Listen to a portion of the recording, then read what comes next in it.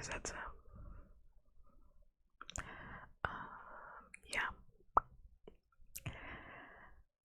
Thanks, memes, for being first.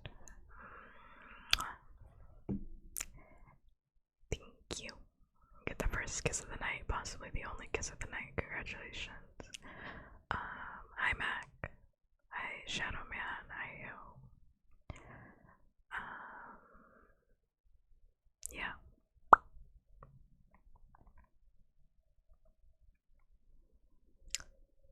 I am very excited to. Yeah, I'm very excited to read this book because I gotta know how this ends.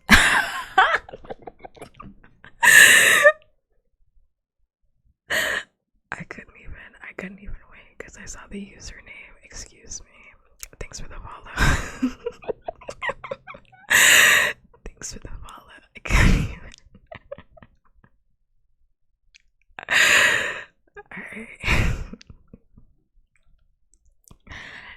Yeah, I'm gonna add that art anyway. Anyway.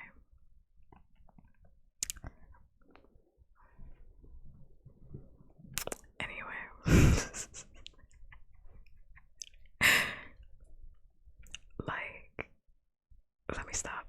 I can't start off the stream like this, but I'm just like, public humiliation is very interesting to me. Public humiliation is extremely interesting to me. Like, damn, wow. Like, no self-preservation, right? Like, zero. Okay. I was trying to say. I was trying to say.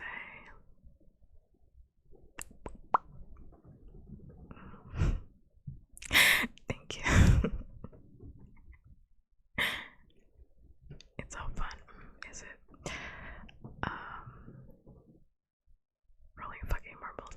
I was trying to say I'm very excited to do this stream today because I've been so curious as to how this book is gonna end. I have no fucking idea.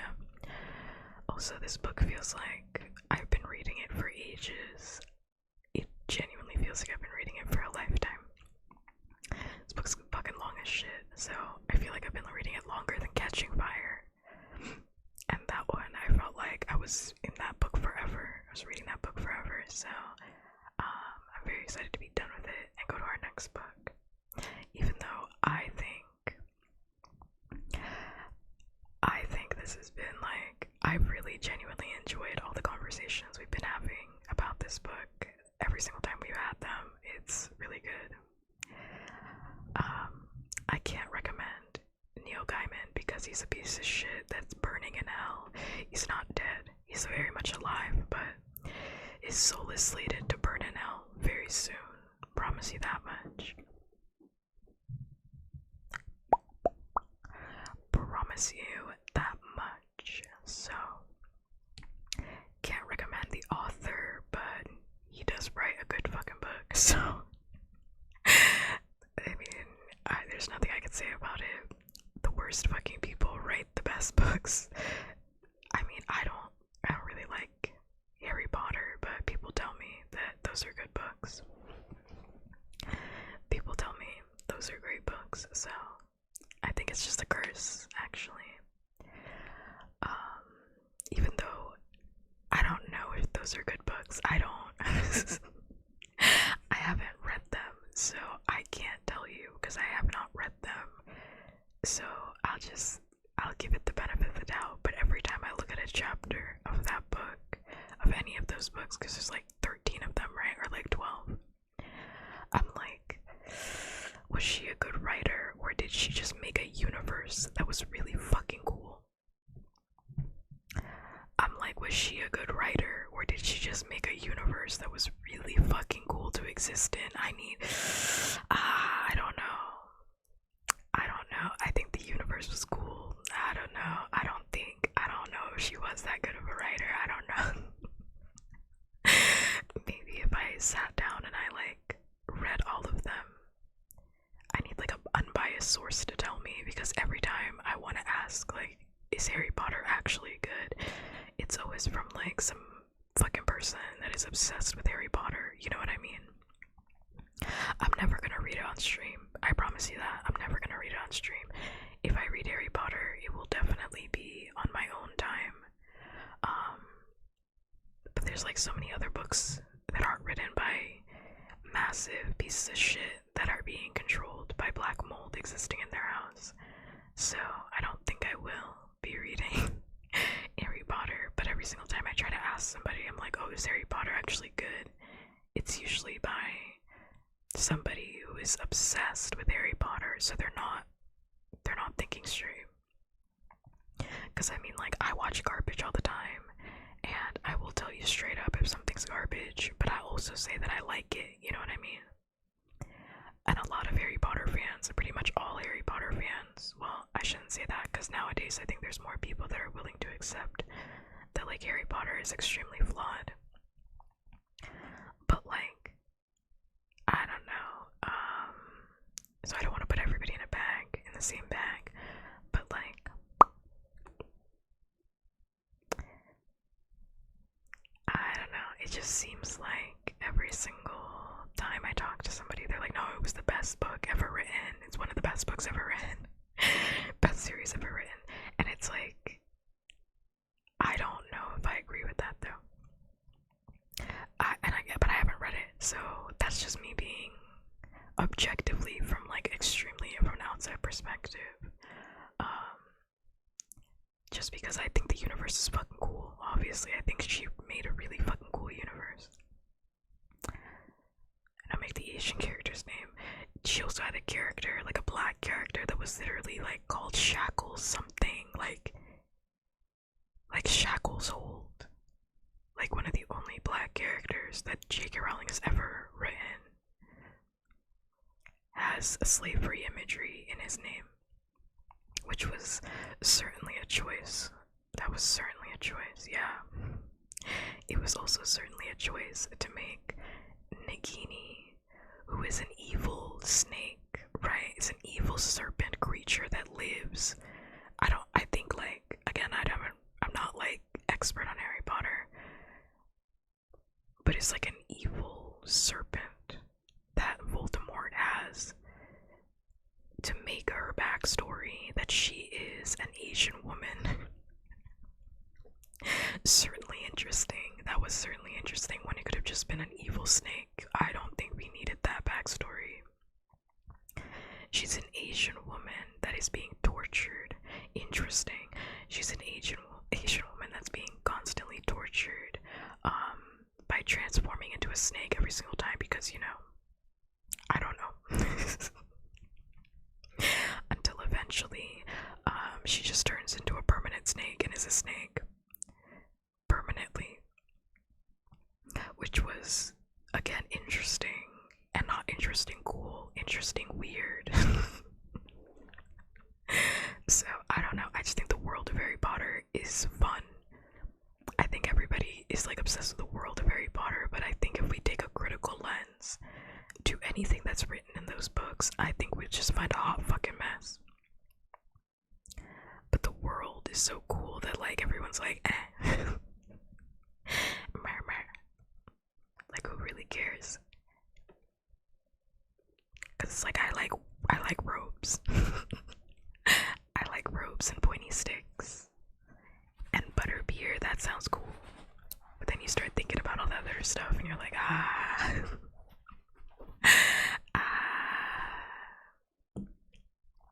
not any of that. What's a good example of that? I mean, it's another example of something that's like the universe is cool, but like the writing is ass. I don't know. Oh, are you talking about the like latest Harry Potter game?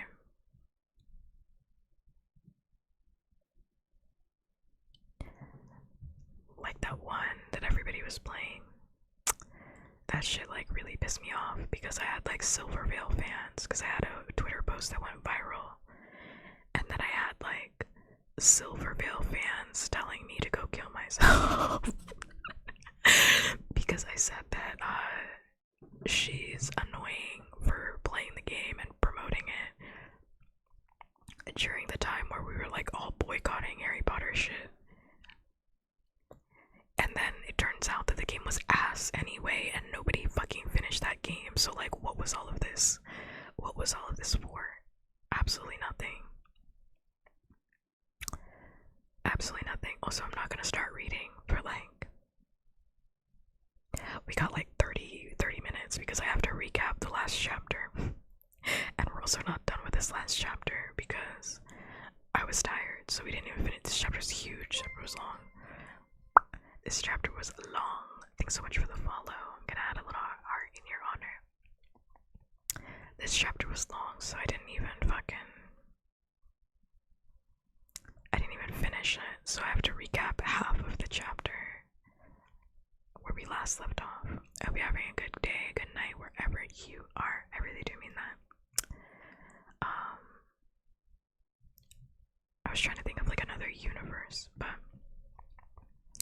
I was still thinking about that Harry Potter conversation. I'm trying to think of like another universe. But I feel like I only like good media, so because all of the universes I can think of are fucking cool as shit. Like Doctor Who, cool as shit. I want to go on an adventure with the Doctor. It's cool as shit. I already told you. See memes. This is why I think everybody. You know what? I have to stop saying.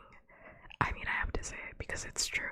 But it's like my memory absolutely aces when it comes to stream stuff, because I say the same. I say it every single time, and everybody forgets except for me. I said I already know what book we're gonna read. I'm not telling you though. You'll see it on stream. I'm never gonna tell you. I'm never gonna tell anybody what I'm doing in advance.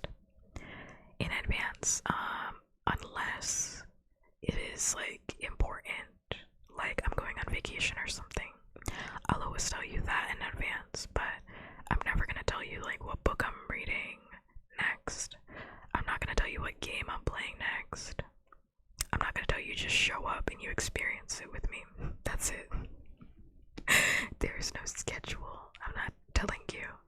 You just show up, okay? You show up and you experience. You have no say. You just show up, okay? That's the puppkats way. I honestly don't ever think I'm gonna ever build a schedule ever again. That's never gonna happen. It was so tiring figuring out a schedule. Oh, it was so tiring.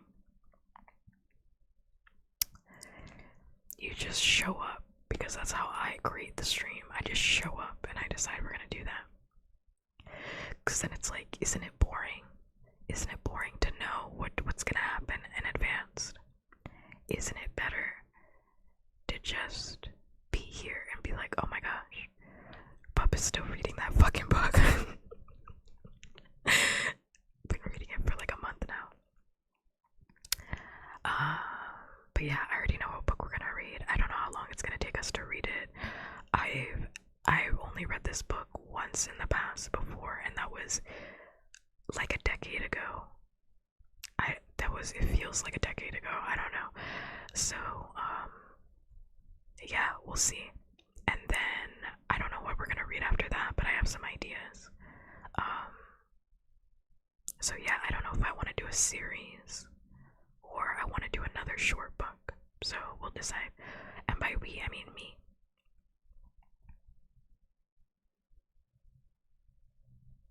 You know, I do like that, but I do need like 45 minutes. Give me 45 minutes. Give me 45 minutes, heads up. Because I actually do like when my friends are like, are you busy? And I'm like, no, I'm not doing anything. They're like, do you want to hang out? Give me 45 minutes. Just for me to like transition into hanging out mode. If you're right outside, I can't transition properly. Just give me 45 minutes. Sometimes 30 minutes, you know. Which is why we spent the first hour just yapping it up, like I'm gonna do right now, as I explain the last part of this book, because honestly, so much happened. So, this is chapter 7 of A Graveyard Book. Oh my god, my hands are so sweaty. And then the last chapter of the book. Last chapter meaning chapter 7. Chapter 8 is the last chapter of the book. In chapter 7, Jack was actually, how did this chapter start? I actually don't remember how this chapter started. Hold up, this chapter's huge. Wait. Okay. So this chapter's massive because I keep turning the pages and it's now not chapter 7. Okay. So let me explain. I'm explaining. Damn, let me explain. So chapter 7 was titled Every Man Jack, and I was very excited for this because, as we know, the man Jack, that's his name, the man Jack, murdered, absolutely murdered, and destroyed Nobody Owens' life at a young age of 1 when he was a little baby. Not even 1, he was 6 months old at the time. He murdered Nobody Owens' entire family, and he's been on the hunt for him ever since. And we know from previous chapters, the man Jack fucked up bad because he actually never killed Nobody Owens, because Nobody Owens got away as a young baby and was protected by the graveyard and the ghosts of the graveyard. So he's been on a shit list ever since then within his own organization, because they have been like, why could you have not killed that baby? It's been like 10 years. I don't understand how that child is still walking around, and we don't know why. Up until this point, we still don't know why the man Jack had to kill, or was ordered to kill, Nobody Owens' family and nobody. But we do know that he's fucked. So the chapter starts, and Silas fucks off because of course he does. Silas fucks off because of course. And he just leaves, and everybody's like, why did Silas leave? We don't know. When is he gonna be back? We don't know. And nobody's pissed because he's like 14 now. Yeah, he's like 14 now. And he's like, I fucking hate it here. He's like, I fucking hate it here. Every single time I want to interact with Silas, he's not here. Every single time I want to do something, I can't do it. I can't do it. Nobody tells me anything. I'm hanging around ghosts all the time. This fucking sucks. I can't go to school because last time he went to school, they bullied him, and then when he fought back, he had police brutality enacted upon him. Wow. Ruined his life. So he's like, I can't do anything here. This fucking sucks. And this is all because of the man Jack. So Nobody Owens is sitting there stewing, absolutely stewing, because he's like, this fucking guy called Jack, he ruined my fucking life and he killed my fucking family. I'm out for blood, and I love that energy. Hell yeah, get in the fucking cut. Nobody, absolutely. He's like, I want to murder him. He's like, I want to murder him. And everybody's like, I don't know about that one. Nobody Owens, I don't know about that one.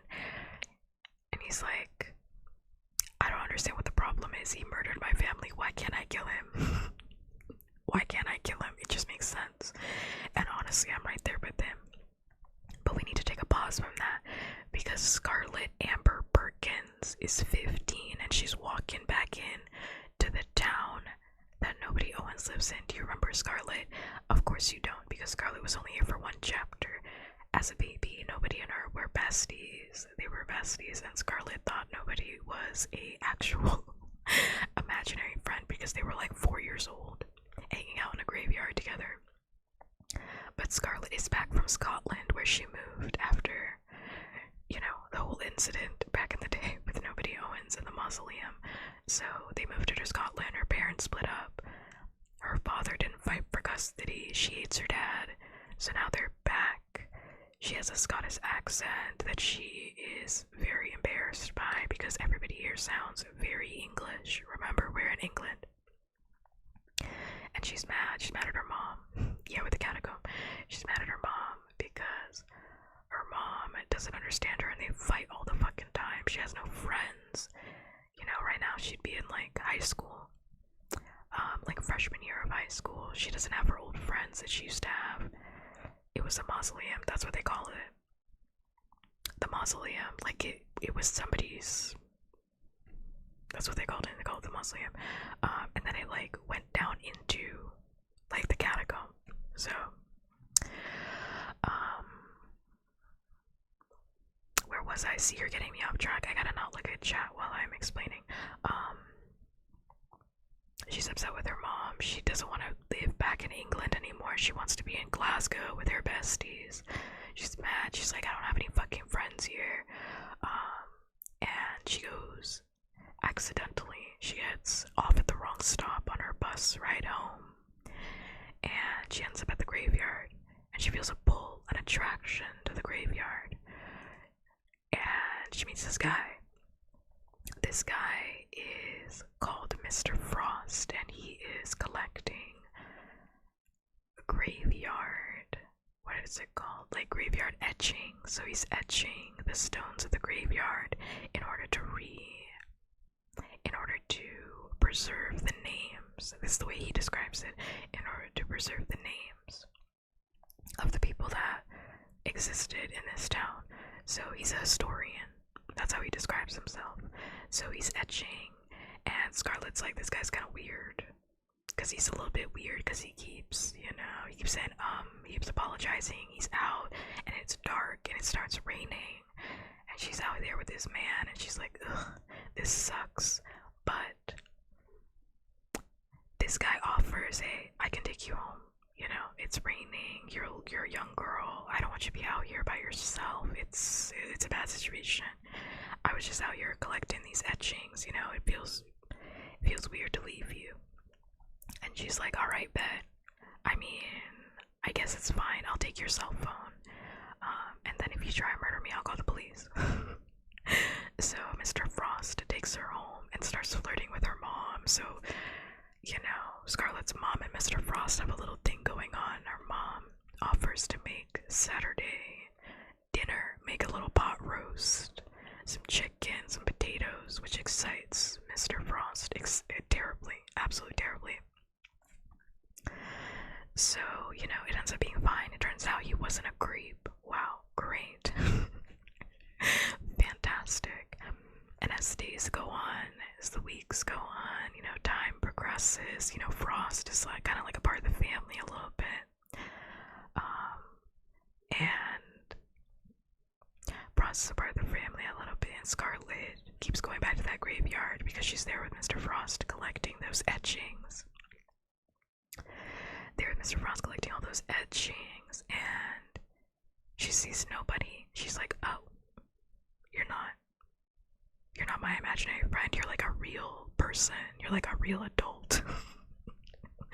You're not adult. He's like, I said he was 14 earlier, but I think he's like 15. I think he's the same age as Scarlett. So he's like a real person, damn. And he's taller than me, damn, extra damn. This is crazy. You're actually real. And he's like, yep, I am real. He takes this news incredibly well. Then Scarlett is back in town. And that Scarlett is back in town. And she's now, here after so many years apart. Isn't it crazy how time brings us back together? And he tells her everything. He tells her literally everything. After they start getting, they're becoming friends again. He tells her everything. He's like, there's this guy. His name is the Man Jack. He murdered my entire family. That's how I have all these ghostly powers back in the day. You remember when I used to do all that shit? If that's the math. You remember when I used to do all that shit? Back in the day, he killed my entire family, and I think I want to kill him. And she's like, you don't mean that? And he's like, I do. I don't know why everybody keeps saying that to me. I do want to kill him. I think I should kill him with my ghostly abilities. Which is really funny to me, because this keeps happening, where people keep being like, you don't mean that? And he's like, I do. I want to kill him. No. I'm serious. Like, I'm dead ass. So Scarlett's like, huh, interesting. I'm kind of, I know a historian, you know, in secret. I'm gonna go look up some information for Nobody because I want to help him. I want to help Nobody. He's my friend. So I want to help him. So while Nobody is over there stewing about murder, Scarlett is with Mr. Frost while he's trying to fuck her mom. He's trying to fuck her mom. And he's like, Scarlett's like, hey, how would you, you know, as a historian, find information on things that happen in this town? And he's like, well, I think you should go to the library. So she goes to the library. She finds the clippings. She finds clippings in the library. She looks under. I forgot what the tool is called, but she looks under the microscope, however you want to call it. She looks under it, and she's like, holy shit, there was a murder that happened. There was. Wow. I have to go tell Mr. Frost because Mr. Frost is a historian, so he'll help me. So she tells Mr. Frost, hey, I'm looking into this thing for a friend of mine. There was a murder that happened. Can you look into it a little bit more? And he's like, okay, I'll do that. I mean, as a historian, it's my job to definitely look into shit that happens in this town. So she's like, bet, I got this working. I'm gonna do some more research on my own. So she does some more research and she's like, wait a minute, Mr. Frost just moved into town. Where has he been staying at? Where has he been staying at? And she does her little research. She's like, no, he's staying at the same house that they mentioned the murders happened in. What? That's crazy. So she calls him up and she's like, hey, I just want to let you know that in your house there was a murder. It was that murder, you know, the murder that you're researching. Yeah. it was that murder that happened in your house. And he's like, ooh, that's very scary. I don't love that. Also, while you were doing all of that, I found additional information. You should bring your friend so that I can tell them about this additional information that I just found about this murder that happened, about this family murder that happened. So Scarlett's feeling bumped as shit. Meanwhile, Nobody is over there plotting, and he's like, I have to leave the graveyard. I have to leave the graveyard because I have to go kill the man Jack. I have to leave the graveyard because I have to go kill the man Jack. I'm sorry, Silas isn't here. Silas is not here. So, meanwhile, this is all happening. Meanwhile, take a pause. We keep getting flashbacks of Silas hanging out with Mrs. Lepescu and hanging out with a third person, and they are getting their asses beaten to death. Oh, Mrs. Lepescu is looking bad. Mrs. Lepescu is looking real bad. She's bleeding from her head. She's like, leave me. You have to go protect the boy. Silas is like, I'm not fucking leaving you here. There's like blood that's happening. There's like blood and death, and they're talking about like ripping people apart. And Mrs. Lepescu goes full wolf mode. And then they cut back. And we're like, oh, I don't know what the fuck that was. Oh well, Silas is on his own mission to protect Nobody from what? We don't know just yet. Also, I want to just say, this all could have been fixed if Silas just said, Nobody, I'm about to go on a mission to protect you. That's all he had to say. It's the fact that Silas never says anything that makes it worse. He could have just said, Nobody, I have to go on a months-long mission to protect you. I will come back. That's all he had to say. And this would have been fine. That's all he had to say. Instead, he says absolutely nothing and leaves the night like a deadbeat father. Whatever. So we keep getting flashbacks of that bloody thing that's happening. So then Scarlett goes over to the graveyard and is like, hey, Nobody, I've been working with this guy. His name is Mr. Frost. I think he's trying to like have sex with my mom. Anyway, he found some information that I think, you know, could be helpful to whatever happened to your family. to leave the graveyard in order for you to talk to him. And nobody thinks, and he's like, Silas told me not to, but Silas ain't here, so let's go. Silas ain't here, and I really want to kill that guy, so I need more information if I'm gonna have to. I need more information on what happened to my family if I'm gonna be able to kill the man Jack. So they head off. Scarlet leads him to Mr. Frost's house, which is nobody Owens's old house. That is his house. And he's like, none of this feels right. Like, nobody's thinking in his head. And he's like, this shit doesn't feel familiar at all. Like, this doesn't feel familiar. But he's pushing that away because he missed Mr. Frost. And he's like, so where's the information? And Mr. Frost is like, oh my god, this is just so exciting. This is so crazy. Like, I mean, I can't even get over what information I got. And Scarlet and nobody are sitting there and they're like, bro, why are you teasing us? What information do you have? What information do you have right now? And he's like, well, it seems like not everybody was murdered. There was actually a child. There was another member of the family, but the child was never found. And they're sitting there and they're like, okay, like, we know that, but we know that you didn't know that. And Scarlet's like, is there any more information that you have? And Mr. Frost is like, yes, but I don't know if I should tell you. And they're like, what the fuck, dude? And he's like, I'm sorry.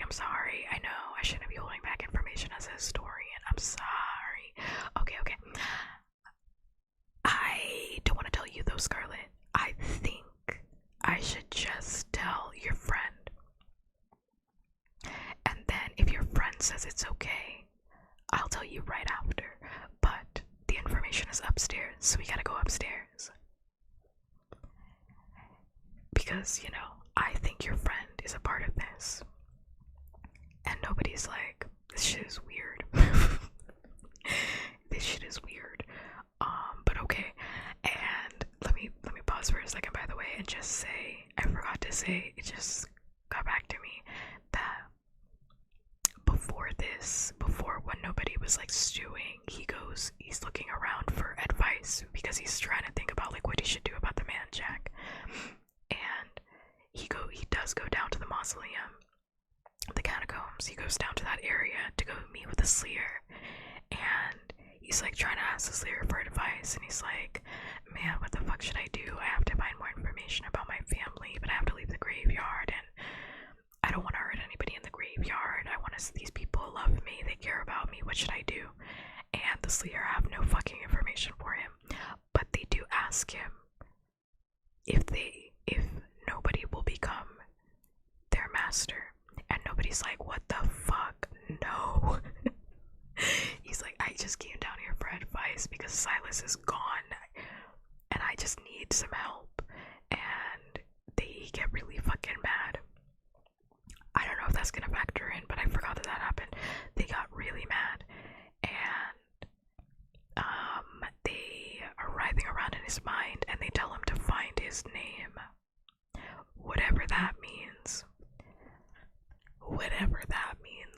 So that's when Scarlet comes and is like, yeah, we gotta go and meet Mr. Frost. So Mr. Frost is like, as they're walking up the stairs, because they agree to this situation, they're like, okay, I mean, after you tell nobody, you know, the information, I'll just go get Scarlet and then we'll talk about it. So as they're walking up the stairs, nobody's still like, this shit does not feel familiar at all. Like, this don't feel right. And Mr. Frost is like, you're the kid, right? Like, you don't have to answer if you don't want to, but like, you're definitely the kid. And Bod doesn't even answer that question. So then they go into the room upstairs. They go into the attic, and he's like, you know, Bod is like, so, do you know why my family was murdered? Like, let's just cut to the chase. And Mr. Frost is like, yeah. So then he reaches down into the floorboard and he's talking and he's like, this would have been the baby's room. You know, the only thing we don't know is who did it. We have no clue about who did it. That's the only bit of information we don't have. And nobody is like looking around. He's like, I guess, I mean, we do know that he has dark hair and that his name is Jack. And then Mr. Frost turns around and is like, actually, as you get older, you know, your hair goes gray. Doesn't stay dark forever. And in 13 years, it's gotten a little thin and gray. And he's like, but you're right, yeah, my name is Jack. And he holds out a big ass knife in the floorboard and he said, it's time to kill me, it's time to finish this shit, I'm gonna kill you. which completely threw me off guard, because I was like, I was like, so why was he trying to fuck Scarlett's mom? I was like, why was he trying to fuck Scarlett's mom? I was like, what part of the plan was that? Because he was definitely trying to fuck Scarlett's mom. I was suspicious for the love of the game, just to have sex. I don't know. He was definitely trying to fuck he was bringing her like wine and chocolate. I was like, what does that have to do with anything that was happening? He could have done this entire plan without that aspect. He was eating potatoes in Scarlett's home for no reason. For no reason, just because he could. That's sick. Absolutely sick. Jack has hobbies, which includes fucking this girl's mom, okay? It was just that part that was making me like, I couldn't even believe myself. I couldn't even believe it. And I'll just say memes. Just to be honest, I didn't think he was the man Jack, because he was fucking weird. That was weird. Because Mr. Frost was just like weird this entire time. I just thought he was fucking weird. I mean, I was certainly suspicious of him, but I didn't think he was the man Jack. I thought that was fucking weird. Because it's like, what does that have to do with...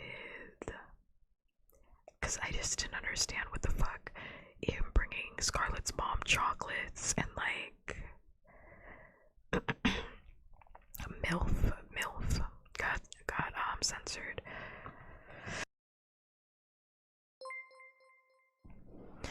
Thank you for the follow. I'm gonna add a little heart in your honor. I just understand, like, because this has been like a month, because like Silas has been gone for like a while, like at least a month. Silas has been gone, because at least a month, it could have been like 2 months, which means that he was and by the way, he was in the town 3 months before he was talking to Silas. Before he was talking to Scarlett. Because that's at least what he tells Scarlett. He was like, oh yeah, I've been here for like 3-4 months. So he's just like fucking been here for like 3-4 months. He's a terrible murderer because he's been here for like 3-4 months on top of the like 2 months that he's been hanging out with Scarlett and Scarlett's mom. And by the way, I know she was hanging out in the graveyard. But it's like, he had absolutely no way of knowing that Scarlett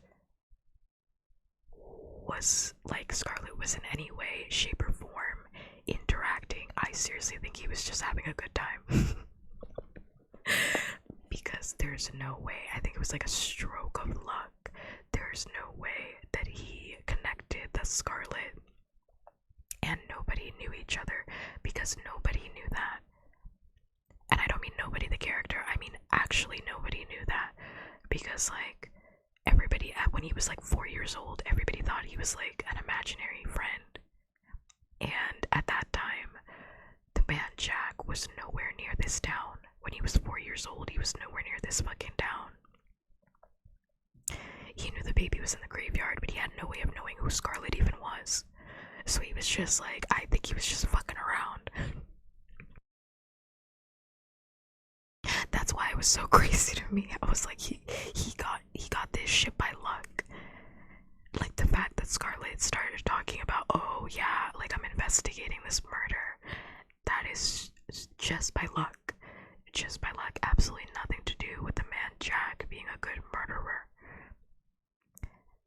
Because he was here. That's 6 months, by the way. If we're giving him at least, that was 4 months. No. Yeah, at bare minimum, that was 4 months. At max, it was like 7 months that he's been here. Minimum 4 months. If I'm being like generous, 4 months. If I'm being like super strict, it was probably like 7 months that he's been here. Like, what the fuck, sir? 7 months. 7 months of fucking around. Like, what's wrong with you? Like, what is wrong with you, actually? By the way, nobody fucking likes you. Like, the man Jack specifically. Like, no other Jack likes him. Like, sir, you're about to get fired. And he's fucking around trying to fuck Scarlet's mom. Please. I'm like begging for a monologue. Let me explain what else happens, but we haven't gotten there. But I need a monologue for like why he was there with Scarlet, because that shit doesn't make any goddamn sense to me. So anyway, he's like, yeah, it's me. I am Steve. I am the man Jack. I am the man Jack. It was me the whole time. It was Agatha all along. So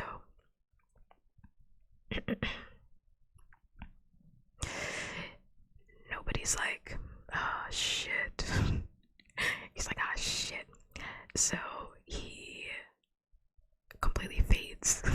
He's like, oh, you're the murderer, bet. And he fades the minute that the man Jack looks away for only a second, because Scarlet is downstairs and she's like, Mr. Frost, is there someone knocking at your front door? Should I get it?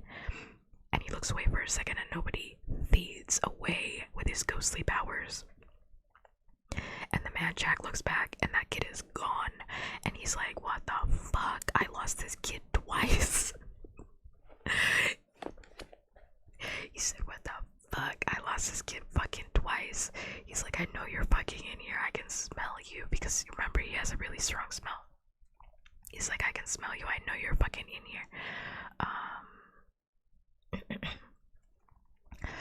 But it's too late because nobody Owens has escaped out of the attic bedroom door and locked that shit behind him, and he fucking threw away the key.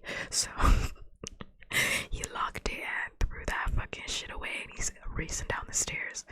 He's going down that stairs, and the man Jack is like, you aren't gonna stop me from murdering you. He says that. He's like, it's not gonna stop me. This buys you seconds. I'm gonna kill you. I'm gonna kill you. So then nobody throws himself down the stairs. He's like, we gotta get the fuck out of here, Scarlet. We gotta get the fuck out of here. And Scarlet's like, what? Why? And he's like, upstairs, Mr. Frost. That's the man Jack. That's him. That's Jack. And Scarlet's like, what? No. Mr. Frost is super nice. That's a real thing that she says. She's like, he's nice. And nobody's like, shut the fuck up. Shut the fuck up. I know what I said. I know what I saw. You tried to kill me with a big ass knife. Let's go. Let's fucking go. But unfortunately, someone's at the fucking door. So Scarlet opens the door and nobody sneaks out because, you know, he's still fading because no one knows that he's there. So he's still faded, which just means to like go invisible essentially. So he's still faded, so he sneaks out. They open the door and there's a man looking down her, and they're like, hey, do you know a Mr. Frost? We think this is his house. And Scarlet's like, oh shit, who they're like, oh, because another man comes up. Now it is they. It's another man, and then another man. So there's 3 men. There's 3 men at this point, and they're all like, yeah, we're friends of Jack. And then one last guy comes out, because, of course, for suspense, there's 4 of them. And one last guy comes out, and he's like, we're all Jack. We're all Jack. We're all Jack. And Scarlett's like, I don't understand the writing significance of that phrase. So, because Scarlett's not in the loop of what this means. So, she doesn't say that. I'm saying that. So, she's like, Mr. Frost had to go outside for a minute, and the blonde Jack, is like, that doesn't make any goddamn sense because his car is still here. So who are you? Who are you again? And she doesn't answer. And she's like, oh, Mr. Frost is a friend of my mom's. He's fucking my mom. And she's stalling for time because nobody needs to get the fuck away. So as soon as nobody's like in the clear, she's like, yeah, he left. He went to go get like a newspaper. So I actually also need to go. And she literally closes that fucking door behind her, and she starts walking away like a fucking weirdo because it's a weird interaction. And they're all watching her, and they're like, where are you going?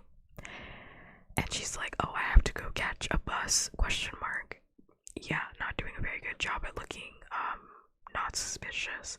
And she starts booking it at a very PTA mom pace, up the hill, nowhere towards the bus stop, and definitely towards the graveyard. And most definitely towards the graveyard. And nobody who is still faded, is still invisible, is like walking behind her, but Scarlett can see him for some strange reason. They haven't figured that part out yet. It's unimportant, so I didn't feel like bringing it up. But like, Scarlett has like a draw to the graveyard, and also she can like see nobody. Even when he tries to fade, she can still see him. So he's walking right next to her, and he's like, do not look behind you, just keep fucking going, don't even run, just keep walking fast, because if you start running, it's gonna look suspicious. You already look suspicious, but whatever. So Scarlett's like, what the fuck was that?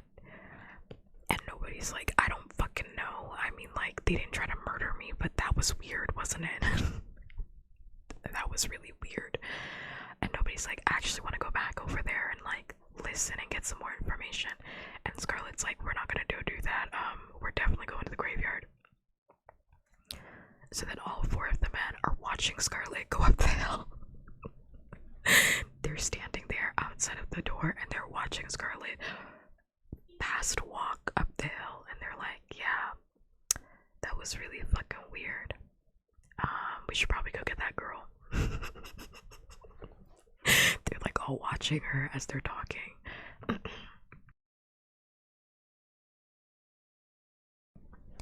Sorry, my voice is like extra husky tonight.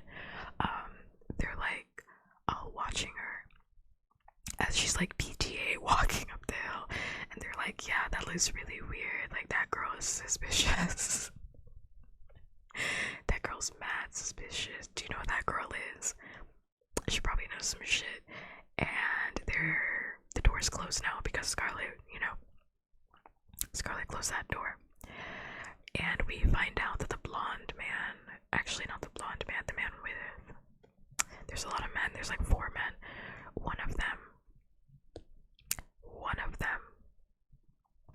is Mr. Dandy, who was yelling at Jack Frost earlier when we had that chapter about the convention.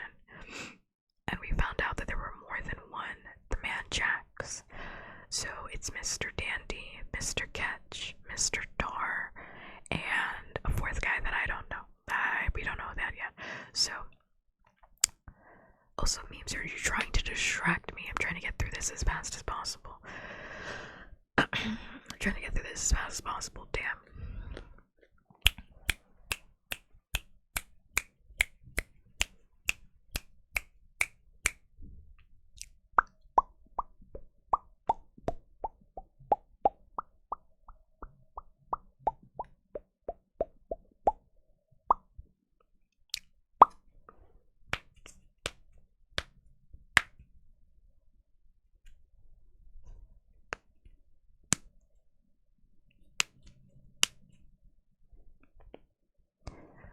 When you do that, you space out your redeems. You're getting me off track. I'm not gonna remember where it was.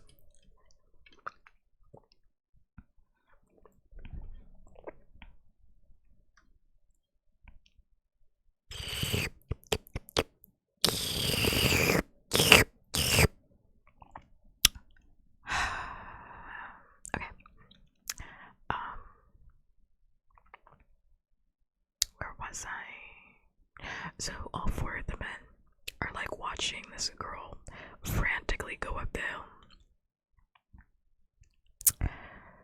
And that's not what I said. I said they were thinking, one of them said we should probably go follow her, but that's not what they did. That's not what I said.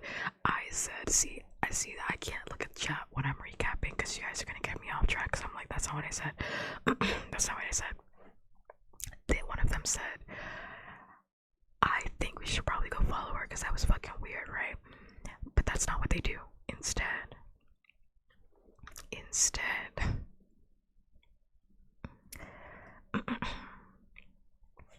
yeah, that's not. I don't think that's what Mr. Dandy said, Cookie. Instead, they're like, we should get this door open. And how about this? Two of you. Mr. Dandy is in charge very clearly. So he's like, Mr. Dar, you're gonna stay with me. Let's get this door open. Nimble and Catch. It was Nimble. Nimble and Catch. I just got here, so I don't know what you're talking about. Well, then why did you say that? Why is murder funny to you? Why did you say that?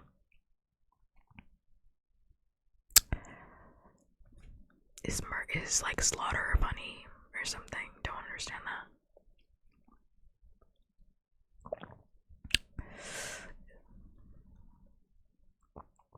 Is murder funny? The joke is in the book. So, Nimble and Catch, you guys go get the girl. I know she's already at the graveyard at this point, but you guys go get that girl and bring her back. And Mr. Catch is like, should we kill her? And Mr. Dandy's like, what the fuck is wrong with you? No, are you stupid? She has to be brought back alive, moron. What? And they're like, oh damn, sorry. Excited about murder, every single last one of them. So Nimble and Catch head down and they go up the hill, chase after Scarlet, and little do they know, nobody. And then Mr. Dandy and Tar are opening up the door. So they get the door open through abilities because each one of them has a separate ability that they can do. We do not know what. Thank you for the Redemon check. My posture is very straight. We do not know what the man Jack's ability is at this point in time.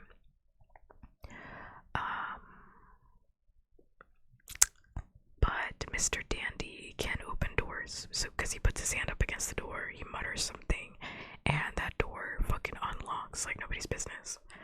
So, they get inside, they're like, they hear that crashing shit from upstairs. They're like, oh my fucking god. Oh my fucking god, this guy.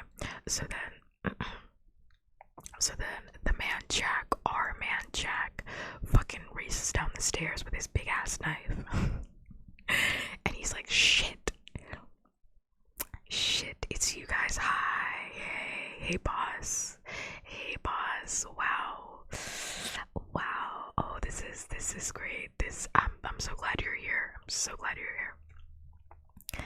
And Mr. Dandy is like, Jack Frost, I thought you had the boy. What the fuck? And the man Jack is like, so the thing is, I did, and then he got away, and Jack Dandy goes again. Which was very funny. Also, thank you for the denji. Which is very funny to me because he starts smiling and it's very creepy. And he goes, once is a mistake, Jack, twice is a disaster. And the man Jack ain't trying to hear that right now. He says, don't worry, we're gonna get him. This ends tonight because he is, in fact, a towns member in the movie Halloween. Evil ends tonight. So Mr. Dandy, Mr. Dar, and the man Jack all head towards the graveyard because the man Jack is like, okay.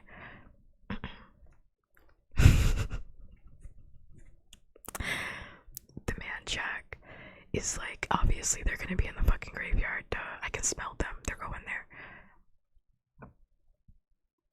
They're going to the graveyard. So, meanwhile, there's a lot of like interconnected stories, but yeah, meanwhile, Scarlet is at the graveyard gates with nobody, and that shit is padlocked because it's now nighttime. They've been out for so long, this shit is nighttime. So, they're like, ah, shit. They're like, this shit is padlocked. Nobody's like, oh my god, I don't have time for this. So he grabs her, uses his ghostly powers, and phases through the graveyard gates. And she's like, how could you do that? And he's like, oh my god, we don't have time for this. we don't have time. I have abilities. I grew up in a fucking graveyard. Oh my god. I was raised by ghosts. Come on now, come on. We don't have time. And while they're talking, Jack Ketch comes through with his silk cord, and he's at the graveyard gates, and he's like, hey, Scarlet, just come over here real quick. Just come over here really quick. I just have some questions for you. And nobody's like, Scarlet, I need you to run right now, and just keep running. And the Jacks are like, did you guys see that? I think that was a little boy. That was a boy. And they're both thinking to themselves, the boy that we need to murder, or the boy that the man Jack needed to murder and then never murdered. And they're like, I don't know if it's the boy, it's a boy. So they try to get over the fence. Oh, not the fence, but the graveyard gates. And they get in. One of them gets in. The other one is gonna try to find an alternative entrance. Meanwhile, Scarlet is fucking booking it. Nobody's right behind her, and nobody's cooking up a plan. And Scarlet's like, what the fuck are we doing? And nobody's like, what are you talking about? Nobody's like, what do you mean? What are you talking about? And Scarlet's like, well, I think those guys are trying to kill me. I think that's what they're trying to do. Did you see that weapon? I think it was a cord, like a black cord. I think he wants to strangle me. And nobody's like, oh, definitely. Nobody's like, oh, for sure. Like, he definitely wants to kill you, like, completely flat. He's like, oh, I'm sure he does, yeah. Yeah, that guy, Mr. Frost, you're Mr. Frost. Yeah, he was gonna kill me, so I think everybody just wants us dead. And then Scarlet's like, whoa. He's not like my Mr. Frost. I mean, this was kind of my fault, I'm sorry. Which, it was not her fault, but I think it's funny that she apologized. It was not her fault. She had absolutely no way of knowing, but it's funny that she apologized. And she was like, sorry, yeah, I mean, I guess he was kind of my Mr. Frost, sorry.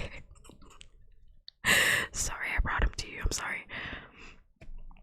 So Scarlett's like, okay, now what are we gonna do? So nobody's like, oh yeah, I'm already thinking of a plan. First, I gotta hide you because you're human. I mean, I'm human too, but I have powers, so we gotta hide you, and then I'm gonna deal with them. All while this is happening, all the graveyard inhabitants, all the ghosts are walking around, they're gathering, they're like, what the fuck is going on? Like, it's nighttime. Quiet hours, quiet hours. Quiet hours start at 9. I'm hearing a lot of chatter at 9:30. Interesting.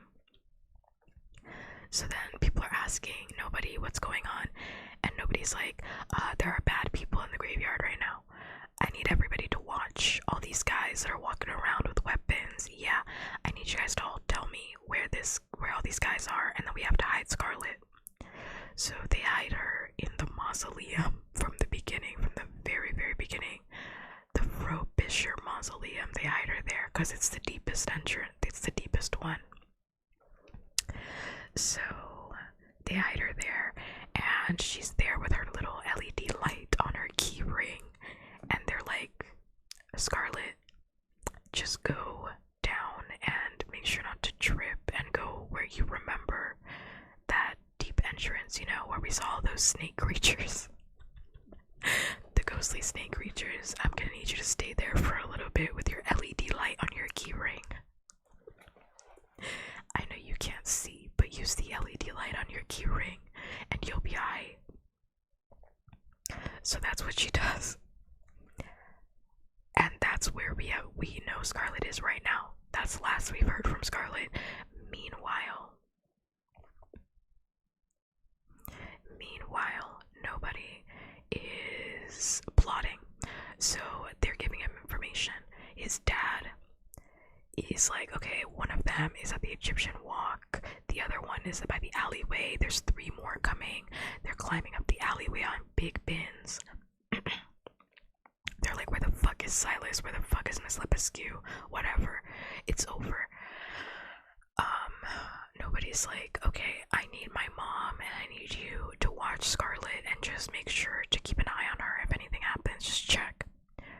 Nobody goes to the Egyptian walk since this guy's already in. He's gonna deal with him. This is the Jack called Ketch. This is Ketch Jack Ketch, however you want to say it. He's a part of the shadows. He can slink into the shadows. Nobody fades. He goes invisible as best as he can. And yeah, just a plan. Essentially, long story short, I'm gonna cut this one short because like it's a good plan, but you have to remember all the details of like past chapters, so let's just cut it short. He's gonna Looney Tunes him. He's gonna stand there like bait over this hole that everybody knows about. I've talked about it in like previous chapters. Nobody's gonna remember this hole, but like this hole that is, it's huge, this massive deep hole, but nobody's gonna stand over it with some like brush covering the hole. It's like a Looney Tunes plan for real. And he's gonna pretend like, oh, I didn't see you there. Oh no, he's got me. I didn't see you there. And then one of the ghosts is gonna tell him when he's too close and nobody can jump out of the way and this guy falls into the hole. That's literally the plan. And then it works. It works exactly how nobody plans it. The guy tries to murder him with his long ass black silk rope, and it does not work because he falls into this massive fucking hole. And I think he like breaks something, but he's like, at least he's in the fucking hole. I think he breaks his ankle or something. He breaks something. And he's like, well, I don't think he's gonna get out of that hole, so let's hope. So now nobody has to work on the 3 others, because there's 4 of them. Yeah, there's 4 of them on top of the man jacks. Now there's like 5 of them in total. So 3 of them are on the southwestern path heading up the hill. So this is where we left off. Sorry, I thought I heard something. This is where we left off, where three of them are there. He enlists the help of. This is all one chapter. Yes, this is all one chapter. This is why I stopped, because it just kept going and going and going. This is all one chapter. Like, it just kept going and going and going. So there's three of them heading up the southwest. So nobody's still eyes on the prize. He's like ducking through branches. Nobody is using all the things that he's learned from previous chapters, all of his past adventures.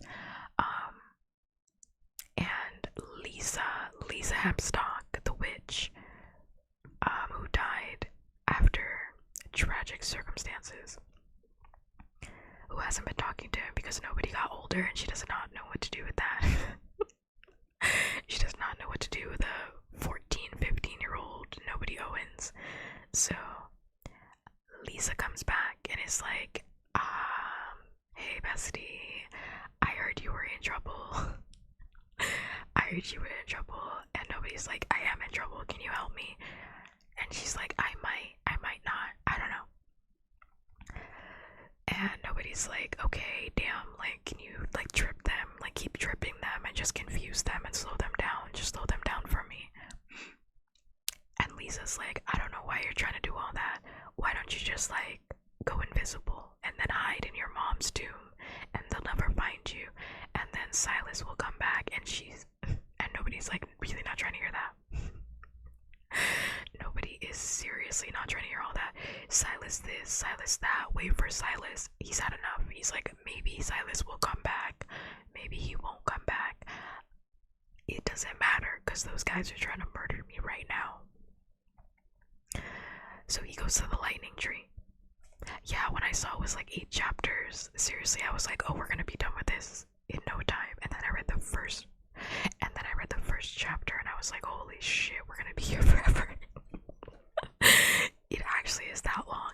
Like, just recapping it is taking like an hour. That's why the audiobooks are like 3 hours long for every chapter, because it's a long ass chapter. Yeah, so nobody's like, keep tripping them, you can meet me at the lightning tree. We can meet at the lightning tree. So Lisa's tripping them. Lisa's doing her job, she's tripping them, they're going over. And then they meet them. Lisa goes back to the lightning tree and is like, nobody, you're not fated, anybody can see you right now. And nobody's like, good, I want them to see me, I want them to find me, I want them to see me, I want them to find me, I want them to look directly at me. So all 3 men are coming up. The dead are clustered around them. They're all watching. All these dead ghosts are like watching. They're like, yeah, this is the biggest show of the night. They're all watching. Obviously the humans, the other humans, the men, Jack, they can't see, but they're all watching. Nobody's like comfortable. He's chilling. And first and foremost, the bull-like man is the first person to see him, followed by the man with the white hair and the tall blonde man. And this is where we left off.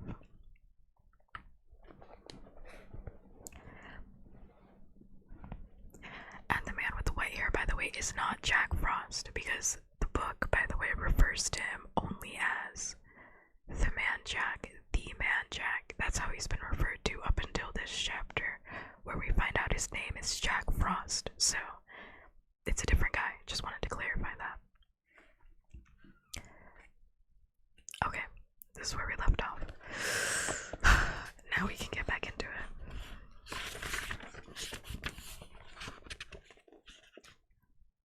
Page 119. Let's go back to page... No, 119 is fine. The man with the white hair said, the elusive Dorian boy, I presume. Astonishing. There's our Jack Frost, hunting the whole world over. And here you are, just where he left you 13 years ago. Pod said, that man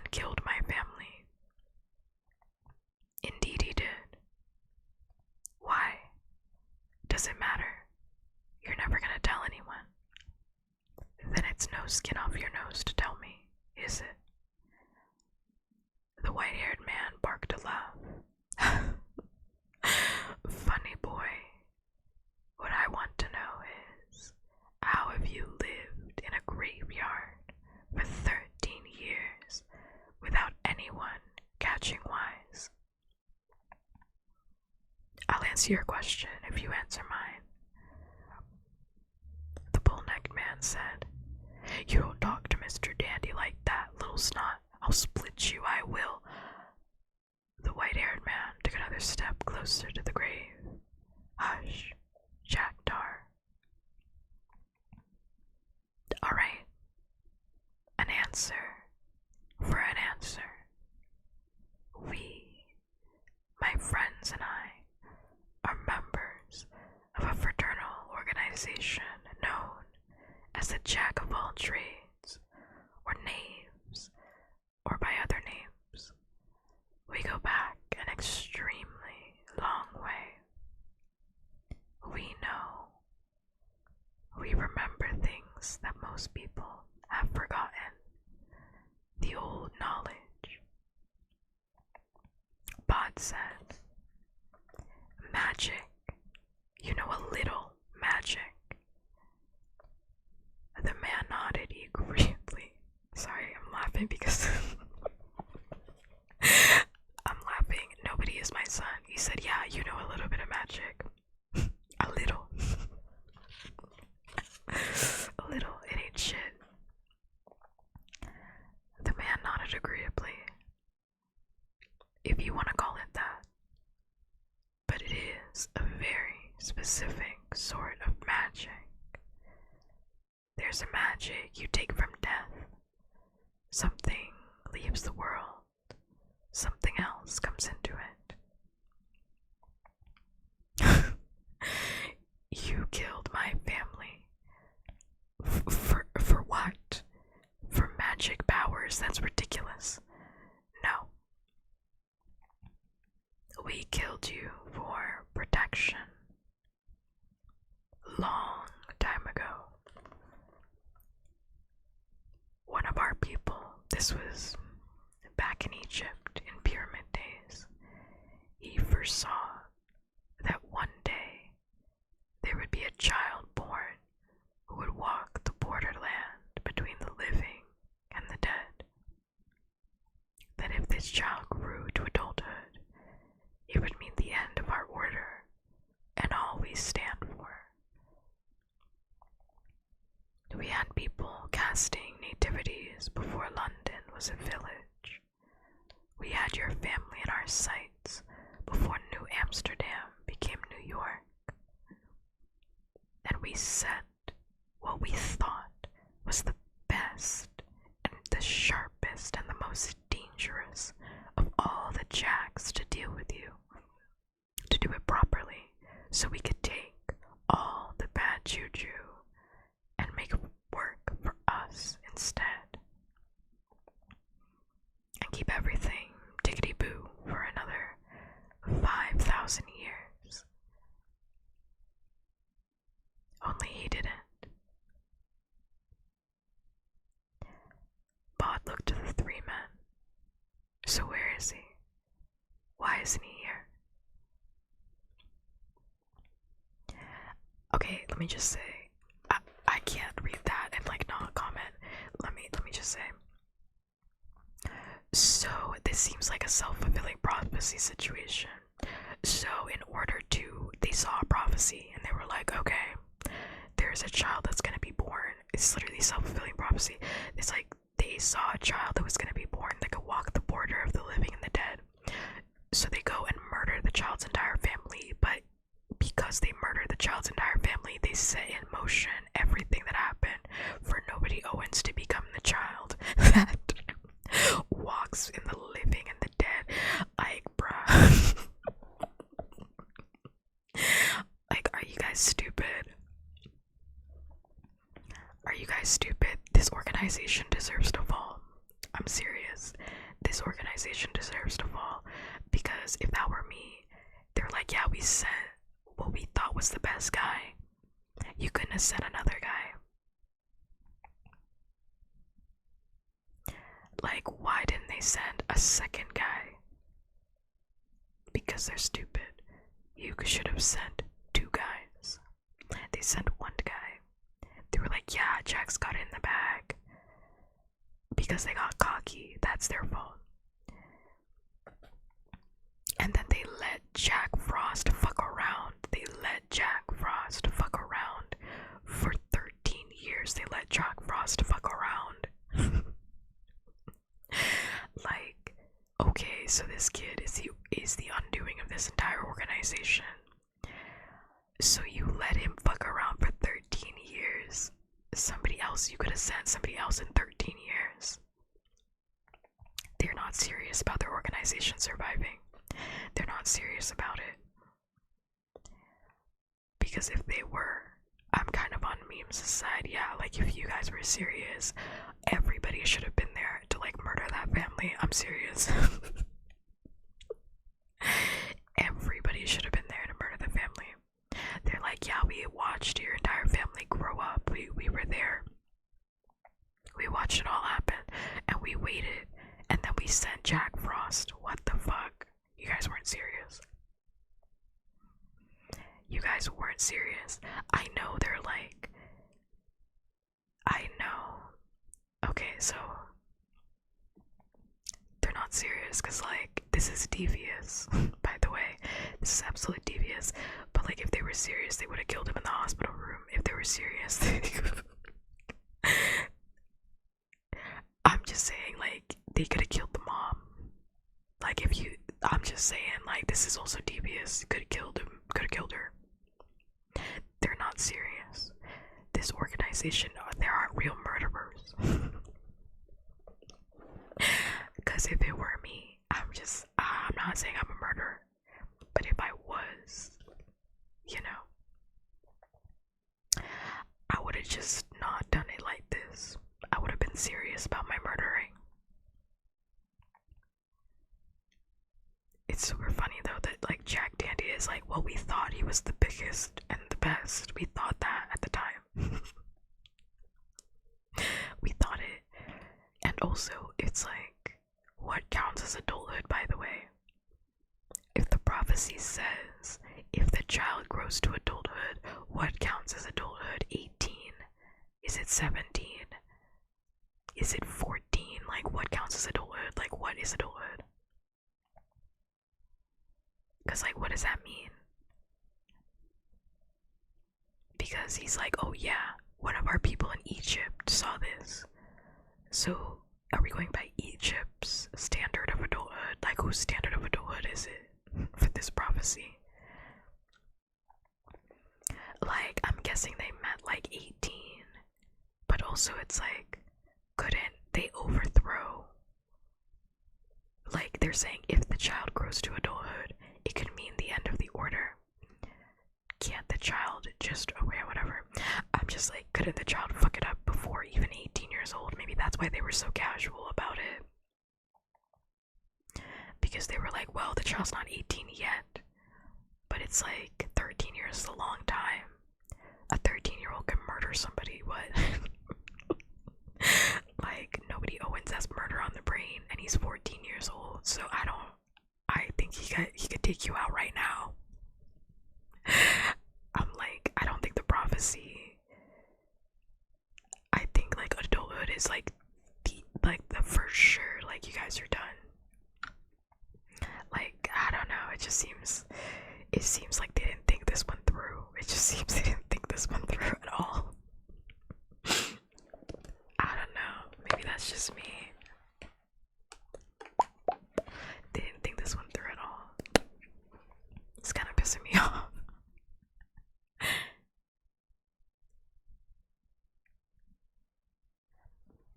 Did who teach him how to fight? Did the ghosts teach nobody Owens how to fight?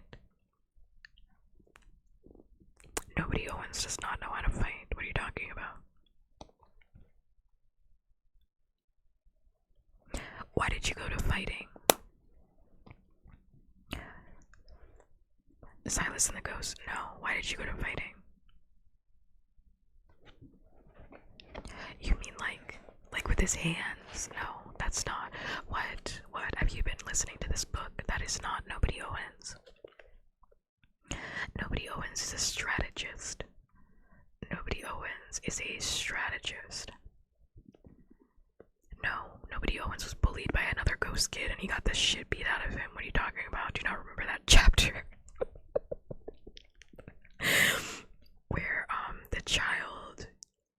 was like 13, he was like 12 or something.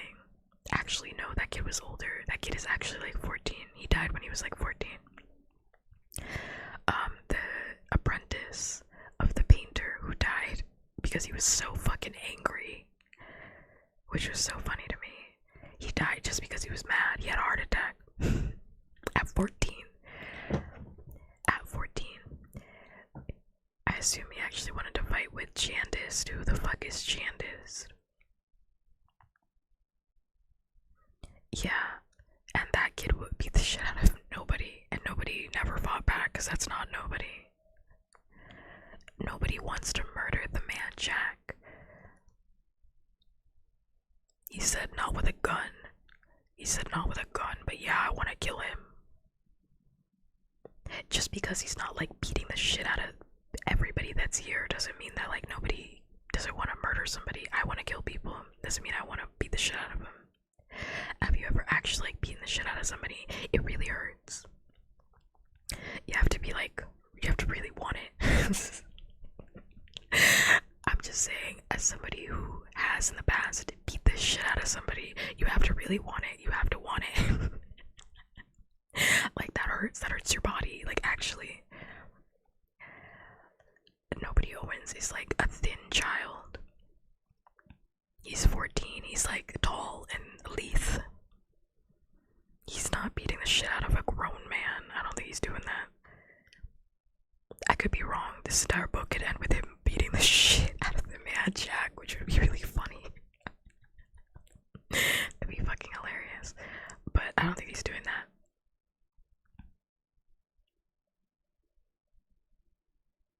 Yeah, but he's 14. Memes, you're thinking completely irrationally. He is a 14-year-old child. And he is a child. He is a lithe, semi-tall minor. And the man Jack is a grown man. The man Jack has gray hair. He's a grown man. He's not beating the shit out of him. I don't think so. Now, am I saying that he's not going to use his ghostly abilities?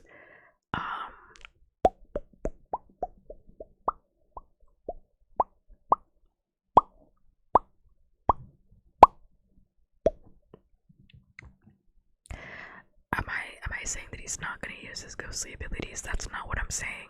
I'm saying I think it's a ridiculous thing to think that he's going to put his hands on the man Jack. He's a child. And he knows that he's a child. Like, nobody's not stupid.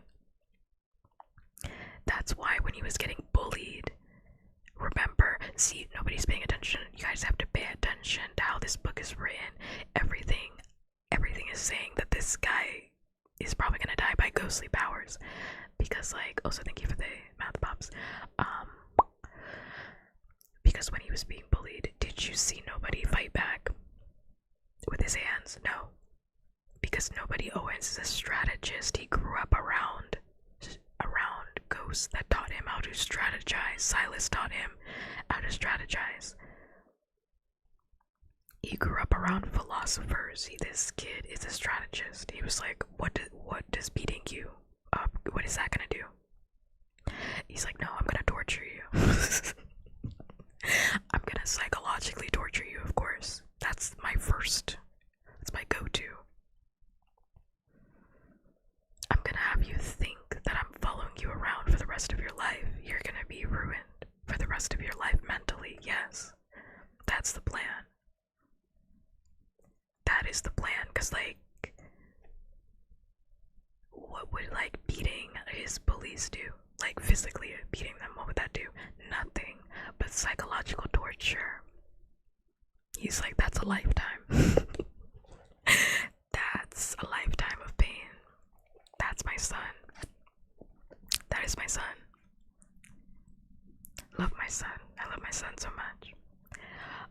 So I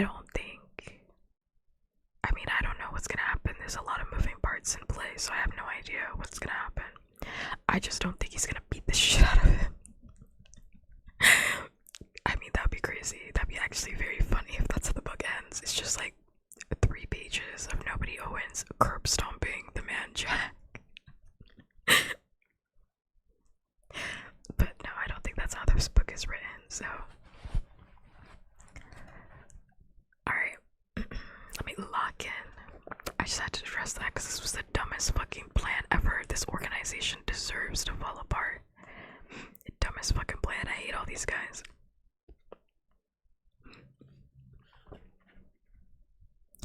Bod looked at the three men. So where is he? Why isn't he here? The blonde man said, "We can take care of you. He's got a good nose on him. As our Jack Frost. He's on the trail of your little girlfriend. Can't leave any witnesses. Not to something like this." Bod leaned forward, dug his hands into the wild weed grass that grew on the unkept grave. "Come and get me," was all that he said. The blonde man grinned. The bull-necked man lunged, and yes, even Mr. Dandy took several steps forward. Bod pushed his fingers as deeply as he could into the grass, and he pulled his lips back from his teeth and said 3 words in a language that was already ancient before the Indigo Man was born. Ska, le, kava.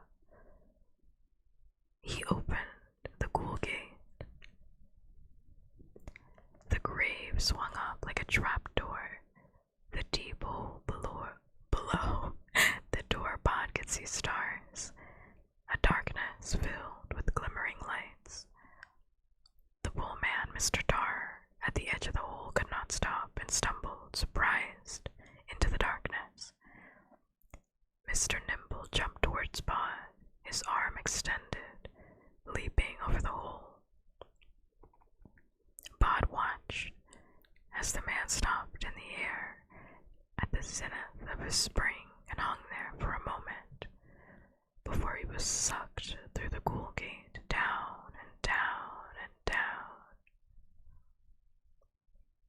Mr. Dandy stood at the edge of the ghoul gate on a lip of stone and looked down at the darkness beneath.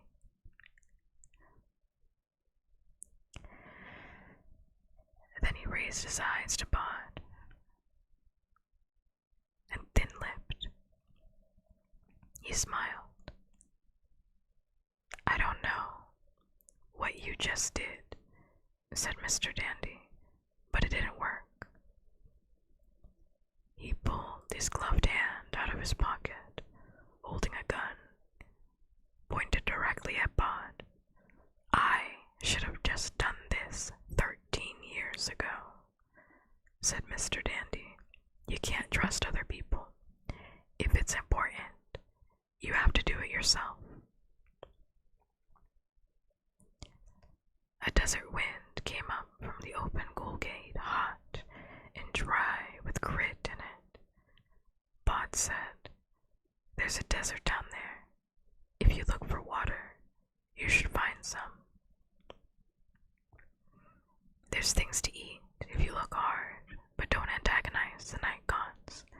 Avoid Ghoulheim. The ghosts might wipe your memories and make you into one of them, or they might wait until you've rotted down and then eat you. Either way, you can do better." The gun barrel did not waver. Mr. Dandy said, "Why are you telling me this?" Bod pointed across the graveyard. "Because of them," he said, and as he said it, as Mr. Dandy glanced away only for a moment, Bod faded. Mr. Dandy's eyes flickered away and back, but Bod was no longer by the broken statue. From the deep hole something called, like the lonely wail of a night bird. Mr. Dandy his body a mass of indecision and rage. "Where are you?" he growled. "The deuce take you! Where are you?" He thought he heard a voice say, "Ghoul gates are made to be opened and then closed again. You can't leave them open. They want to close." The lip of the hole shuddered and shook. Mr. Dandy had been in an earthquake once, years before in Bangladesh.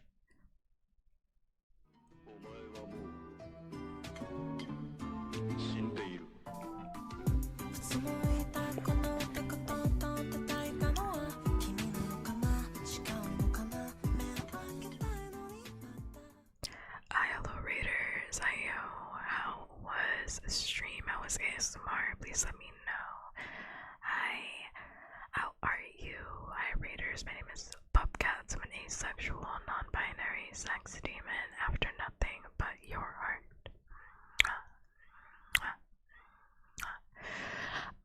I use they, them pronouns, they, them, theirs, and right now we're doing a book reading. I'm on the second to last chapter of a graveyard book. We've been reading it for the past month. Past few weeks, and it's really good. So if you don't want to get spoiled, I would highly recommend not watching the stream. Hello, ASMR was super fun. I tried it for the first time today. Congrats. What did you do? Please let me know. Also, if you're hungry, tired, and or sleepy, and you have to head out, please feel free to do so. Feel free to exit stage left, or respectfully fuck off, as we like to say. Because, your physical and mental health is super important, and I would rather you take care of that than stay here with me. So, yep. If you need to head out, feel free to do that. It's totally fine. I take no offense to it. Also, that applies to everybody. Any raiders that came in, anybody that came in previous, and yeah. I stumbled here while taking it, so that's sweet, thank you. It's like odd to think that I would be inspiration, but thank you.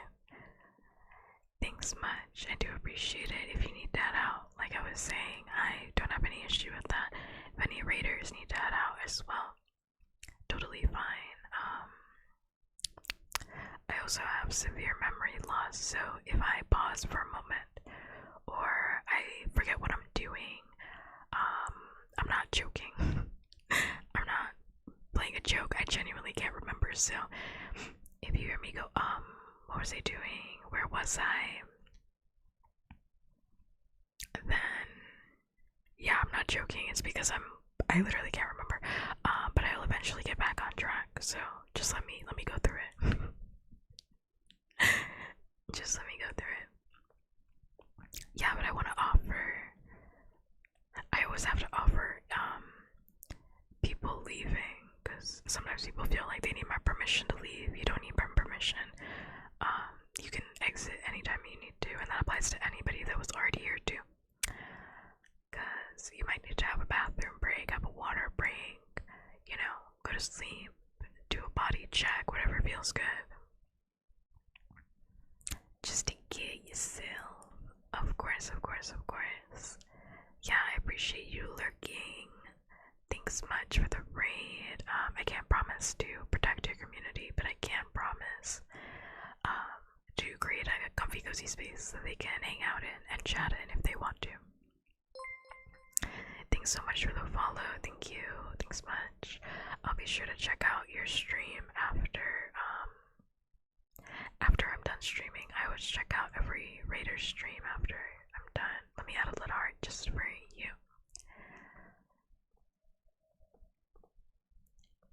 After I'm done. It's a part of my ending gear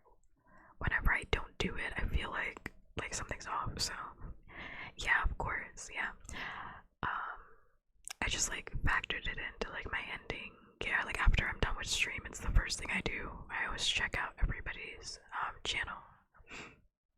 Sometimes I watch the VOD, sometimes I don't.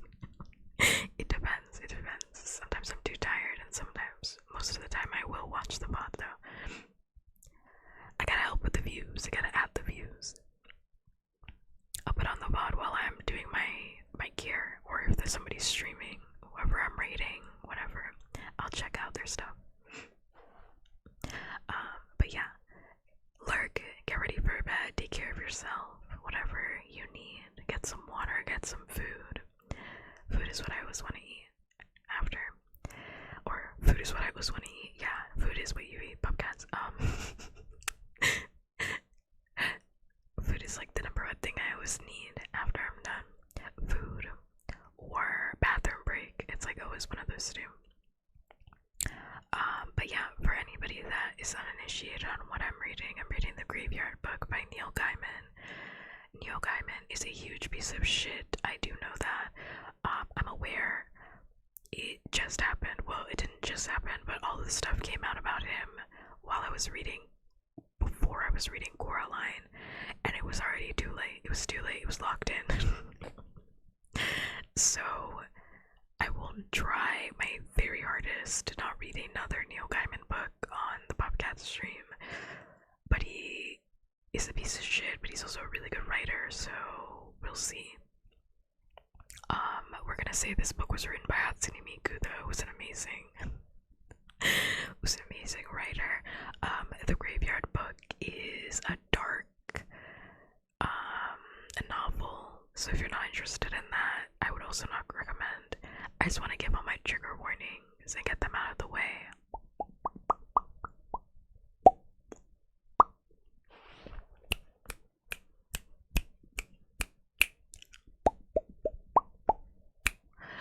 I want to get all of my trigger warnings out of the way just for people that might not know.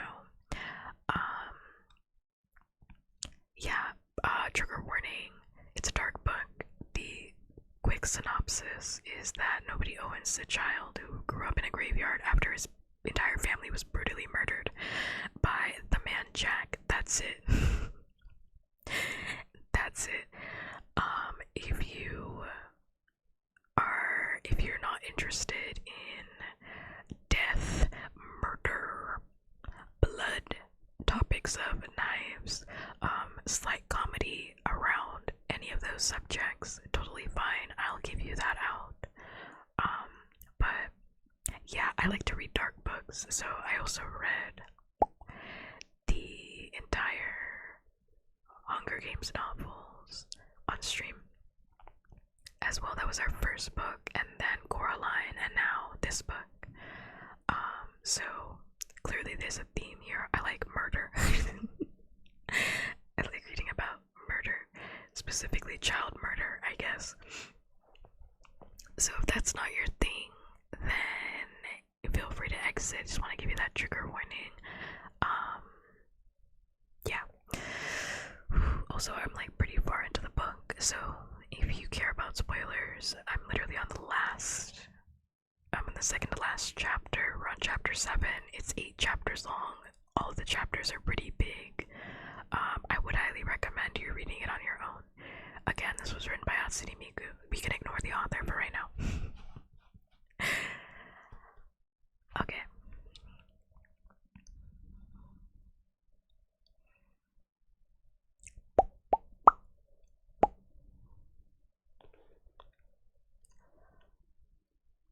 I'm gonna go back a little bit. The lip of the hole shuddered and shook. Mr. Dandy had been in an earthquake once, years before in Bangladesh. It felt like that. The earth shuddered and Mr. Dandy fell, would have fallen into darkness, but he got hold of the fallen headstone, threw his arms about it, and locked on. He did not know what was beneath him, only that he wished not to find out. The earth shook, his weight. He looked up. The boy was there, looking down at him curiously. "I'm going to let the gate close now," he said. "I think if you keep holding on to that thing, it might close on you and crush you, or it might just absorb you and make you part of the gate. I don't know. But I'm giving you a chance, more than you ever gave my family." A ragged shudder. Mr. Dandy looked up into the boy's gray eyes and he swore. Then he said, "You can't ever escape us. We're the jacks of all trades. We're everywhere. It's not over." "It is for you," said Bod. "The end of your people, and all you stand for, like your man in Egypt predicted. You didn't kill me. You were everywhere. Now it's all over." Then Bod smiled. "That's what Silas is doing, isn't it? That's where he is." Mr. Dandy's face confirmed everything that Bod had suspected. And what Mr. Dandy might have said to that, Bod would never know, because the man let go of the headstone and tumbled slowly into the open ghoul gate. Bod said, "We Cardos."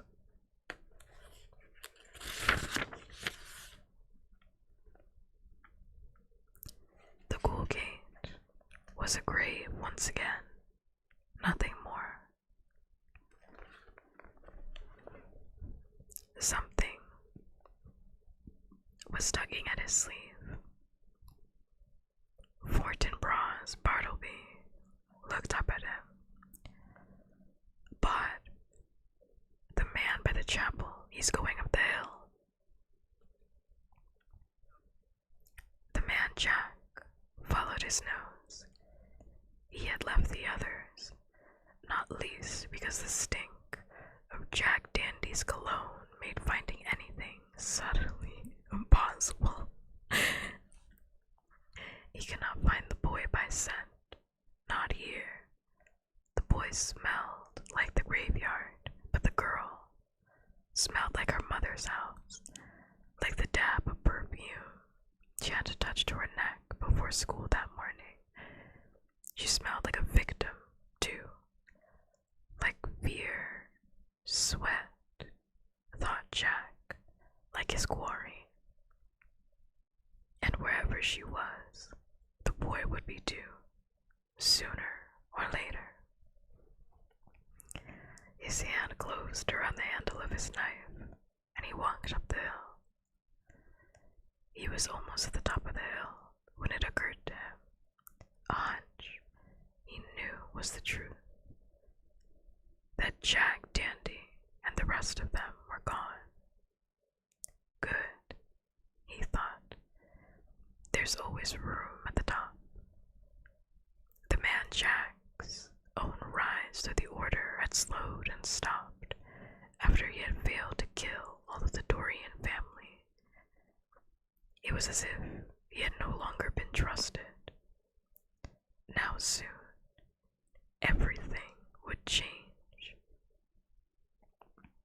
Also, I just have to say, by the way, I can't stop thinking about this knife. I know we're like not talking about it, but like, okay, so while the man Jack was pretending to be Mr. Frost, right? He's living, by the way, which I said in the last time I read this, the man Jack is like kind of sick and twisted, because why did he buy that house? He could have lived anywhere. He decided to buy the house that he murdered a family in and lived there. And then inside of the baby's room, inside of the attic, which I don't remember, I don't even that's his house, because nobody kept saying that. Nobody kept saying that it felt weird inside the house and it did not feel familiar at all. So I don't even know if that's actually the house. Whatever. I guess we'll get answers later. But inside of the attic, he hid a knife in the floorboards. That means he was doing this shit every single day. He was practicing every single fucking day.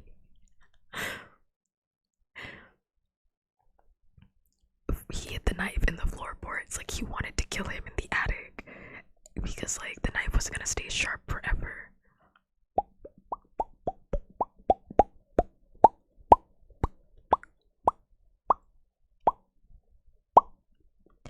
The knife wasn't gonna stay sharp forever. Thank you for the pops. Because it's a freshly sharp knife, which means he kept going in that fucking floorboards. By the way, memes, that doesn't make any sense. Because he had no idea where nobody was. And nobody was literally 6 months old when he left. He wasn't even like a full year, so nobody wouldn't even know that that's his house. He actually wouldn't even know that that's his house. That's why I'm like, he's just sick. I don't think it was strategy, because he's not a good murderer. Everybody keeps saying that. Like, Mr. Dandy said that. He was like, yeah, we thought he was the best, but he wasn't. we thought he was the best. He really wasn't.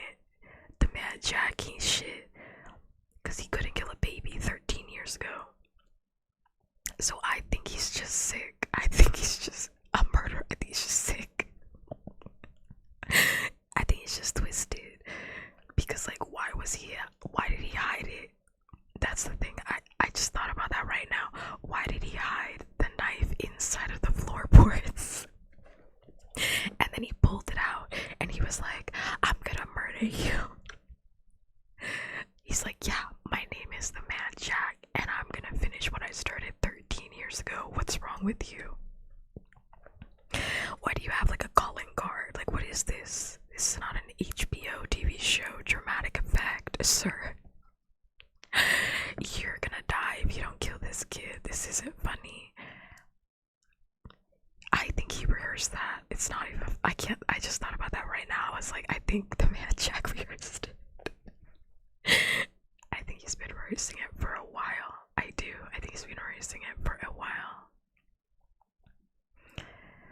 Because, like, what is wrong with him? Like, actually, it's like not adding up to me. It's like I'm actually not adding up.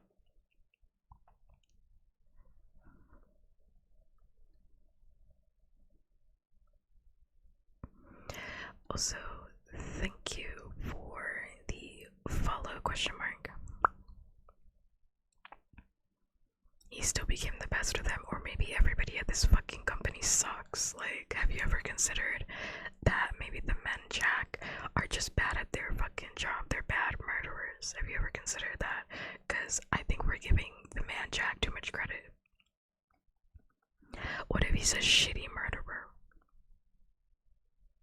What if he's a shitty murderer, but like everybody else kind of sucked too? Because like this isn't. He was just the best of the worst murderers.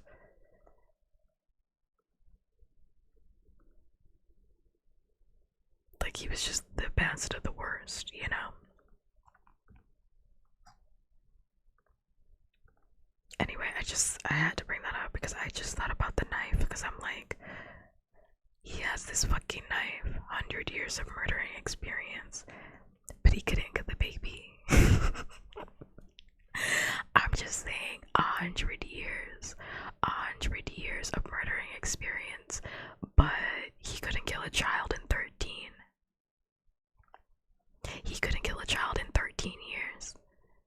Like, it's not that even, like, he definitely, and I'm being serious, he definitely could have killed Nobody Owens from ages 1 to at least 7. 1 to at least 7. Because Nobody Owens as a baby was very stupid. He said it himself. Nobody Owens said it himself. He said I was acting stupid. He said it all the time in the earlier chapters. He said it all the time. After every single story, he was like, I was acting stupid. Yeah. He definitely could have killed that kid when he was like 6. You're a flop. He's a flop. I don't know what to say. Like, I don't know what else to say. I'm not giving the man Jack any credit. I'm giving him 0 credit. I think Jack Dandy was a better killer because he brought a gun. He brought a gun. He said, I should have shot you 13 years ago. Hey, brother man. That sounds like a good plan. That sounds like a plan. Instead, Jack Frost brought a knife. He brought a knife to murder this child, and he still flopped. This was a baby. You let a baby outrun you. The baby waddled its way. The 6-month-old baby waddled its way to the graveyard, and you lost the baby. Embarrassing. The baby got a head start on you. Like, are you not embarrassed? And the only reason that he knew that, I'm serious, the only reason that he even knew that nobody Owens was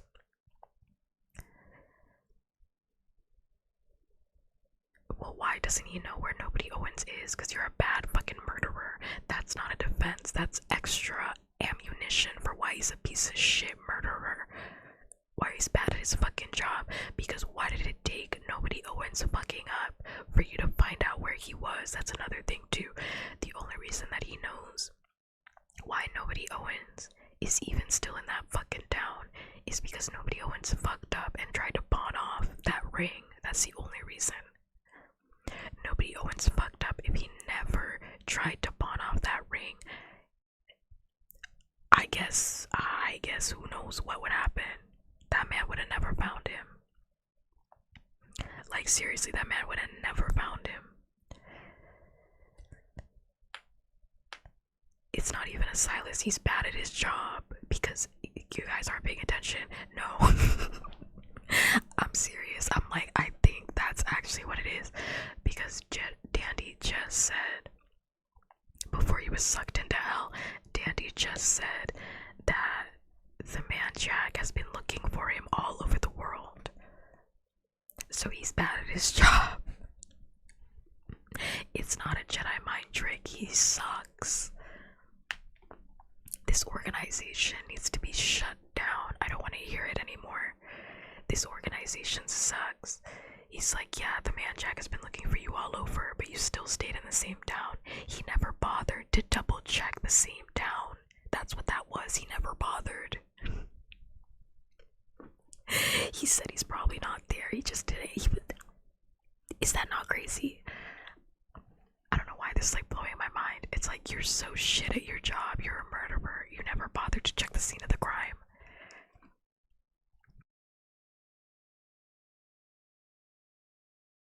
He didn't bother to do it up until nobody Owens got caught in that pawn shop. I'm so tired of this guy.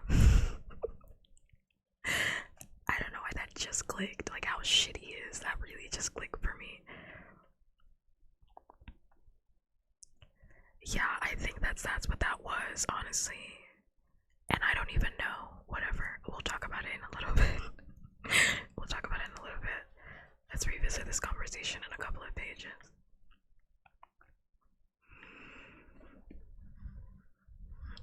And now soon, everything would change. At the top of the hill, the man Jack lost the girl's scent. He knew she was near. He retraced his steps, almost casually, caught her perfume again about 50 feet away, beside a small mausoleum with a closed metal gateway.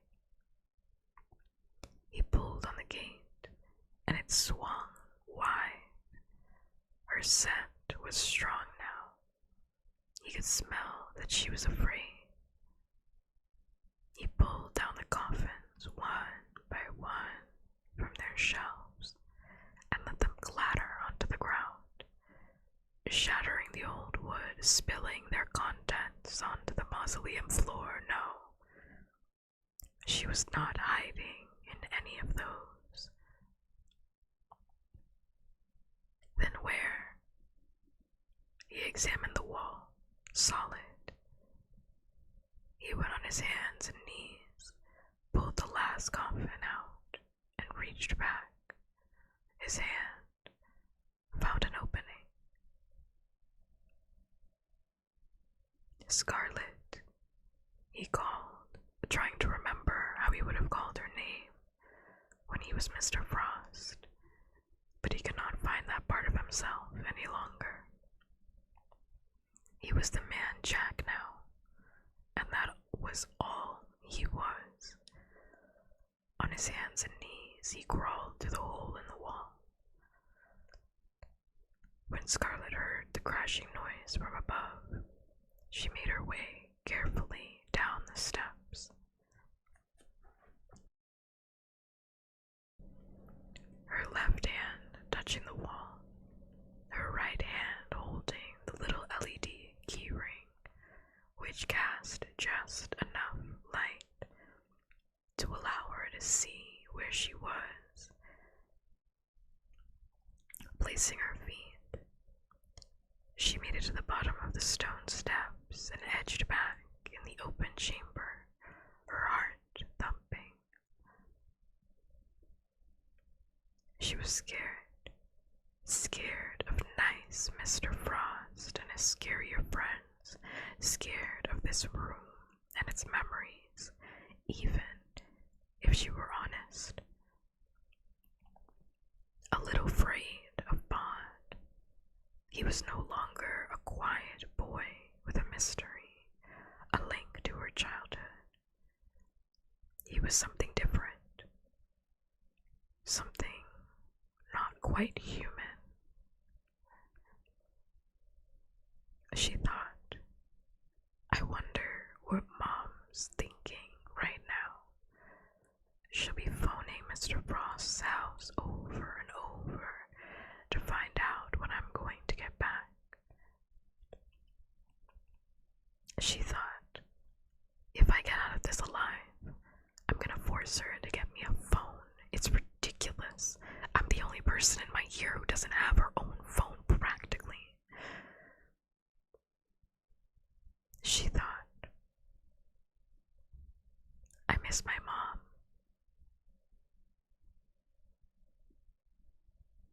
She had not thought anyone human could move that silently through the dark. But a gloved hand closed upon her mouth, and a voice that was only barely recognizable as Mr. Frost said without emotion, do anything clever, do anything at all, and I will cut your throat. Not if you understand me. Scarlet nodded.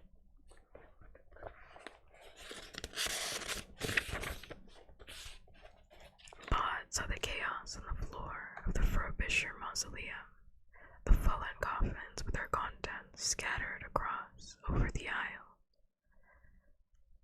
There were many Frobishers and Frobishers and several Pettifers, all in various states of upset and consternation.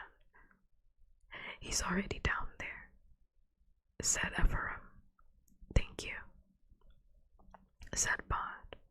He clambered through the hole into the inside of the hill, and he went down the stairs.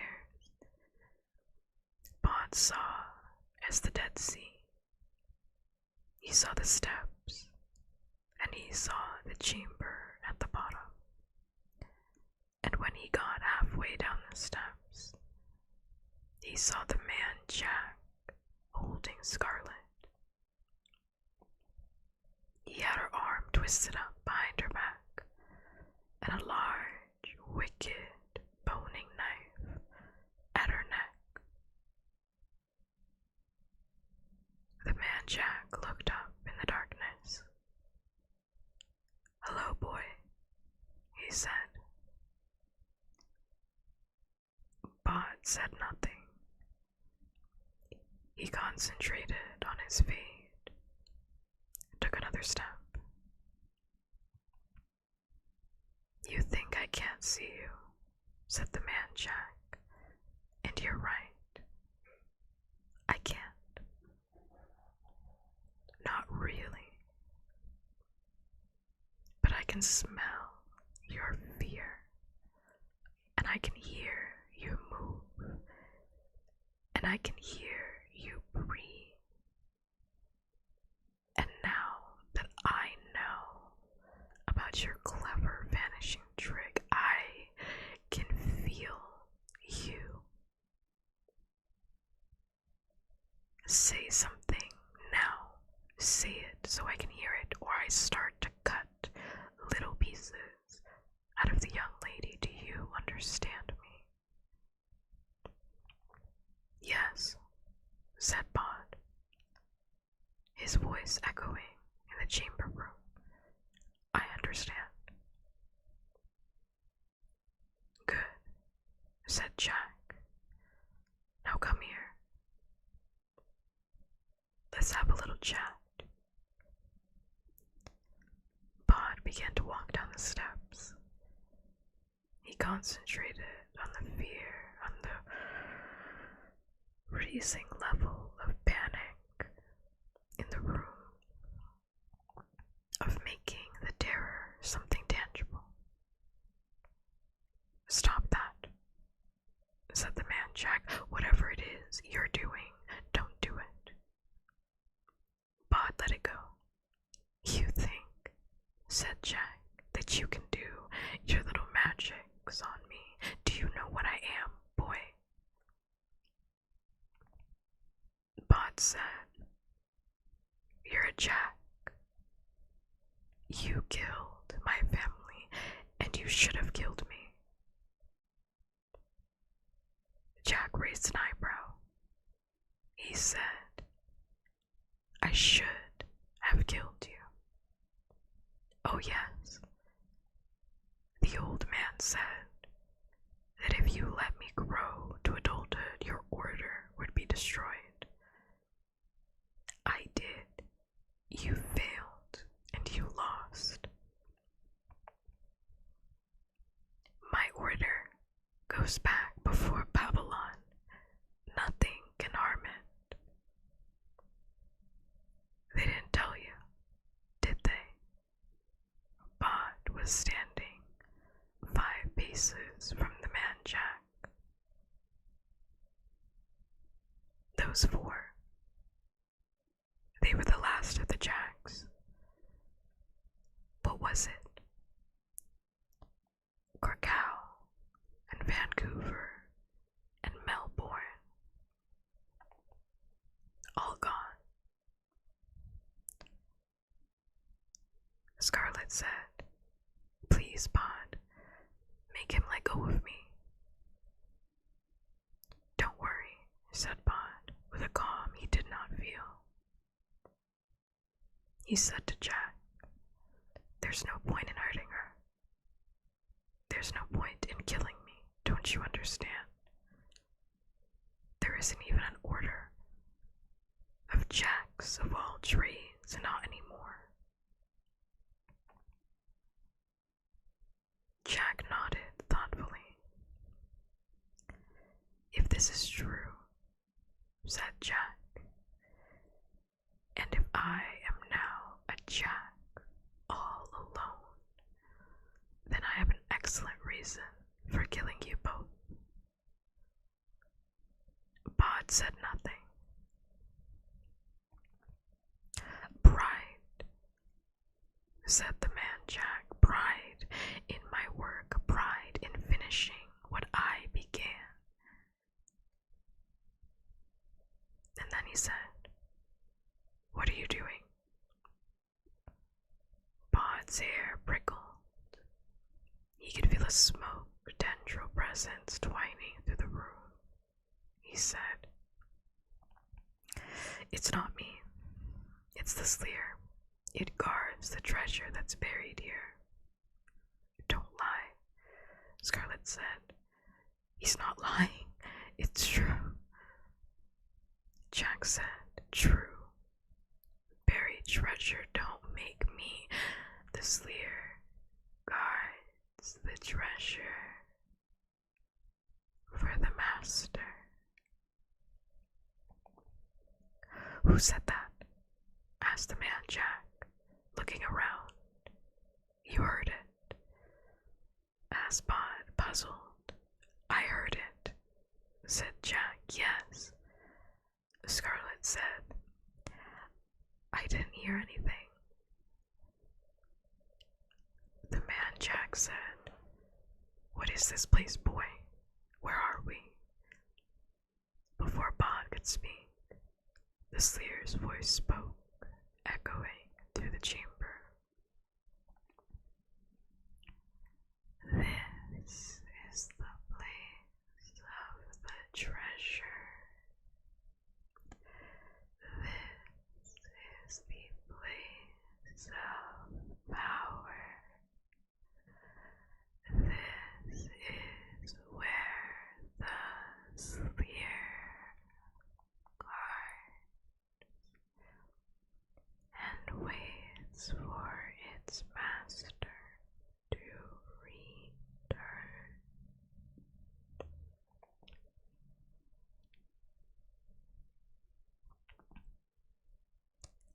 Bod said, Jack.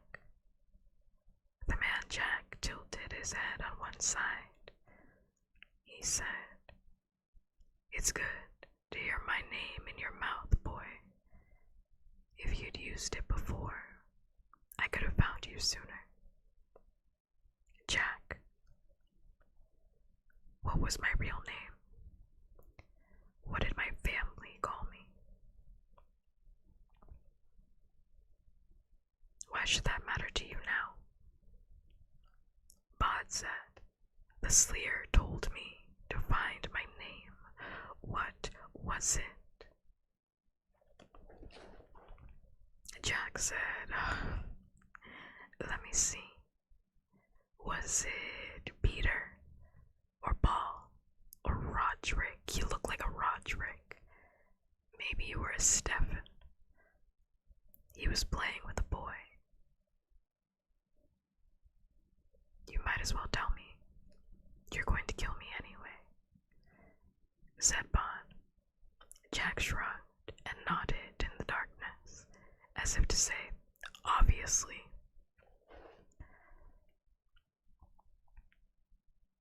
I want you to let the girl go, said Bon. Let Scarlet go.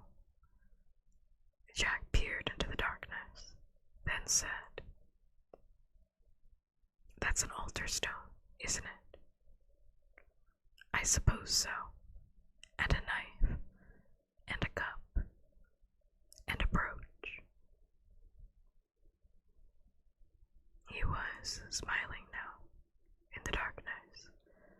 Bod could see it on his face, a strange, delighted smile that seemed out of place on that face, a smile of discovery and of understanding.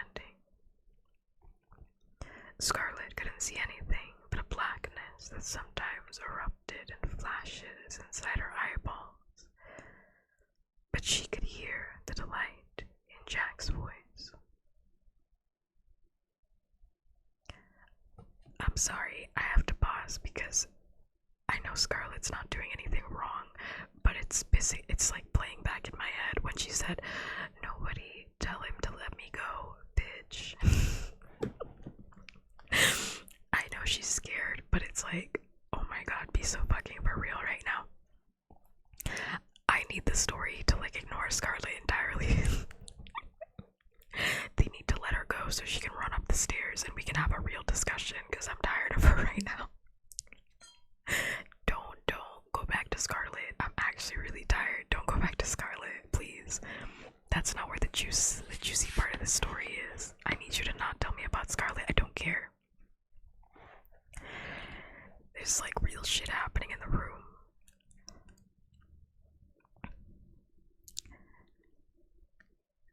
The man Jack said, so the brotherhood is over.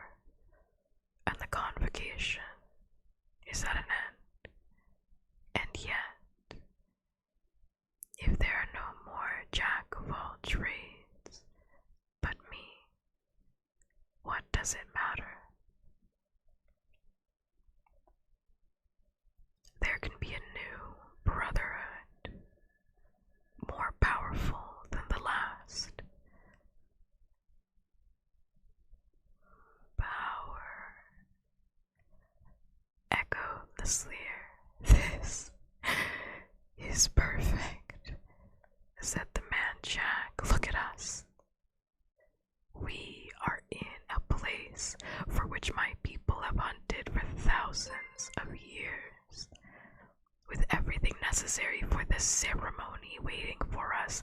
It makes you believe in providence, doesn't it? Or in the massed prayers of all the Jacks who have gone before us at our lowest ebb. We are given this. Thank you for the follow. I'm gonna add heart in your honor.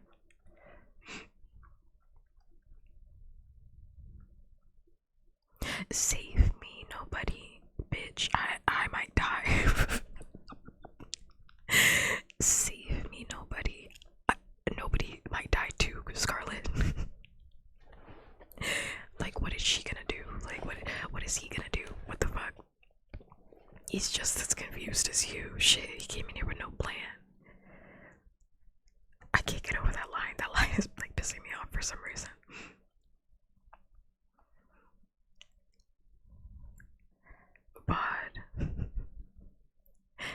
Bod could feel the Sleer listening to Jack's words, could feel a low susurrus of excitement building in the chamber. The man Jack said, I am gonna put you out. I gotta restart that one. Whoa. The man Jack said, I am going to put out my hand, boy. Scarlet, my knife is still at your throat. Do not try to run. When I let go of you, boy, you will place the cup and the knife and the brooch in my hand. The treasure of the Sleer, whispered the triple voice. It will always come back. We guard it for the master. Bud bent down, took the objects from the altar stone, put them in Jack's open gloved hand.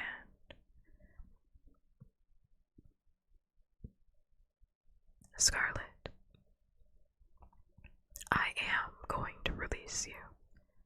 When I take the knife away, I want you to lie face down on the ground with your hands behind your head. Move or try anything, and I will kill you painfully. Do you understand?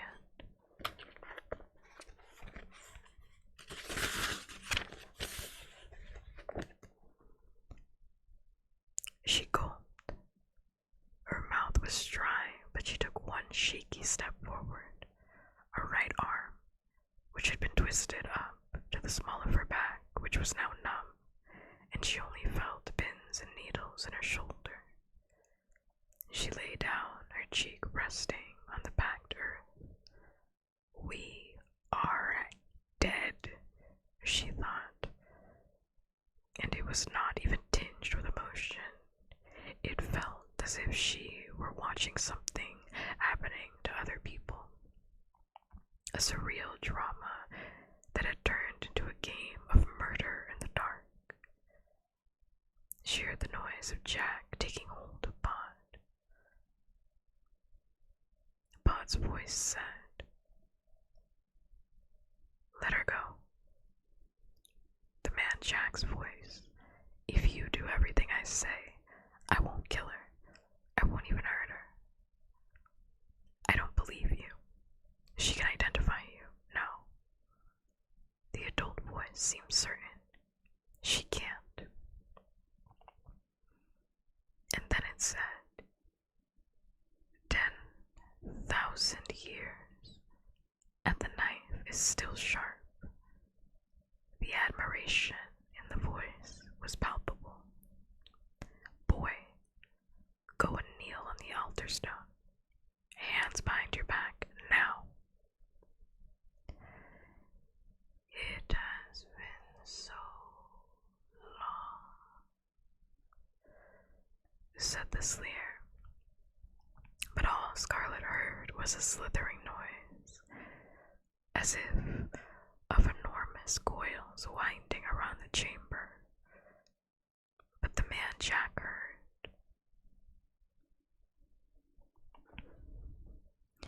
You want to know your name, boy, before I spill your blood on the stone? Bod felt the cold of the knife at his neck, and in that moment, Bod understood. Everything slowed, everything came into focus. I know my name, he said. I'm Nobody Owens. That's who I am. And kneeling on the cold altar stone, it all seemed very simple. Slayer, he said to the chamber, do you still want a master? The Slayer guards the treasure until the master returns. Well, said Bod, haven't you finally found the master you've been looking for? He could sense the Slayer writhing and expanding, hear a noise like the scratching of 1,000 dead twigs, as if something huge and muscular were snaking its way around the inside of the chamber. And then, for the first time, Bod saw the Slayer. Afterwards, he was never able to describe what he had seen. Something huge, yes. Something with the body of an enormous snake, but with the head of what? There were 3 of them. Three heads, 3 necks. The faces were dead, as if someone had constructed dolls from parts of corpses of humans and of animals. The faces were covered in purple patterns, tattoos, and swirls of indigo, turning the dead faces into strange, expressive, monstrous things. The faces of the Slayer nuzzled the air about Jack tentatively, as if they wanted to stroke or caress him. What's happening? Said Jack. What is it? What does it do? It's called the Slayer. It guards the place. It needs a master to tell it what to do, said Bod. Jack hefted the flint knife in his hand. Beautiful, he said to himself. And then, of course, it's been waiting for me. And yes, obviously I am its new master. The Slayer encircled the interior of the chamber. Master, it said, like a dog who had waited patiently for too long. It said, Master, again, as if testing the word to see how it tasted. And it tasted good, so it said one more time, with a sigh of delight and longing. Mass.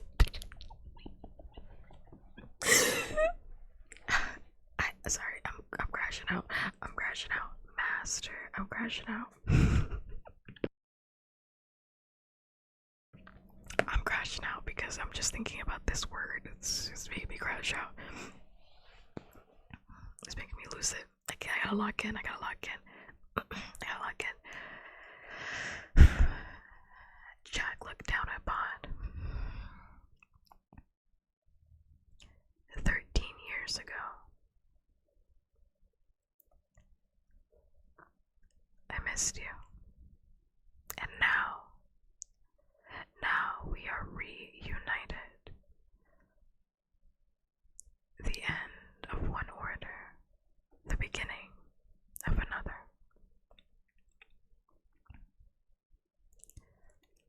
Goodbye, boy.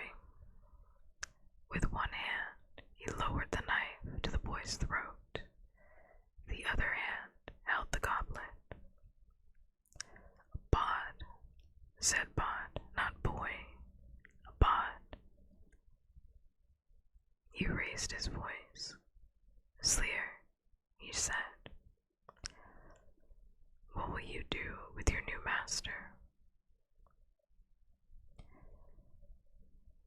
The Sleer sighed. We will protect him until the end of our time. The Sleer will hold him in its coils forever and never let him endure the dangers of the world.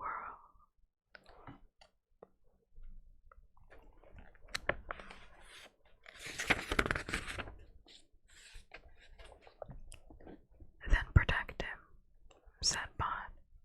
Now, I am your master. You will obey me, said the man Jack. The Sleer has waited so long, said the triple voice of the Sleer triumphantly. So long a time. It began to loop its huge, lazy coils around the man Jack. The man Jack dropped the goblet. Now he had a knife in each hand, a flint knife, and a knife with a black bone handle. And he said, "Get back. Keep away from me. Don't get any closer."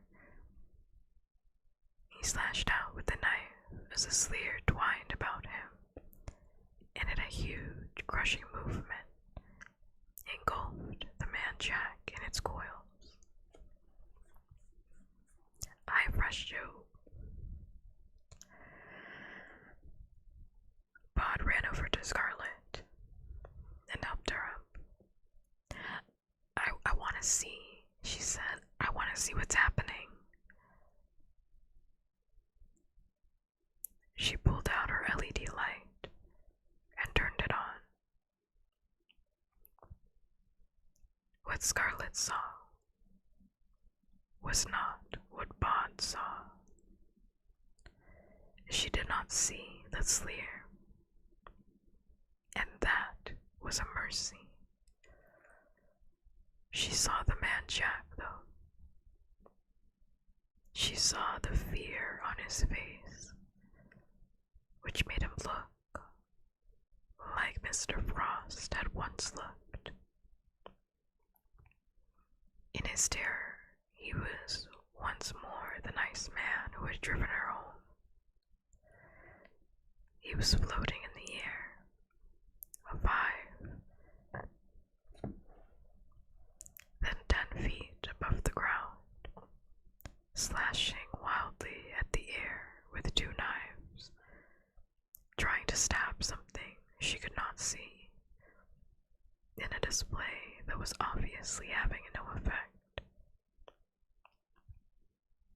Mr. Frost, the man Jack, whoever he was forced away from them, pulled back until he was spread eagle, arms and legs wide and flailing against the side of the chamber wall. It seemed to Scarlet that Mr. Frost was being forced through the wall, pulled into the rock, was being swallowed up by it.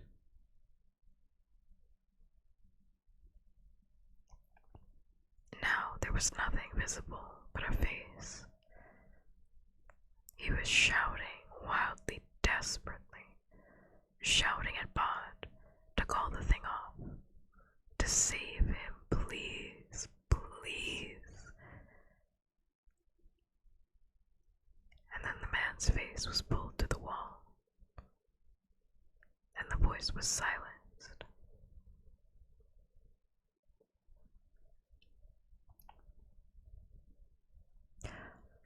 Bod walked back to the altar stone. He picked up the stone knife and the goblet and the brooch from the ground, and he replaced them where they belonged. He left the black metal knife where it fell. Scarlet said, "I thought you said the Slayer couldn't hurt people. I thought all it could do was frighten us." "Yes," said Bod, "but it wanted a master to protect. It told me so." Scarlet said,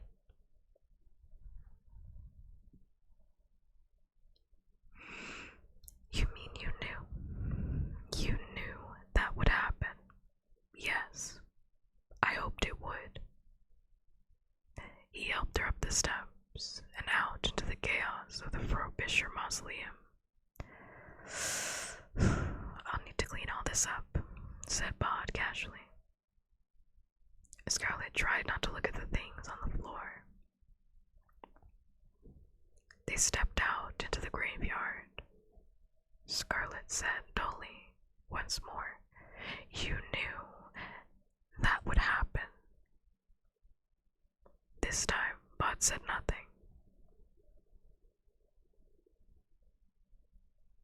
Okay, this entire section is gonna piss me off. I can already tell. I can tell Scarlet is about to piss me off. I just want everybody to know that. I can tell Scarlet is about to piss me off bad, but I'm gonna let them cook. I'm not gonna say anything. I'm gonna let them cook. But Scarlet's about to piss me off. I feel it. So, you knew. Oh wait, I skipped a little bit. She looked at him as if unsure of what she was looking at. "So you knew that the Slayer would take him? Was that why you hid me down there? Was it? What was I then, bait?" Bod said, "It wasn't like that." Then he said, "We're still alive, aren't we? And he won't trouble us any longer." Scarlet could feel the anger and the rage welling up inside her. The fear had gone. Now all she was left with was the need to shout, to lash out. She fought the urge. "And what about those other men? Did you kill them too?" "I didn't kill anyone." "Then where are they?" "One of them's at the bottom of a deep grave with a broken ankle. The other 3 are, well, they're a long way away. You didn't kill them."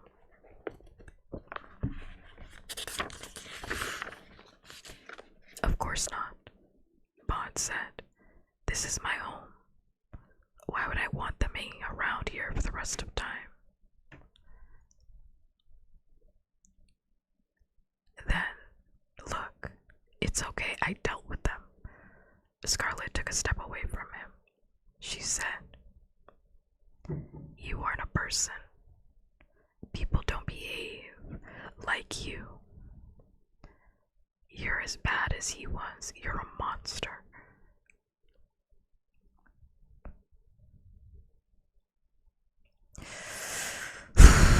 Scarlett, you can go fuck yourself. I'm serious. Like, I already knew she was gonna say that. I knew it from the moment. I knew it from the moment she said she was afraid of Bod. Or way back when. I knew it from the fucking moment that she said, I'm even afraid of Bod. Because she was asking Bod, like, earlier in the chapter, remember when I said that Bod kept saying, like, I want to kill this guy. And she was like, oh, you don't mean that. And he was like, yeah, not with a gun, but I want to kill him. He's like, not with a gun, but yes, I want to kill him. I think morals like that are fucking stupid. And if this book ends like that, I'm gonna be really upset. I think morals like that are fucking dumb. The man, Jack, murdered his entire family. And she had a knife to her throat. Like, what was he supposed to do? Like, she's mad that he's dead. Like, are you fucking serious, bitch? I'm sorry, she's like 14, I don't care. Like, are you serious? Like, are you joking? She's like, oh, you're not a person because you killed those murderers. They were murderers, by the way. She's like, what happened to the other guys? You know, the guys that were coming here to murder us. What happened to them? And he's like, I don't fucking know. One of them has a broken ankle in a ditch. And the other 3 are in hell. And she's like, you're sick. You're sick, Bod. You're a monster. Nobody Owens, you did nothing wrong. Nobody Owens, you did nothing wrong. Nobody Owens, you should kill that guy in the ditch. I'm just so upset. I'm so mad. Let me finish reading this. I'm so mad. I'm so mad. I'm so mad. Yeah, you can't say climax because Twitch thinks you're being a pervert.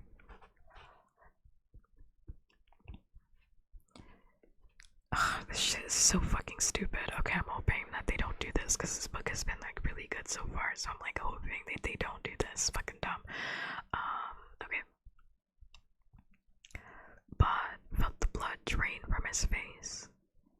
After everything he had been through that night, after everything that had happened, this was somehow the hardest thing to take. No, he said. It wasn't like that. Scarlett began to back away from Bod.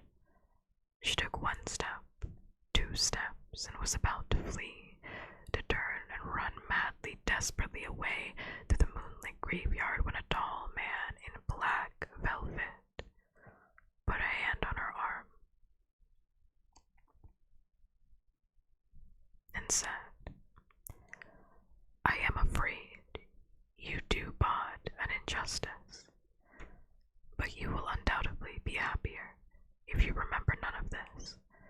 So let us walk together, you and I, and discuss what has happened to you over the last few days, and what it might be wise for you to remember, and what it might be better for you to forget. Bod said, Silas, you can't make her forget me. It will be safest that way, said Silas simply, for her, if not for all of us. Don't I get a say in this? Asked Scarlett. Silas said nothing. Bod took a step towards Scarlett, said, look, it's over. I know it was hard, but we did it, you and me, we beat them. Her head was shaking gently, as if she was denying everything she saw, everything she was experiencing. I'm so sorry, but like Scarlett's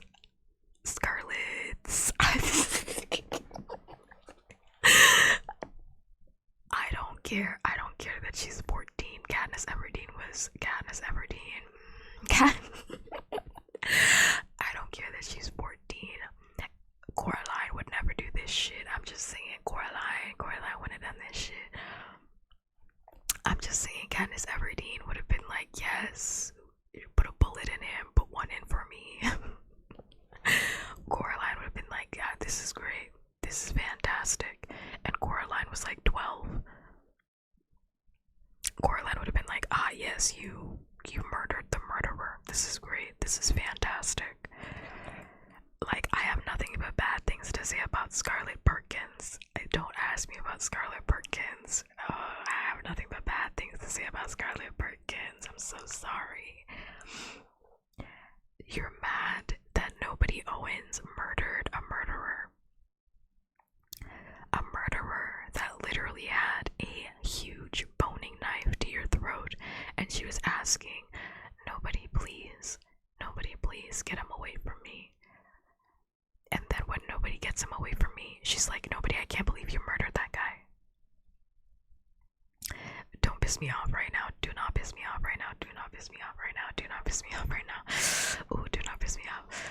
Ooh, do not piss me off right now. You're pissing me off bad. Do not piss me off right now.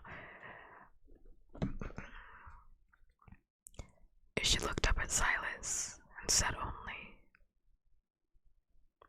I want to go home. Please. Silas nodded. He walked with the girl down the path that would eventually lead them out of the graveyard. Pod stared at Scarlet as she walked away, hoping that she would turn and look back, that she would smile or just look at him without fear in her eyes. But Scarlet did not turn. She simply walked away. Pod went back into the mausoleum. He had to do something, so he began to pick up the fallen coffins, to remove the debris and to replace the tangle of stumbled bones into the coffins, disappointed to discover that none of the many Frobishers, Frobishers, and Pettiford gathered around to watch seemed to be quite certain whose bones belonged in which container. The man brought Scarlet home. Later, Scarlet's mother could not remember quite what he had told her, though disappointingly, she had learned that nice Jane Frost had unavoidably been forced to leave town. The man talked with them in the kitchen about their lives and their dreams, and by the end of the conversation, Scarlet's mother had somehow decided that they would be returning to Glasgow. Scarlet would be happy to be near her father and to see her old friends again. Silas left the girl and her mother talking in the kitchen, discussing the challenges of moving back to Scotland, with Nuna promising to buy Scarlet a phone of her own. They barely remembered that Silas had ever been there, which was the way he liked it. Silas returned to the graveyard and found Bond sitting in the amphitheater by the obelisk, his face set. How is she? I took her memories, said Silas. They will return to Glasgow. She has friends there. How could you make her forget me? Silas said. People want to forget the impossible. It makes their world safer. Abad said, I liked her. I'm sorry. Abad tried to smile, but he could not find a smile inside himself. The men, they spoke about trouble they were having in Krakow and Melbourne and Vancouver. That was you, wasn't it? I was not alone, said Silas. Miss Lepescu, said Bond, then seeing the expression on his guardian's face. Is she all right? Silas shook his head, and for a moment his face was terrible for Bond to behold. She fought bravely, She fought for you, Bod. Bod said. The Sleer has the man Jack.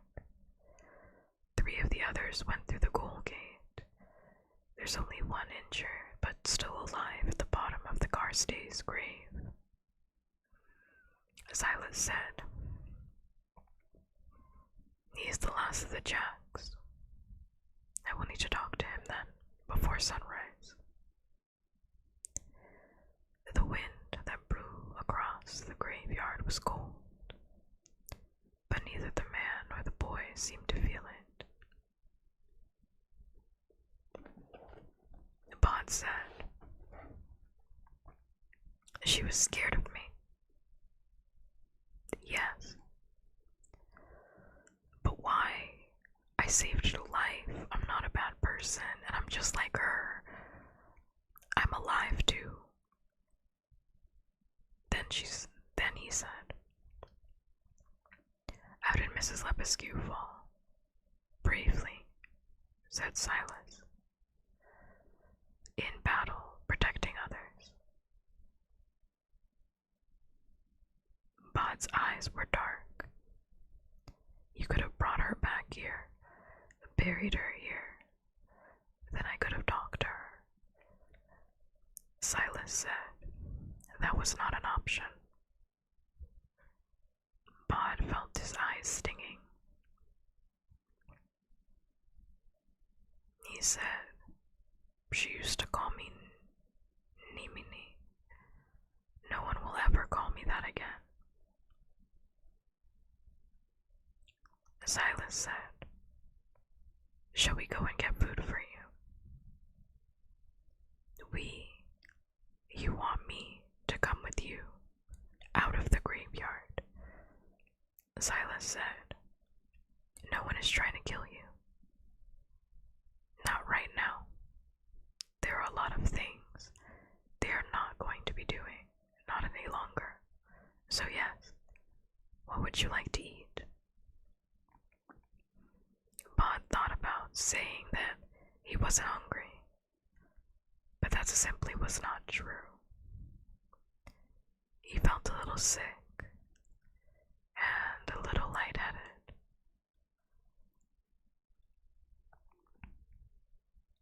And he was starving.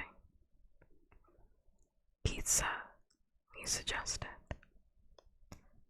They walked through the graveyard, down to the gates.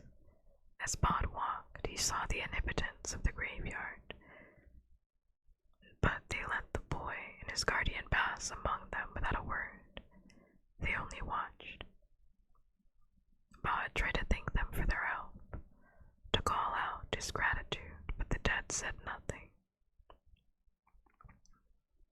The lights of the pizza restaurant were bright, brighter than Bod was comfortable with. He and Silas sat near the back, and Silas showed him how to use a menu, how to order food. Silas ordered a glass of water and a small salad for himself, which he pushed around the bowl with his fork, but never actually put to his lips. Bod ate his pizza with his fingers and enthusiasm. He did not ask questions. Silas would talk in his own time, or he would not. Silas said, We had known of them, of the Jacks, for a long, long time, but we knew of them only from the results of their activities. We suspected there was an organization behind it, but they hid too well, and then they came after you, and they killed your family. And slowly, I was able to follow their trail. Is we, you and Mrs. Lepescu, asked Bod. Us, and others like us. The honor guard, said Bod. How did you hear about? Said Silas. Then, no matter. Little pitchers have big ears, as they say.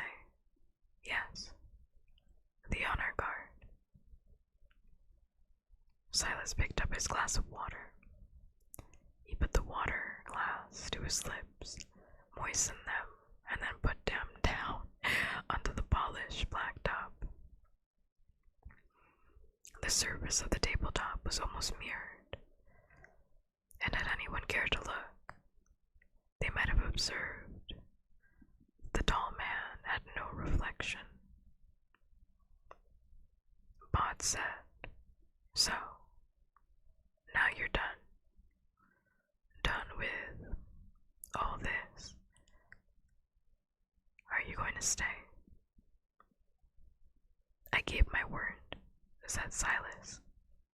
"I am here until you are grown." "I'm grown," said Bod. "No," said Silas. "Almost. Not yet." He put a 10-pound note down on the tabletop. "That girl," said Bod. "Scarlet. Why was she so scared of me, Silas?" But Silas said nothing, and the question hung in the air as the man and the youth walked out of the bright pizza restaurant into the waiting darkness, and soon enough they were swallowed by the night.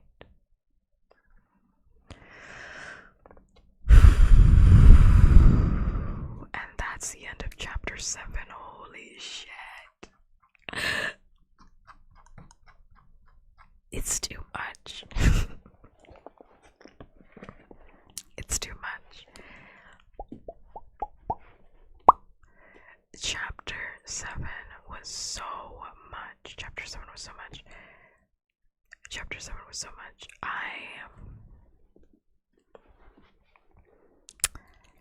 I know chapter 8 is short. Chapter 8 is short because chapter 7 was so much.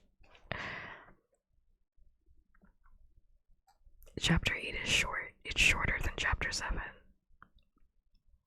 It's a couple of pages though. It's still a couple of pages though. That's not really saying a lot for this. It's still a couple of pages. You gotta stop saying climax memes. You gotta stop saying that. Twitch thinks you're being a pervert.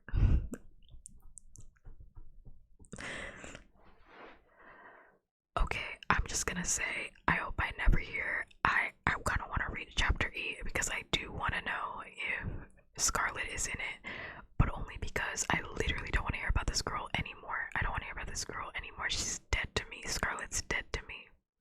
How fucking dare you? How fucking dare you?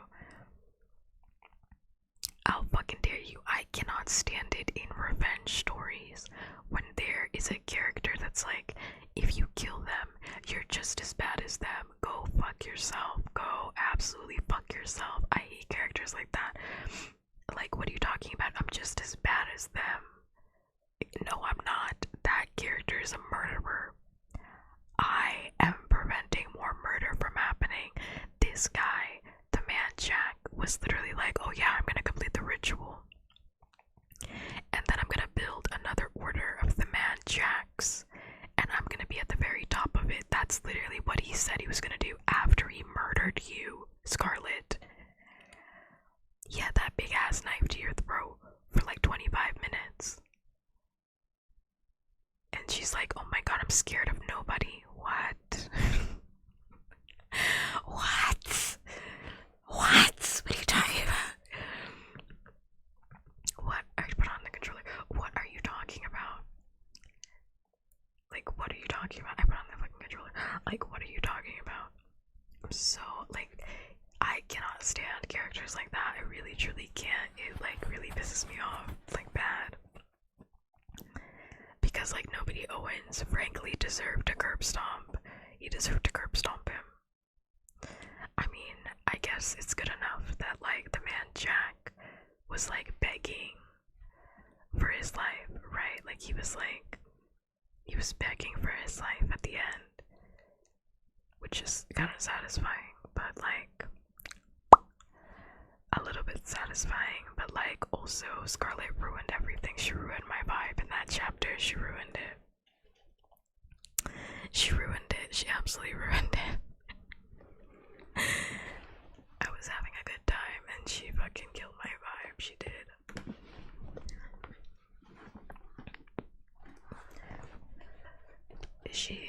vibe. So I'm debating on whether or not I should read this next chapter. How many more pages do we have? I don't want to spoil it for myself. 1, 2, 3, 4, 5, 6. 6 pages. 6 pages. 6 pages. 6 pages is not enough for another. We could do the next 6 pages next week. We could do the next 6 pages next week and then start the new book. Or I could read the 6 pages now. How long have I been streaming for? Oh, not that long. We're good. We could do, yeah, let's do the next 6 pages. It felt like a lot because there's just so much content. We can actually do the next 6 pages. What coin flip? Are you addicted to gambling? I can make a decision without a coin flip. I can make a decision without a coin flip. I'm gonna talk about everything that happened in chapter 7 after I read chapter 8, and then we'll discuss everything else. Okay. Chapter 8, because chapter 8 is only 6 pages, so yeah, I'll just finish it out. I'd rather start the new book with its own stream than finish it out in another stream. That's not really fair to the new book. Alright, chapter 8, Leavings and Partings, page 129.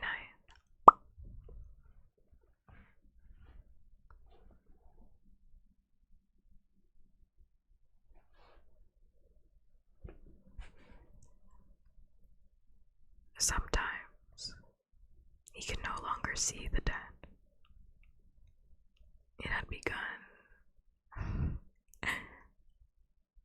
Yes, yeah, okay. Everything is in my card. Before I even start, everything's in my card. So you should read my card before you proceed. You should read my card before you proceed with that line. You should read that card. Everything is there, so you should probably read it. Let me start that over. Sometimes he could no longer see the dead. It had begun a month or 2 previously, in April or May. At first, it had only happened occasionally, but now it seemed to be happening more and more. The world was changing.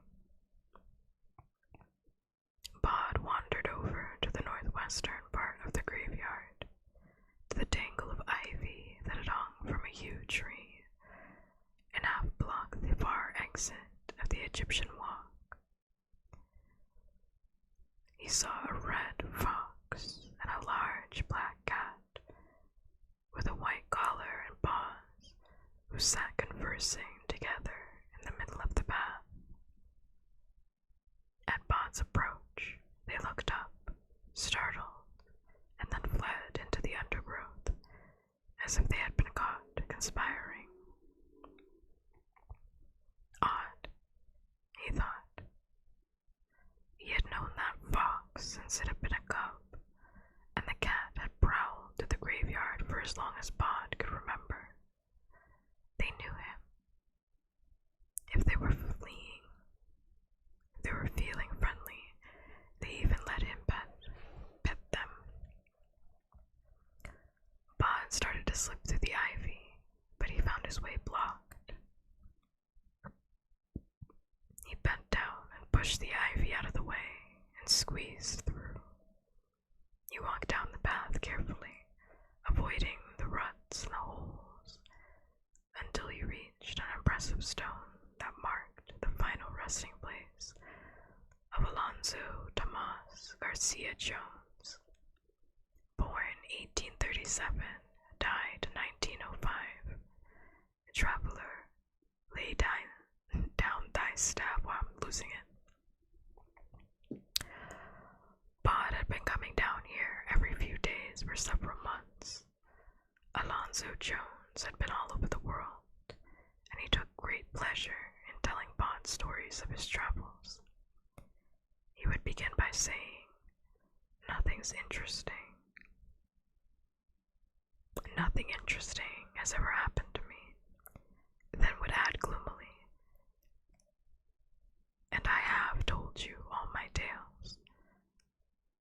And then his eyes would flash, and he would remark, "Except, did I ever tell you about," and whatever his next words were, "the time I had to escape from Moscow," or "the time I lost an Alaskan gold mine worth a fortune," or "the cattle stampede on the Pampas," Bod would always shake his head and look so expectant, and soon enough his head would be swimming with tales of daring do and high adventure, tales of beautiful maidens kissed, of evildoers shot with pistols or fought with swords, of bags of gold, of diamonds as big as the tip of your thumb, of lost cities and of vast mountains, of steam trains and clipper ships, of pampas, oceans, deserts, tundra. Bod walked over to the pointed stone, tall, carved with an upside-down torch.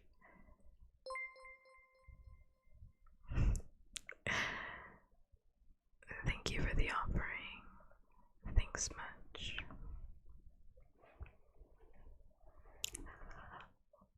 Were you looking for a specific trigger?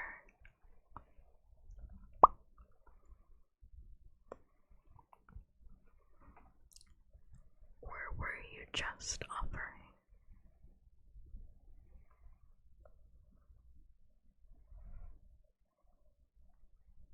Question mark. Answer quickly before I go back to reading.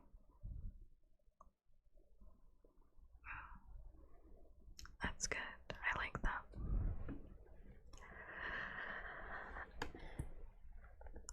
I like when pets behave and offer quickly.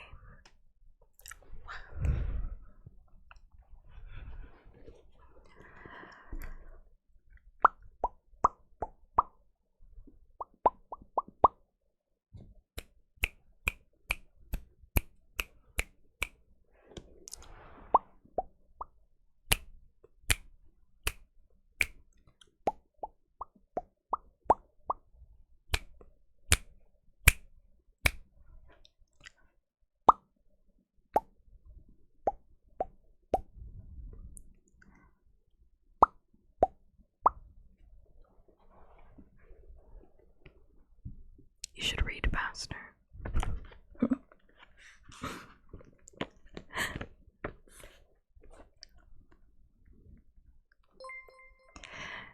Thank you for the follow. Gonna add a little heart in your honor.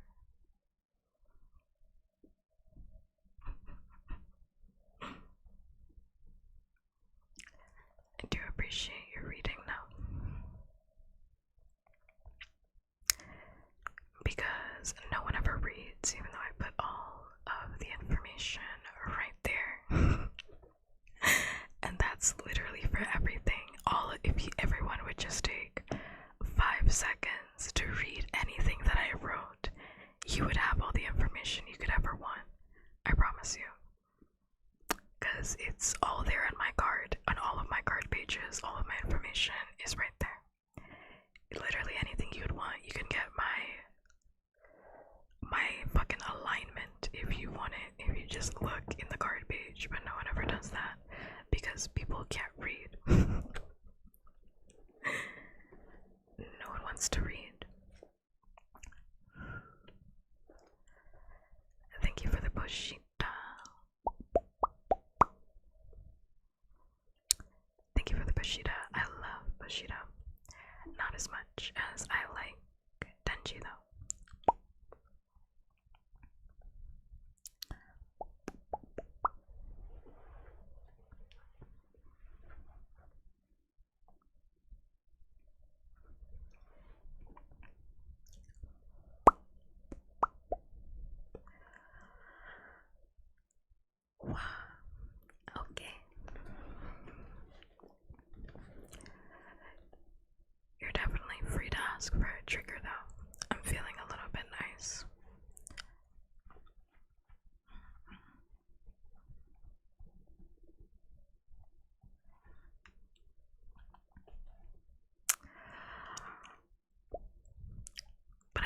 finish these 5 pages. I want to finish them because I want to wrap this book up. Metal Gong, that you didn't give an offering memes, so you can't ask for a trigger. I didn't see memes. A 987 with an offering. I didn't see that, so you can't ask for a trigger. Silly. Excuse me. You can't steal somebody else's pom-pom. Womp womp. Can't steal somebody else's now. Can you? This guy over here.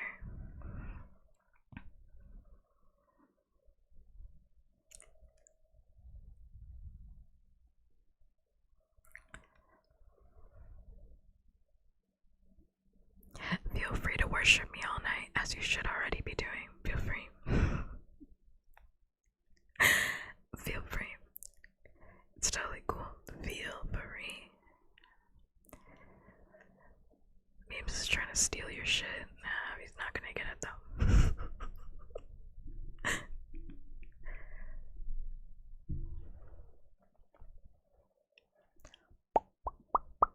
Feel free to let me drain your entire bank account.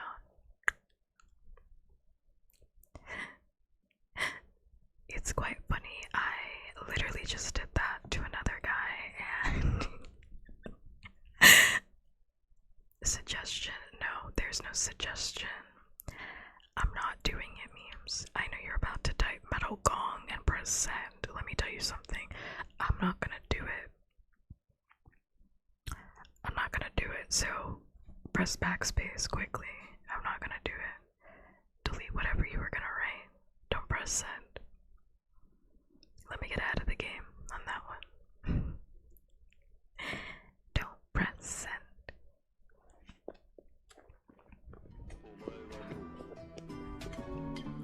Wow. Ba-dum-bum. Kimi na no kana.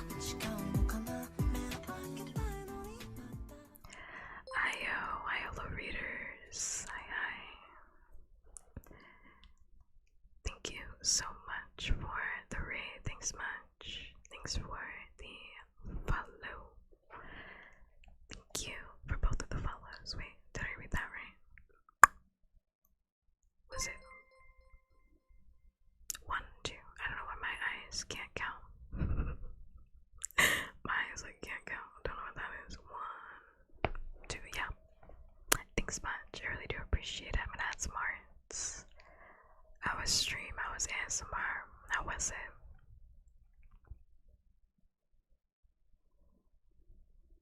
How was stream? How was ASMR? Let me add some hearts. Wow. Thanks much for the follow. Bum bum bum. I owe 3, so 1, 2, 3, 2 more. 2 more, 2 more, 2 more. Bum. Stream good. Hope yours is going well. It is. Oh my gosh. It is. Yeah, we are. Oh, I didn't even do my thing. I have to do my thing, but let me finish doing this first. Yes. It is. It is. Hi, hello, Raiders. My name is Puppkats. I'm an asexual, non-binary sex demon after nothing but your heart.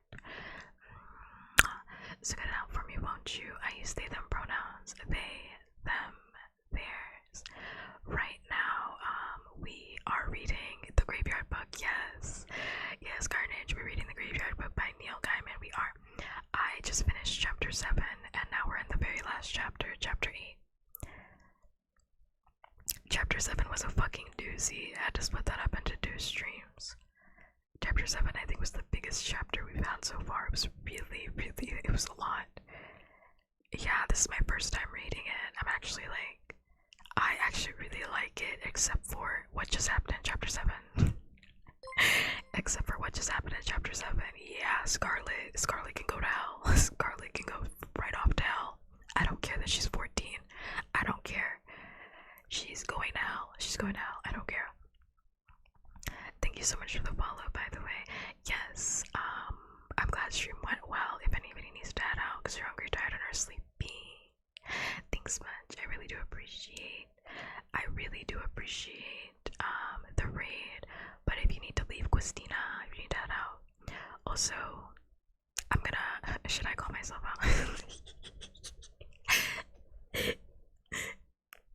Should I call myself out?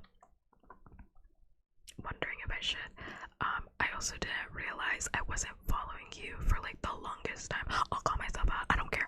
I also didn't realize I wasn't following you for the longest time because I do remember like I rated you at some point like way back when, and I like never hit the follow button, but I just thought I was following you. I swear.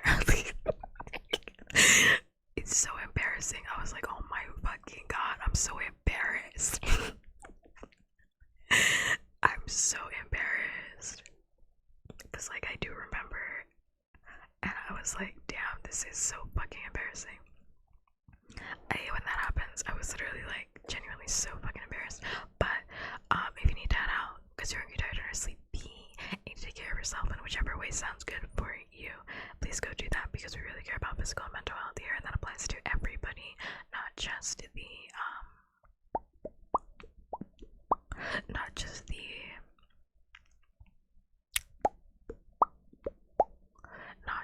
the raiders, but anybody that was already here, and also the streamer. It applies to everybody. Because yeah, I want you to take care of yourself. It's important. It's important. As a demon, ain't that a little bit ironic? What, that she's going to hell? No, because I'm gonna take her there. What are you talking about? No, it's not. I'm going to take her there. I'm going to drag her there myself. What? It's not ironic at all. Yes. Oh, jeez. Okay. I got like a wave of cold that hit me. Yeah. Also, I have severe memory loss, so if I say things like, I don't know, or I take a moment to pause, it's because I genuinely cannot remember what I was doing. I'm not playing a joke on anybody. I seriously cannot remember. So, which is why I'm trying to think about like what I was just doing right now. I'll eventually like get back on track, but it takes me a minute. So,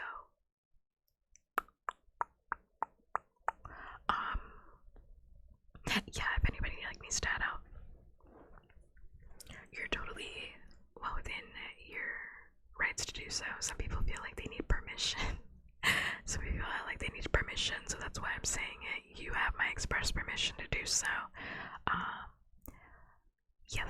Also, I'm an 18 plus streamer, so if you're not 18 plus, you need to exit stage left. Come back when you're 18 years old. Come back when you're 18 years old. It is in fact you. It's definitely not me. It's you. I need you to leave. And also we're reading A Graveyard Book, which if you've never read it before, I'm literally in the middle of reading the first page of the last chapter.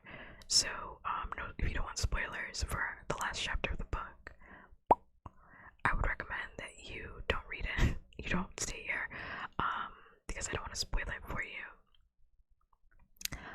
Also, if you're bothered by trigger warning, murder, death, blood, conversations of anything revolving around death and not limited to knives, otherworldly creatures and or ghosts, then this book is not for you, and I would also recommend that you exit stage left.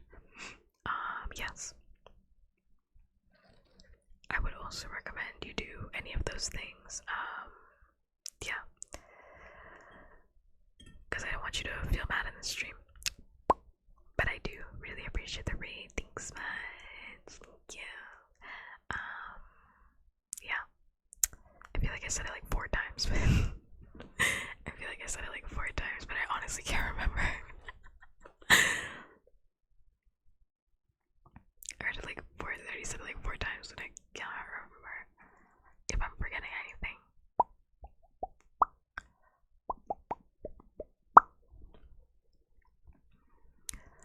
I remember I picked this one up having no clue what it was gonna be about, and I was so confused the whole time.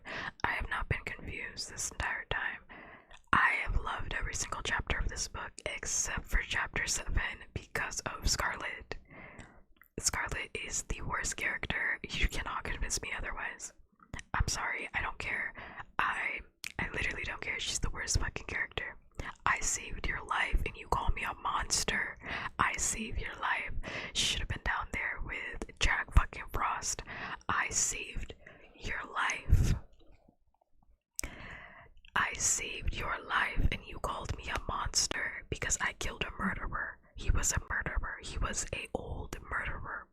And he was gonna keep murdering. He said that. He's like, I want to make a brand new organization. I'm gonna be at the head and we're all gonna keep murdering.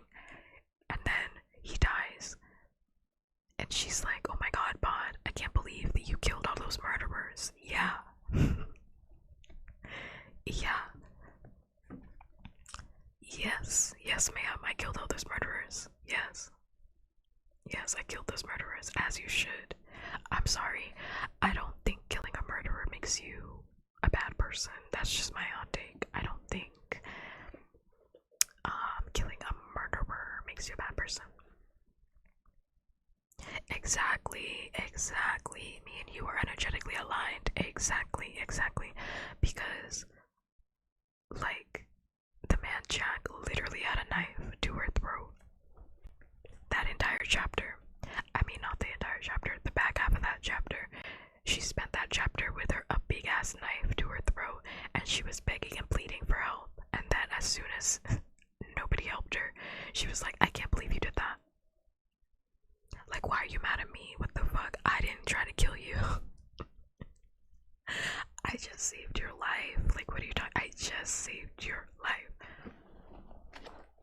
Anyway, so if you are bothered by any of that, I don't know what's gonna happen in the next like 5 pages. I only have 5 pages left, and then I only have 5 pages left of this, and then I'm going to talk about the entire book, and we're gonna wrap up this entire book. I have like so many thoughts about chapter 7. I'm holding it in. I'm holding it in. But like, I just had to finish this book tonight. I had to finish it because I was like, we can't do another stream with this book. Miss Girl is crazy. Oh my god, I'm like begging that she's not in chapter 8. I'm begging. I really don't want to see her in chapter 8.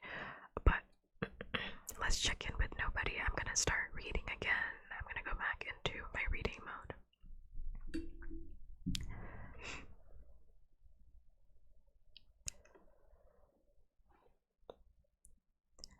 Bod walked over to the pointed stone, tall, carved with upside down torches, and he waited, but saw no one. He called to Alonzo Jones, even knocked on the side of the stone, but there was no response. Bod leaned down to push his head into the grave and call his friend, but instead of his head slipping through the solid matter like a shadow passing through a deeper shadow, his head met the ground with a hard and painful thump. He called again, but saw nothing and no one, and carefully he made his way out of the tangle of greenery and of gray stones and back to the path. 3 magpies perched in a hawthorn tree took wing as he passed them. He did not see another soul until he reached the graveyard's southwest slope, where the familiar shape of Mother Slaughter, tiny in her high bonnet and her cloak, could be seen, walking between the gravestones, head bent, looking at wildflowers.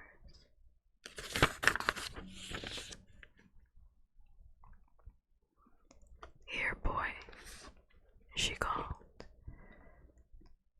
There's naturalist shrubs growing wild over here. Why don't you pick some for me and put them over by my stone?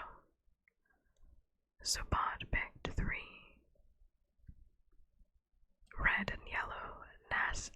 Nasteralisms. What is that? Nasterit. Oh, Nastu. What? Nastu. What? Every single chapter, I'm getting eaten up by English words. Every single chapter, I'm getting eaten up, absolutely obliterated in the marketplace of ideas by English words. Nast to read to Tums. That is the real word that is written in this book. Nasteritums. That's the word. And he carried them over to Mother Slaughter's headstone. So cracked and worn and weathered that all it said now was laugh, which had puzzled the local historians for over 100 years. He put down the flowers in front of the stone respectfully. Mother Slaughter smiled at him. You're a good lad. I don't know what we'll do without you. Thank you, said Bond. Then, where is everyone? You're the first person I've seen tonight. Mother Slaughter peered at him sharply. What did you do to your forehead? She asked. I bumped it. On Mr. Jones's grave. It was solid. But Mother Slaughter was pursing her lips and tilting her head. Bright old eyes scrutinized Bond from beneath her bonnet. I called you boy, didn't I? But time passes in the blink of an eye, and it's a young man you are now, isn't it? How old are you? About 15, I think, though I still feel the same as I always did. Bond said, but Mother Slaughter interrupted. And I still feels like I done when I was a tiny slip of a thing, making daisy chains in the old pasture.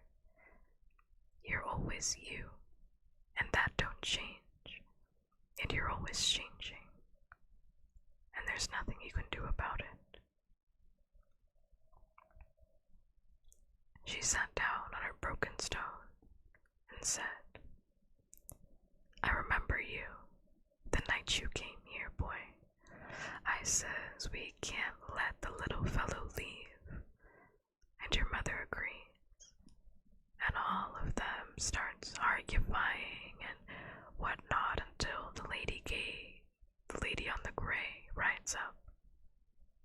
People of the graveyard, she says, listen to Mother Slaughter. Have you not got any charity in your bones? And then all of them agreed with me. That is literally not how that fucking story went. This old. That's not how that story went at all. This woman is lying on her teeth. She's so old. She's lying as a ghost. She's lying as a ghost woman. What? That's not how that story went at all. Like, what does she have to gain from lying to this child anyway? She said, and then they all laughed and they all agreed with me. I promise, I swear, they all clapped. They all clapped and agreed with me. I refuse to let this old biddy lie about the Lady of the Grey. That's not what happened. She trailed off, shook her little head. There's not much happens here to make one day unlike the next. Seasons change, the ivy grows, stones fall over, but you, coming here, well, I'm glad you did, that's all.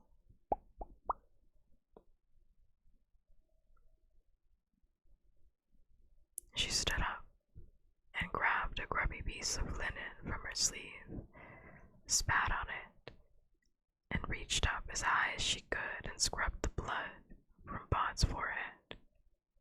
There, that ought to make you look presentable, she said severely. seeing as I don't know when next I'll see you anyway. Keep safe. Feeling discomfited in a way he could not remember having felt before, Bod made his way back to the Owens' tomb and was pleased to see both of his parents waiting for him beside it. As he got closer, his pleasure turned into concern. Why did Mr. and Mrs. Owens stand like that, arranged on each side of the tomb like characters from a stained glass window? He could not read their faces. His father took a step forward and said, "Evening, Bod. I trust you are keeping well." "Tolerably well," said Bod, which is what Mr. Owens always said to his friends when they asked him the same question. Mr. Owens said, "Mistress Owens and I spent our lives wishing we had a child. I do not believe we could have had a better young man than you, Bod." He looked up at his son with pride. Bod said, "Well, yes, thank you, but—" He turned to his mother, certain he could get her to tell him what was happening, but she was no longer there. Where did she go? Oh, yes. Mr. Owen seemed ill at ease. "Ah, you know, Betsy, there's things, times. Well, you don't know what to say, you know." "No," said Bod. "I expect Silas is waiting for you," said his father, and then he was gone.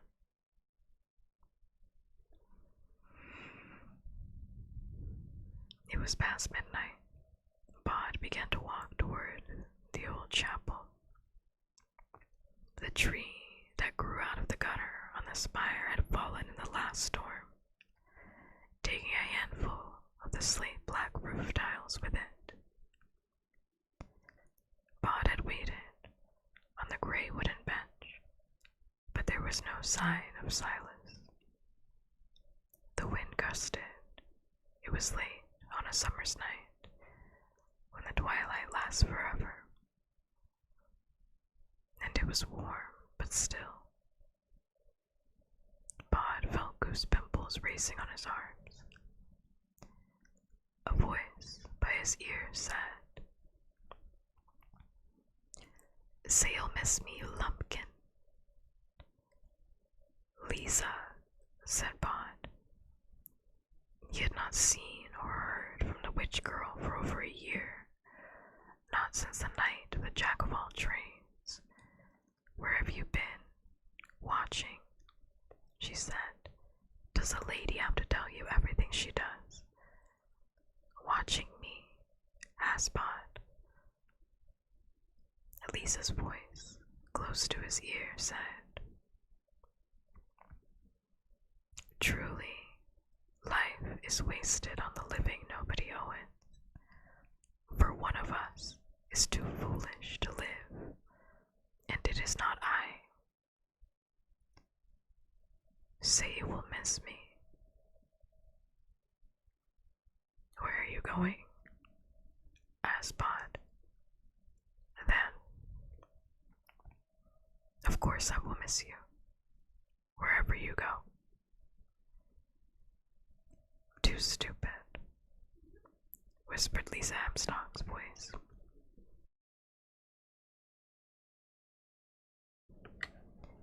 And he could feel the touch of her hand on his hand.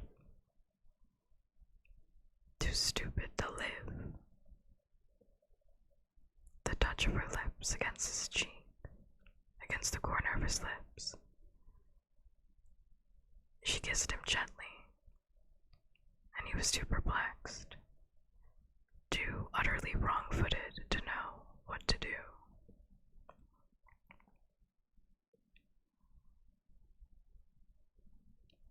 voice said, "I will miss you too. Always." A breath of wind ruffled his hair, as if it was not the touch of her hand. And then he knew, alone on the bench. He got up. Bod walked over to the chapel door, lifted the stone beside the porch, and pulled out the spare key, left there by a long-dead sexton. He unlocked the big wooden doors without even testing to see if he could slip through it. It creaked open, protesting. The inside of the chapel was dark, and Bod found himself squinting as he tried to see. "Come in, Bod." It was Silas's voice. I can't see anything," said Bod. "It's too dark." "Already," said Silas. He sighed. Bod heard a velvet rustle. Then a match was struck, and it flamed. And it was used to light two huge candles that sat on a great carved wooden candlesticks at the back of the room. In the candlelight, Bod could see his guardian standing beside a large leather chest of the kind they call a steamer trunk, big enough that a tall man could have curled up and slept inside of it. Beside it was Silas's black leather bag, which Bod had seen before on a handful of occasions, but which he still found impressive. The steamer trunk was lined with whiteness. Bod put a hand into the empty trunk, touched the silk lining, touched dried earth. "Is this where you sleep?" he asked. "When I'm far from my house, yes," said Silas. Bod was taken aback. Silas had been here as long as he could remember and before. "Isn't this your home?"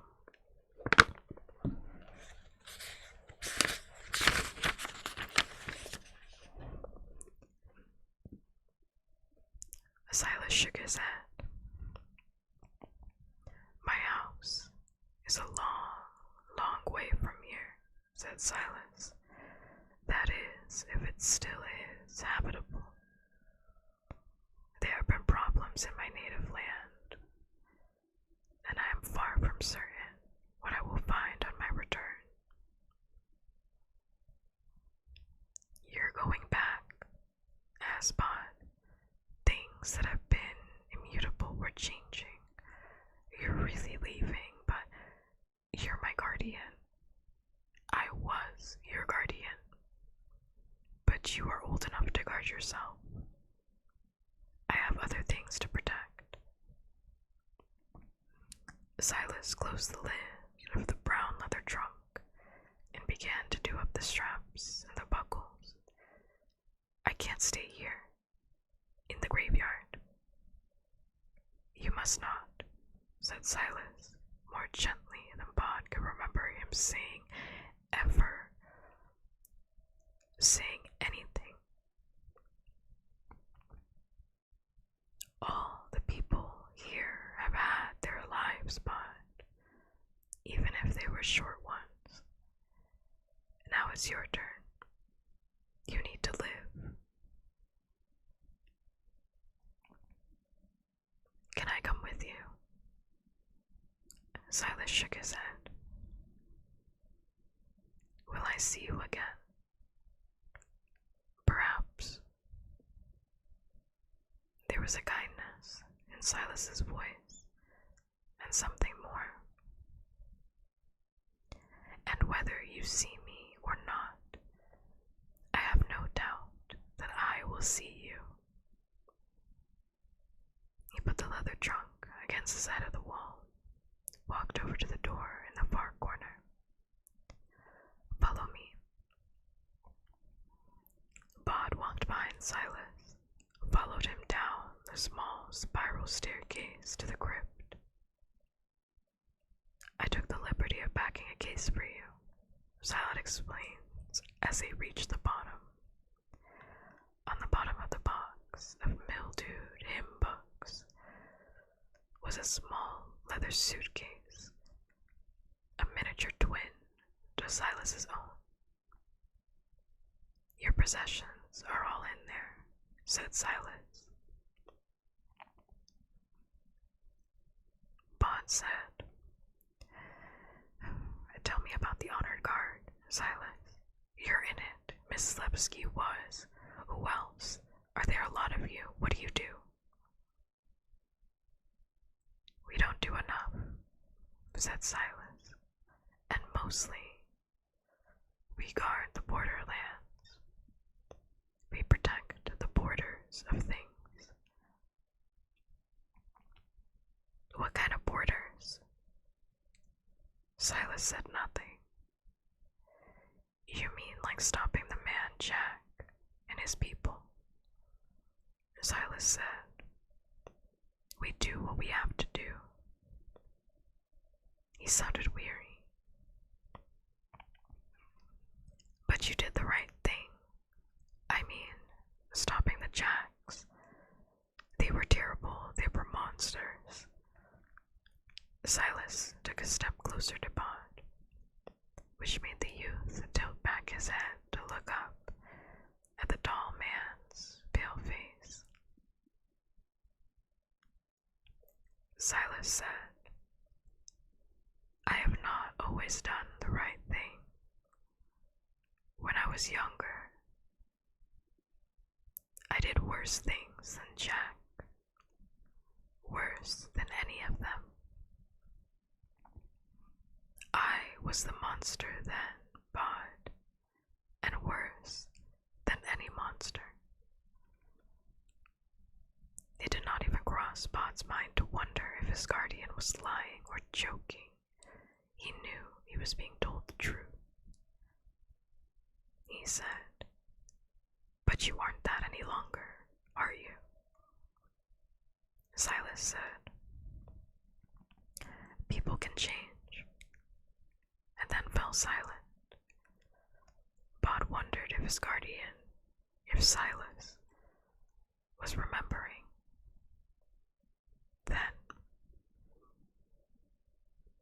it was an honor to be your guardian, young man.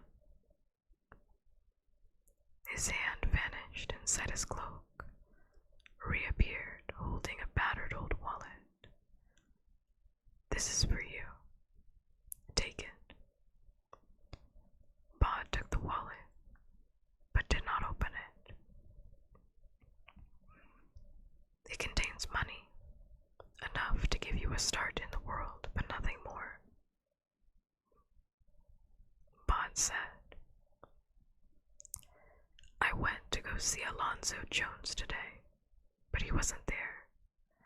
Or if he was, I couldn't see him. I wanted him to tell me about distant places he'd visited, islands and porpoises and glaciers and mountains, places where people dress and eat in the strangest ways. Bod hesitated. Then, those places, they're still there. I mean, there's a whole world out there. Can I see it? Can I go there? Silas nodded. There is a whole world out there, yes. You have a passport in the inner pocket of your suitcase. It's made out of the name of Nobody Owens, and it was not easy to obtain. Bod said, if I change my mind, Can I come back here? And then he answered his own question. If I come back, it will be a place, but it won't be home any longer. Silas said, would you like me to walk you to the front gate? Bod shook his head. Thank you for the follow. I'm gonna add a little heart in your honor. Thanks much.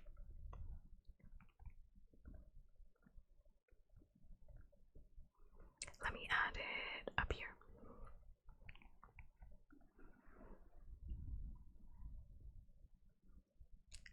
Bod shook his head.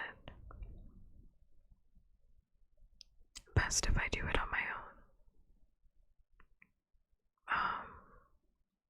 Silas, if you're ever in any trouble, call me. I'll come and help. Said Silas, do not get into trouble. No, I don't suppose you do. But still. It was dark in the crypt, and it smelled of mildew and damp and old stones, and it seemed, for the first time, very small.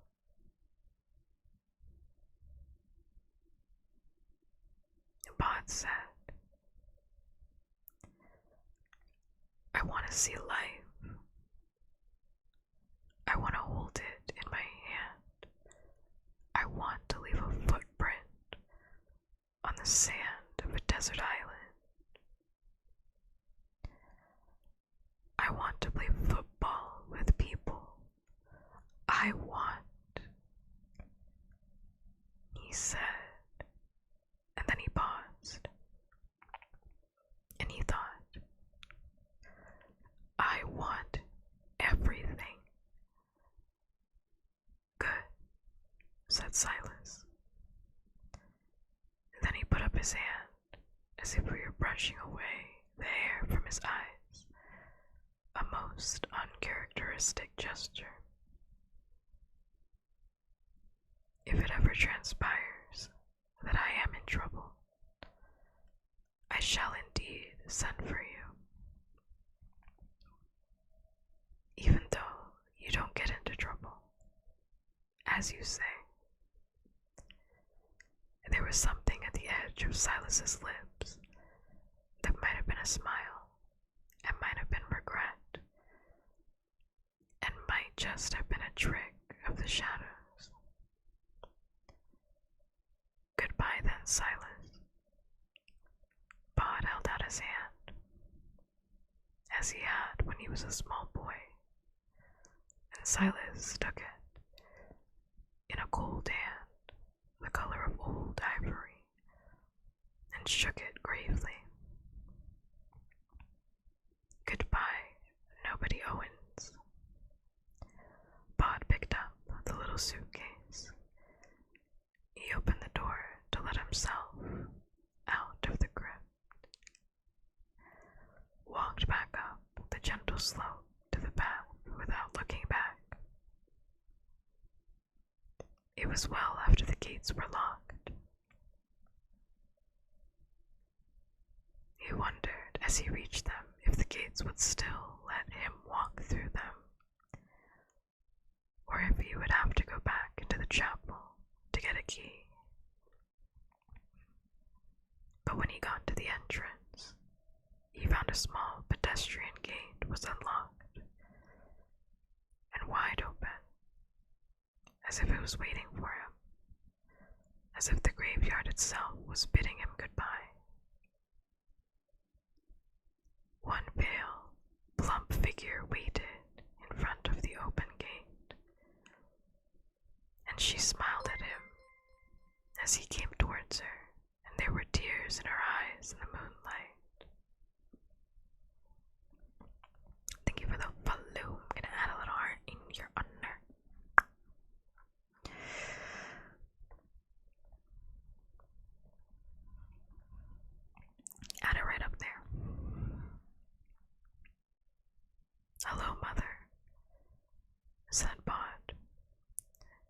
Mistress Owens rubbed her eyes with a knuckle, then dabbed at them with her apron, and she shook her head. "Do you know what you're gonna do now?" she asked. "See the world," said Pod. "Get into trouble. Get out of trouble again. Visit jungles and volcanoes and deserts and islands and people. I want to meet an awful lot of people." Mistress Owens made no immediate reply. She stared up at him, and then she began to sing a song that Pod remembered. A song she used to sing him when he was a tiny thing. A song that she had used to lull him to sleep when he was small.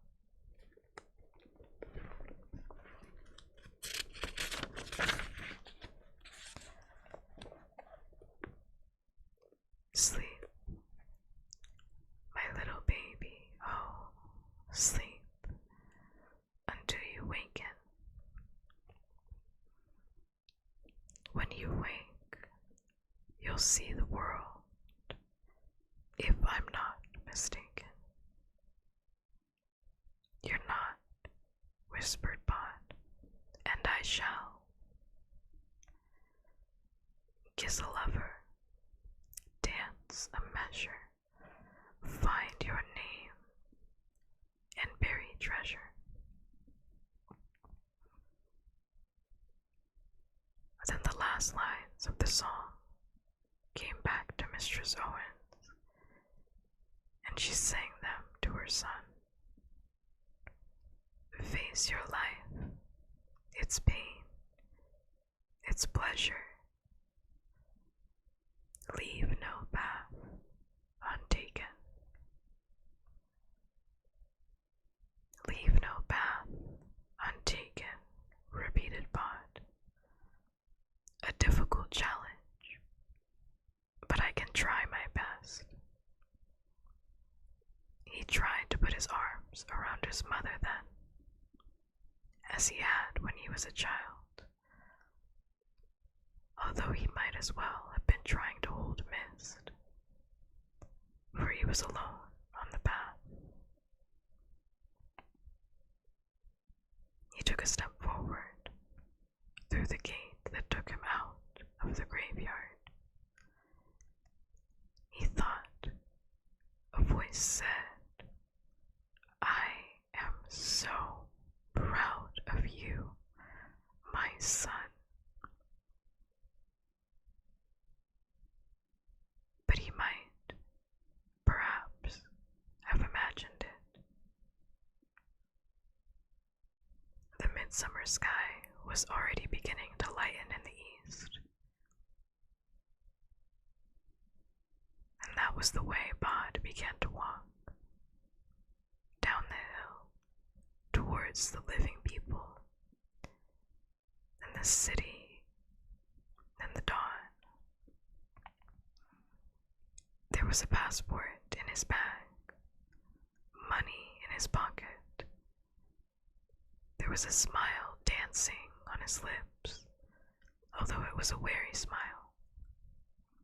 For the world is a much bigger place than a little graveyard on a hill.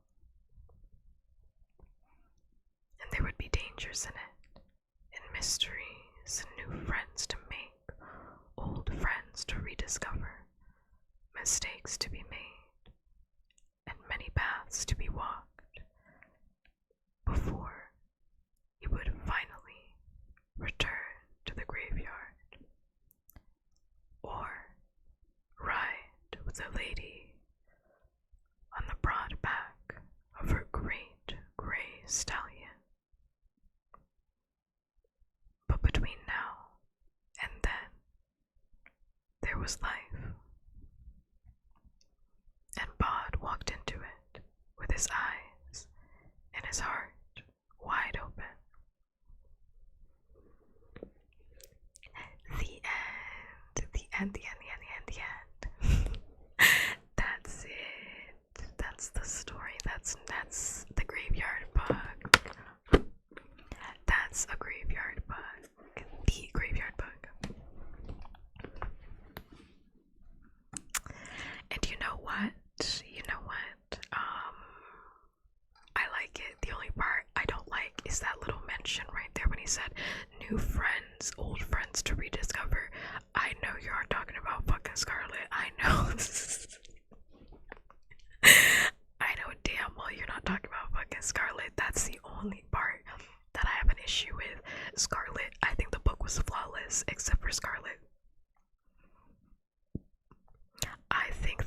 was flawless except for Scarlet. I think Scarlet is a huge mark on this entire book. It sounds like I'm joking. I'm being very serious. I think Scarlet is the worst part of this book. But outside of that, I think it's really great. Like I loved reading a book for the first time on stream. This was super fun. I'm serious. Like genuinely, I wish I wasn't. But like the more I think about it, the more I'm like, Scarlet is actually the worst part of the book, because like I think the book has a really good job of like having like really strong morals and like having really good conversations about like good and evil, and not only good and evil but like right and wrong, and like what is right, what is wrong, when is the right time to do something, right? And also like I think just humanity in general, right? And then there's this like weird, and I feel like everything was like pretty gray throughout the story, and then there's this just like weird character, and it's Scarlet. And she's like, nobody, Owens, you're a piece of shit for killing the guy that murdered your entire family. I'm gonna run away from you because I think you're a monster. Like that is like so out of left field. It's like really out of left field for this story, in my opinion. And it's like, it just felt really shitty. Like it just felt really, really shitty to read that at the end of chapter 7, after like nobody gets his catharsis, you know, like nobody got to kill the people, the people, because it wasn't just one person. You got to kill the people that murdered his family. And it kind of ruined the catharsis of that after, when she like killed his entire fucking vibe. She killed the vibe of chapter 7. It was a good chapter. She like completely killed the vibe. I cannot stand it. That like brought the book down to like, I don't know, like a 7 out of 10 for me because of that, because otherwise this book would have been much higher. Because like honestly, I can't stand books, and I said this earlier, but I can't stand not just books but anything in like, this typically happens in like revenge media, where somebody is about to deliver like the killing blow, right? And they're like, no, wait, there's like a secondary character, and they're like, no, wait, you can't kill them, because if you kill this murderer, you'll be the exact same as them. No, the fuck, I'm not. That is an insane argument. I hate that argument.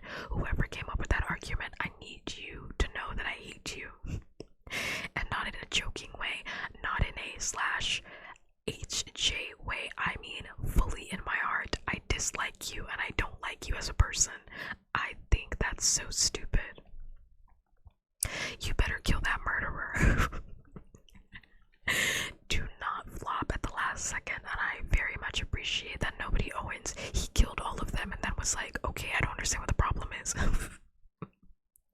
He was unbothered. He was completely unbothered. He was like, yeah, it was self-defense. They were literally stalking him his entire life. They killed his entire family, and then they were stalking him his entire life. And they are the reasons why nobody could never leave the fucking graveyard. They ruined his life. And they were murdering, by the way, all while they were watching him, they were also murdering other people. They said it themselves. They were like, yeah, we kill people. We kill people. We kill people for magic. And nobody was so fed up. I love that. He was so fed up. He was like, you killed my family for magic. And he was like, no. We killed your family for protection. We killed those other people for magic. No. Your family was a protective kill. We killed all those other people for magic. Yes. And then here comes fucking Scarlet with a knife to her throat. She's like, help me, nobody help me. And then you help her. And she's like, I can't believe you killed those guys. You're a monster. I can't believe you knew that you were gonna kill those guys. You're a fucking monster. Scarlet needs to stay in Glasgow. I think Scarlet's giving the Scots a bad name. I know the Scottish would not be down for that. Boo, Scarlet, boo. You brought this book down to a 7 out of 10. Otherwise, I honestly would have said that it was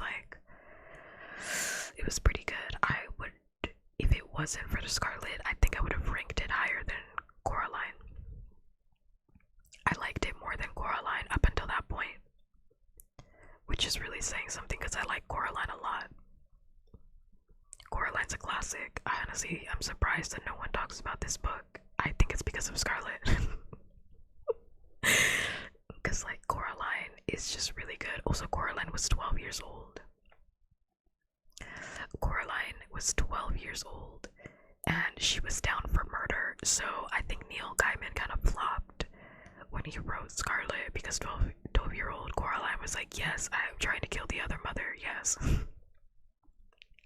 I don't give a fuck. Coraline was like, yeah. She was calling the police. And I appreciate characters that don't hesitate. Coraline did not hesitate. She called the police immediately. And then when that didn't work, she was like, I guess she's gotta die. I guess I gotta get my parents and we gotta kill her. We gotta just let her starve in there. And then when that didn't work, she's like, I'm gonna put her in this big ass hole. And she's never gonna leave the hole ever again. She's gonna die in there. Oh well. Oh well, I'm gonna live my life. Oh well. Love that. I remember this one being surprisingly cozy for its themes. It is surprisingly cozy too. It is. Yeah, I love the conversations about life and death. And nobody kind of being caught between these two worlds. I think there's a lot of good metaphor in there for honestly a biracial child or something. There's a lot of metaphor in there. I thought it was great. It was great. All of it except for Scarlet. I can't. That part really pissed me off. It really made me upset. Because also Nobody Owens did not deserve to hear that. Poor Nobody Owens. At 15 years old, they decided that he is a man. Are you fucking crazy? By the way, that's crazy. They said you're 15 years old now. So here's some money. We're taking away all of your powers. And good luck. We got a passport. Good luck. Absolutely insane. Absolutely insane. Well, he said enough to start a new life, so in my head, what, a few $1,000s? Maybe at max 10 grand. But if it's inside the wallet, you can fit 10 grand in a wallet. You can do that. You can fit a couple thousand inside of your wallet. So, it's at least a couple thousand, I'd imagine. Maybe 3 grand, if I had to be conservative. Actually, I think 3 grand is pretty. I think you start a new life with 3 grand.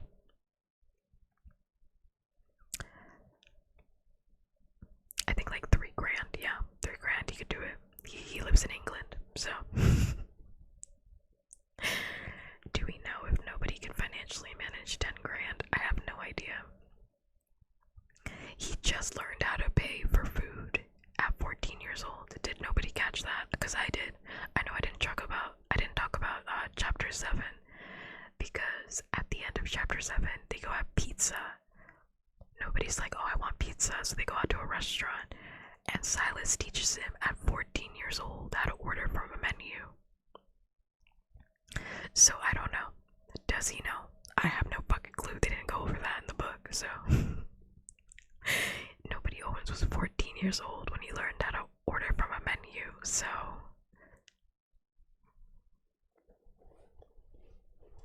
So maybe, I don't know. I would like to say yes. I would like to say yes, but maybe not. I don't know. I would like to say yes. I believe in Nobody Owens because that's my son. That is my son. But yeah, I really liked it. The best last chapter, it had me like tearing up at the end though. It did have me. No 15-year-old is gonna know. Well, nobody Owens isn't a normal 15-year-old. He's not like a normal 15-year-old, so I disagree with that statement. He's a 15-year-old that like at like 4 years old, he was already like thinking about death and dying. So at 4 years old, he was like talking to ghosts, and like even younger than that, he was talking to ghosts. He was raised by ghosts. But like, I'm thinking about when he went into the ghoul land, Ghoulheim, when he was like literally 6 years old, and they had him running with the ghouls, bro. At 6 years old, like he's not a normal like 15-year-old. He's a 15-year-old that at 6 years old, he was like trapped in hell with monsters that were like, yeah, we're definitely gonna kill you, and then we're gonna let your body rot so that we can eat you after your body is rotted. And he just had to be 6 years old and hear all that and be like, okay. He's like a 15-year-old that grew up with like philosophers just in his, in his graveyard, so he could like listen to philosophy all the time. So I don't know, he's not a normal child. So that's why I'm like, I think he's gonna be just fine. I think, well, at the end he says that he can come back if he wants to, like after his time has passed. After he's like, okay, now I want to die, he says that maybe I'll go back and I'll die there. I don't know. He said maybe I'll go back there and I'll die there. Or maybe I'll get on that horse with that girl. I don't know. The woman of the gray. He's like, maybe I'll get on her horse and she'll take me somewhere else after when I decide I want to die. Or maybe I'll just die in the graveyard. So I don't think it's like, I think it's a more like hopeful ending. It had me crying though a little bit. Like I was tearing up. I did not cry, but I did tear up at the end with his mom, because I loved the fact that they never told us what his name was. Like we know his last name was Dorian, but we don't know what his first name is because it doesn't matter. I love that. I know that's like a stereotypical trope. It's a stereotypical trope in like stories like that. It happens a lot in like foster stories or found family. But like, yeah, that was his mom. Mistress Owens was his mom. It doesn't matter that he had another mom. Like that was his mom. She was a bad mom, but that was his mom. But she loved him. She loved him, and Mr. Owens loved him, and all of them loved him so much. And I really love that. I love that. I loved found family. I do. I loved found family, and I appreciated the fact that they also like let him go, you know.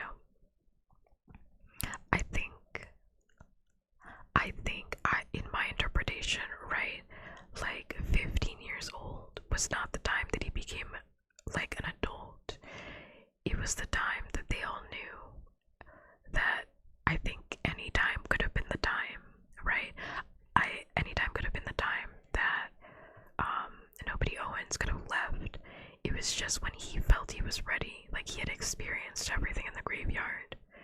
And I think after he had killed the man Jack, and he just had that year afterwards of freedom, he just wanted more than the graveyard. Like right after that year, he just wanted more. Like the graveyard couldn't give him anything he wanted, so that's when he was an adult by the book standards, or the graveyard standard. It was like when the graveyard could no longer give him what he needed anymore. So that's when they took that shit away. They said yoink. Took all those powers away. Yoink, yoink, yoink. Oh, you wanted to see like the Let's see. Yoink. I don't think so. I don't think so. You wanna go hang out in jungles? Well, you don't need this. Yoink. They took that shit away quickly. So, in that sense, I like it if I think about it like that. That it's not like he turned 15 and they were like, get the fuck out of here. It was like, no, after he had killed the man Jack, like there was literally no reason for him to stay in the graveyard anymore. Because actually there really wasn't. He was safe. Like all of the Jacks are dead, he was safe. There was no one that was gonna come after him. So he could explore, he could want everything for the first time in his life. So that made me kind of tear up a little bit. And I think that's like, it's also like a good message for like kids too, because I have to always remember that like I love young adult novels. This is a young adult novel. It's a good message for young adults that like you should want a lot. You should want more than what you are given. You should want more than what is comfortable. Because I think nobody says that at some point in the book that like the graveyard is comfortable. But it's still a small contained space. Like it's not the wider world that he craves. That is not comfortable, but is exciting. Yeah, like, he's experienced it all. He's at the graveyard. He can experience the rest of the world now. I like that. I like it. Yeah, you should want to leave no path untaken. I think that's like a really good message.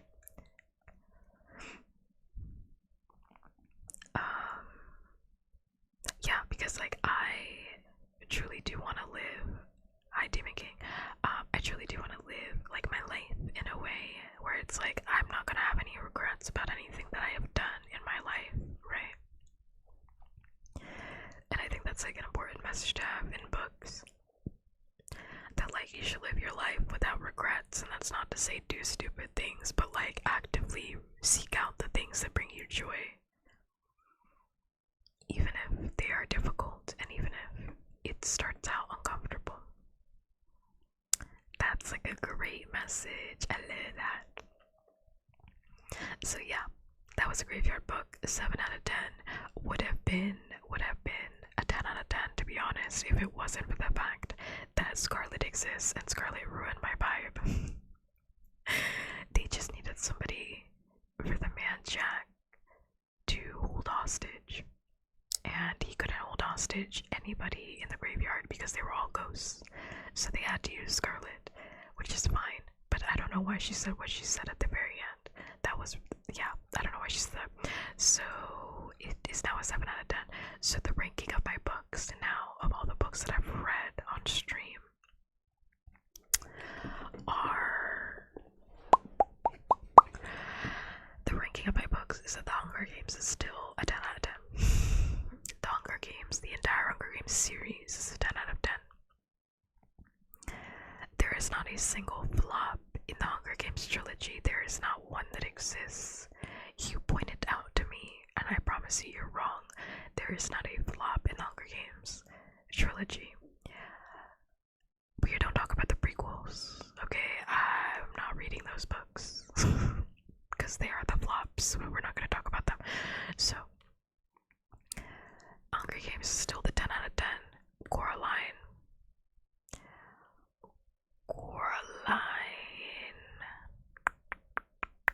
You know what? Coraline, well, I don't know why I'm hesitating. I feel like I want to say Coraline is like a 9 out of 10. I still never read the Hunger Games. Oh my god, you should have been here for our Hunger Games streams. It was so much fun. It was really so much fun. We were having a time. It was so much fun because I had not read those books. I had not read those books in years. So like I forgot that so much shit had happened and like everybody had not. I wish I was. That shit was so much fun. Everybody was like losing their minds when it got to like some of the parts in the book. Cause like some parts of the Hunger Games are absolutely insane. Like some things happen and you're like, what? What? Hunger Games is a 10 out of 10 series. Like, unironically, I don't say that about many series. Hunger Games is a 10 out, like, every single book is better than the last, in my opinion. A lot of people don't like the third book, but we read it and it's good, so it still holds up, so I was nervous, but it was still good. And then we watched the first movie, and that was really fun too. I'm still thinking about watching Catching Fire on stream, by the way, so we might do Catching Fire at some point.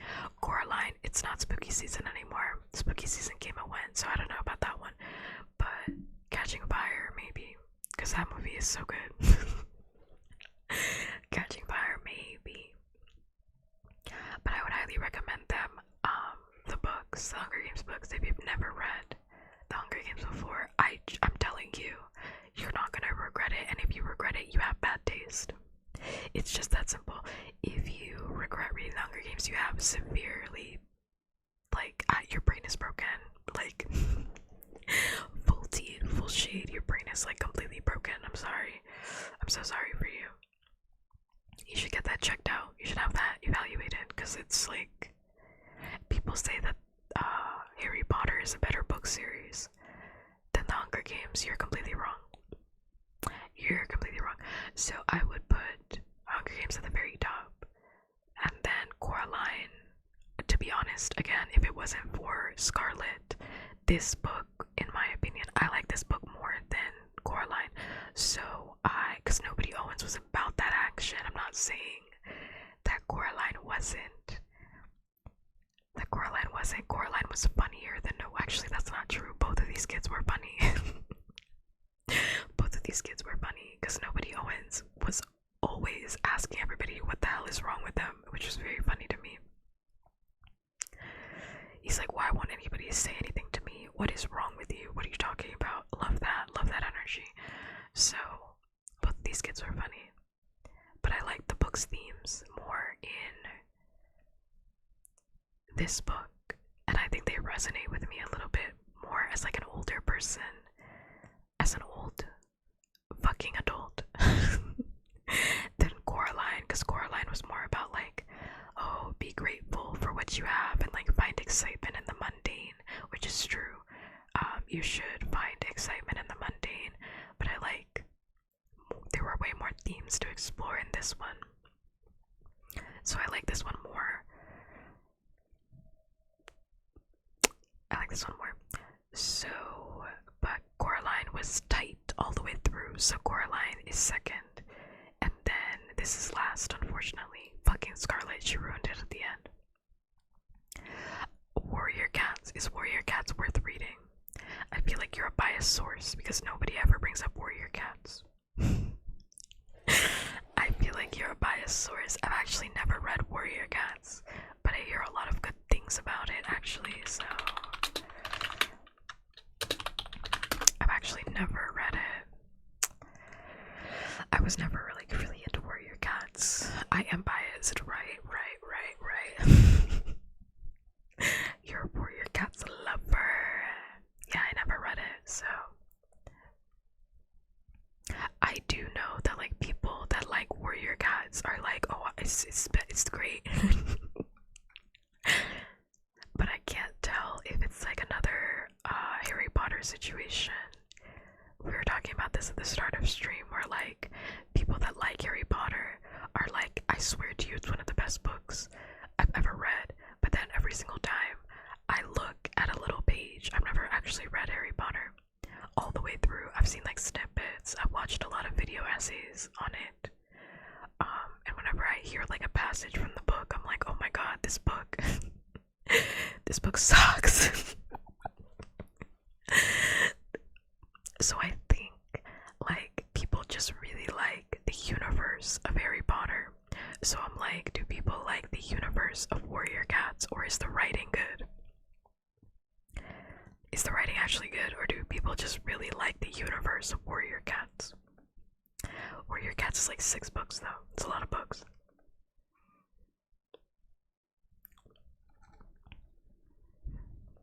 It's a lot of books. I don't know about that one, because it's like 6 books. literally shot down Mac. Movies are better than books, in my opinion. You're not a serious individual. I don't pay attention to unserious individuals. You are not acting like a serious individual in this moment. So, I don't. What am I supposed to say to that? What am I supposed to say to that?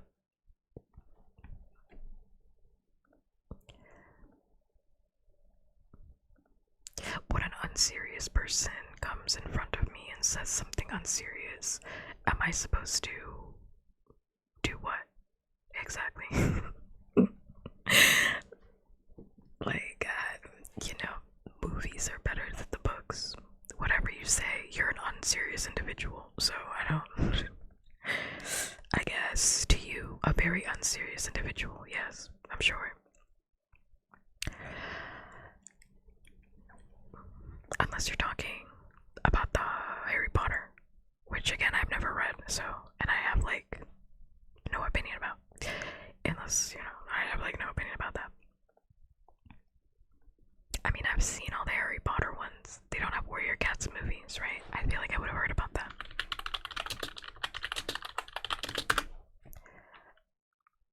They don't have Warrior Cats movies. They don't. Yes, Harry Potter. I thought you were just making a statement. You have to clarify your statements. You have to clarify your statements. Yeah, I mean, I've seen the movies. I watched them, like, as they were coming out. And, I thought they were fine. I thought they were okay. I haven't watched them since, I haven't watched them since, so I don't know if maybe I would like them more now that, like, they're all out, so maybe I can, like, binge them, like, back to back. And I can, like, watch them for the first time, like, really, because I also watched, like, a few years ago, literally like 3 years ago, I watched Lord of the Rings for the first time all the way through, like from start to finish, because I had seen Lord of the Rings like in bits and pieces. I had seen it bits and pieces, but I had never like sat down and like watched the whole thing, and I was like, holy shit, these movies are fucking good. I was like, oh, why have I never sat down and watched these movies before? Because they're long. It took me an entire weekend. That's why.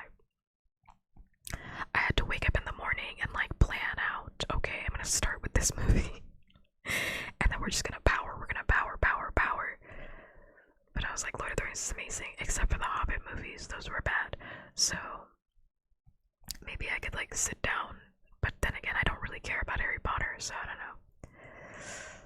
Psalm for the world, Psalm for the wild bill. What?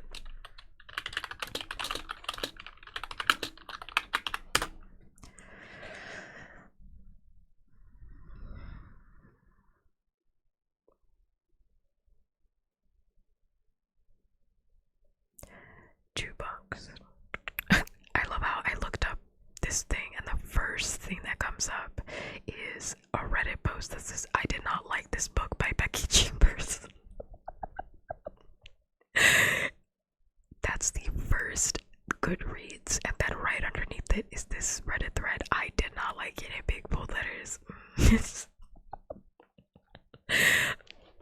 That is on the first result for Google when you look up the book. That's kind of funny. It's Goodreads, and then right underneath that, your girl Becky Chambers is getting shredded on Reddit. I don't know. This thread is really popular. I don't know. She's getting shredded on. Oh, I think I've seen the cover for this. I've definitely seen the cover for this. I'm on Book Talk, and when I say that, that just means I'm a part of the book community. I'm not actually on Book TikTok. I'm just on like BookTube, very casually, and I have seen this one. I remember when it came out, because it came out, 2021. I've definitely seen that cover before. They're slandering your girl. you say it's cozy. I mean, I'm not reading what they're saying because maybe one day I'll want to read it. But they are saying, I see the word cozy, but they're slandering your girl. They're slandering her.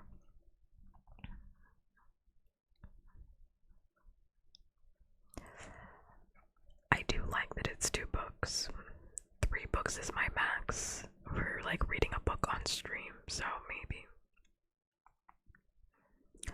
3 books is my max for reading something on stream. If it's any more than 3 books, I'm not reading it. And the only reason I read The Hunger Games is because The Hunger Games is peak. It's absolute peak, and it's good all the way through. Sometimes, like, in like duologies or trilogies, it's not good all the way through. Because I so desperately, I want to read. By the way, we're done, so we're just chatting. I so desperately wanted to read, what is it called?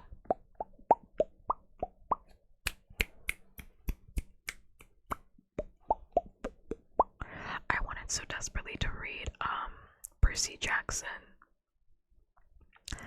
But boy, I tell you, I'm in the minority for this one. I know I'm in the minority, but I can't stop saying it. I think Percy Jackson is only its peak in the first book, and then it slowly goes downhill. The first book is absolute peak, and then we get book number 2, and that one's like, okay, and then we get book number 3, and we're off the rails. We're fully off the rails. I'm in the minority for that one, but I truly do believe that in my heart and soul, and that opinion is never gonna change.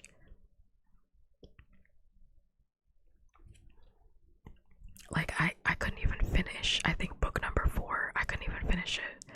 It was either 4 or 5, I couldn't even finish it. I was like, I have to stop reading this.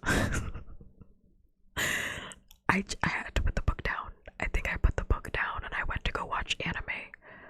I went to go watch Hell's Paradise because I was tired, that was also bad, but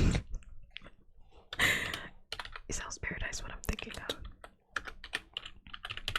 Yeah, I went to go watch Hell's Paradise, which also got me upset because it was also ass, so I got 2 helpings of ass.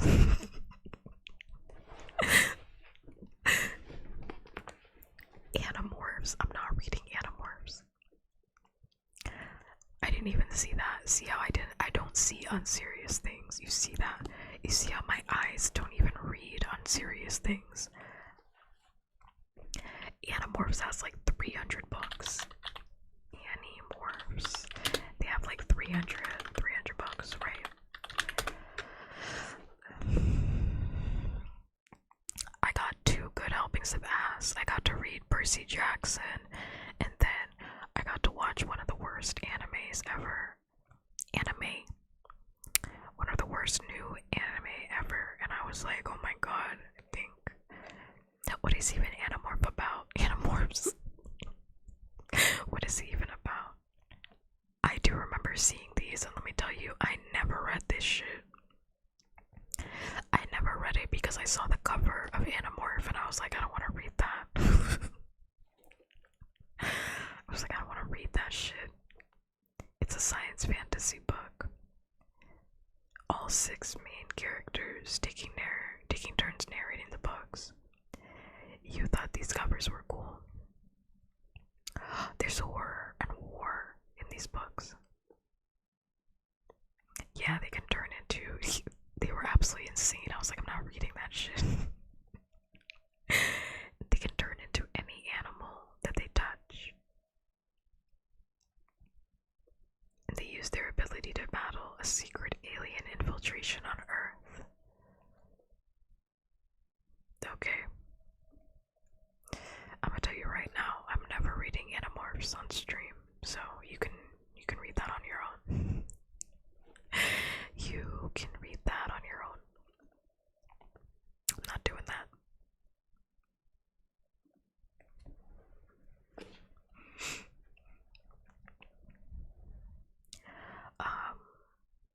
Damn, I was saying something and I completely forgot what I was gonna say. Completely forgot.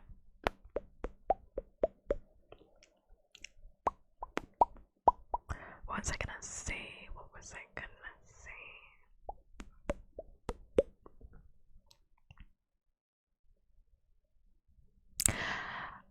What was it about Animorphs now? Because I'm not reading that, so my thoughts are not with it. No.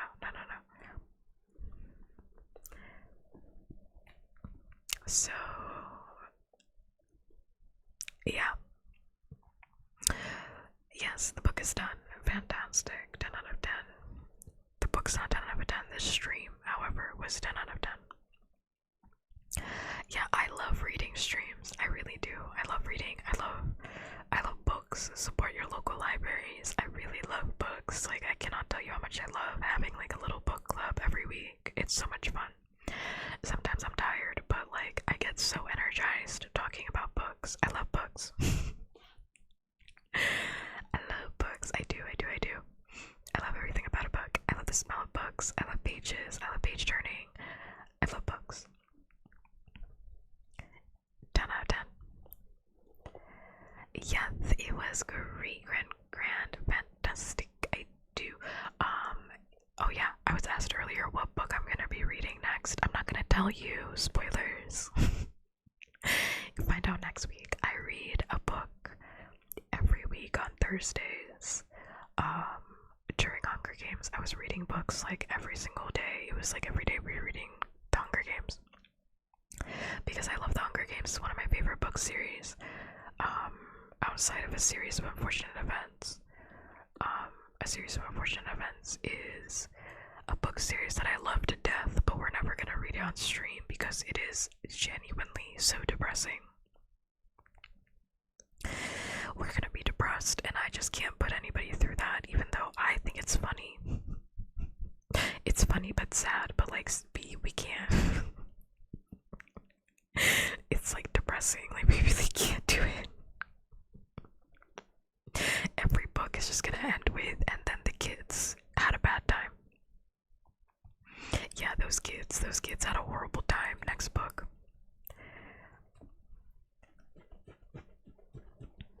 Sometimes it's so sad, it's funny.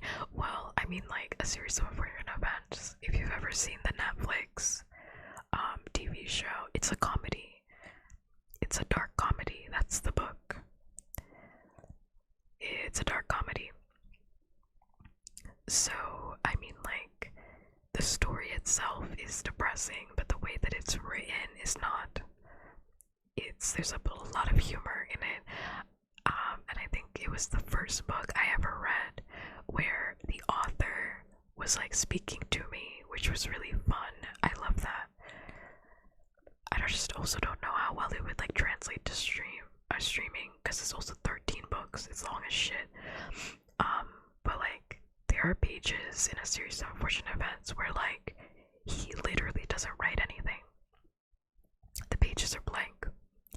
There are pages where like he writes the same word over and over and over and over and over again, because he's trying to tell you not to read the book, because he doesn't want you to find out what horrible things happen to these kids. There's an entire chapter in one of the books where he goes off about like food for an entire chapter. It has nothing to do with anything, and I really love that. I love all those things. I love that. It's so much fun, but it just wouldn't translate. But you should go read it if you've never read a series of unfortunate events. I highly recommend. And then after you're done reading it, you can go watch the Netflix series and have a little watch party with all your friends. Because the Netflix series was also co-created with Daniel Handler, who is the actual guy. Who wrote a series of unfortunate events. So you should definitely go read it. It's 13 books. They do get longer. And just know, I mean, the author tells you on top of the book, they're like, these books are depressing. That's why I called it a series of unfortunate events.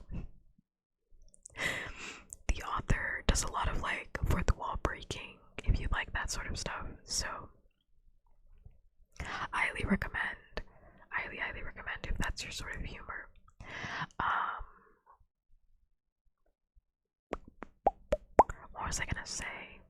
Oh yeah, but like a graveyard book. I'm bringing this all the way back. So a graveyard book is like at the bottom. And I'm not gonna tell you what I'm gonna read next because, and I said this earlier, but you weren't here, but everybody wasn't here.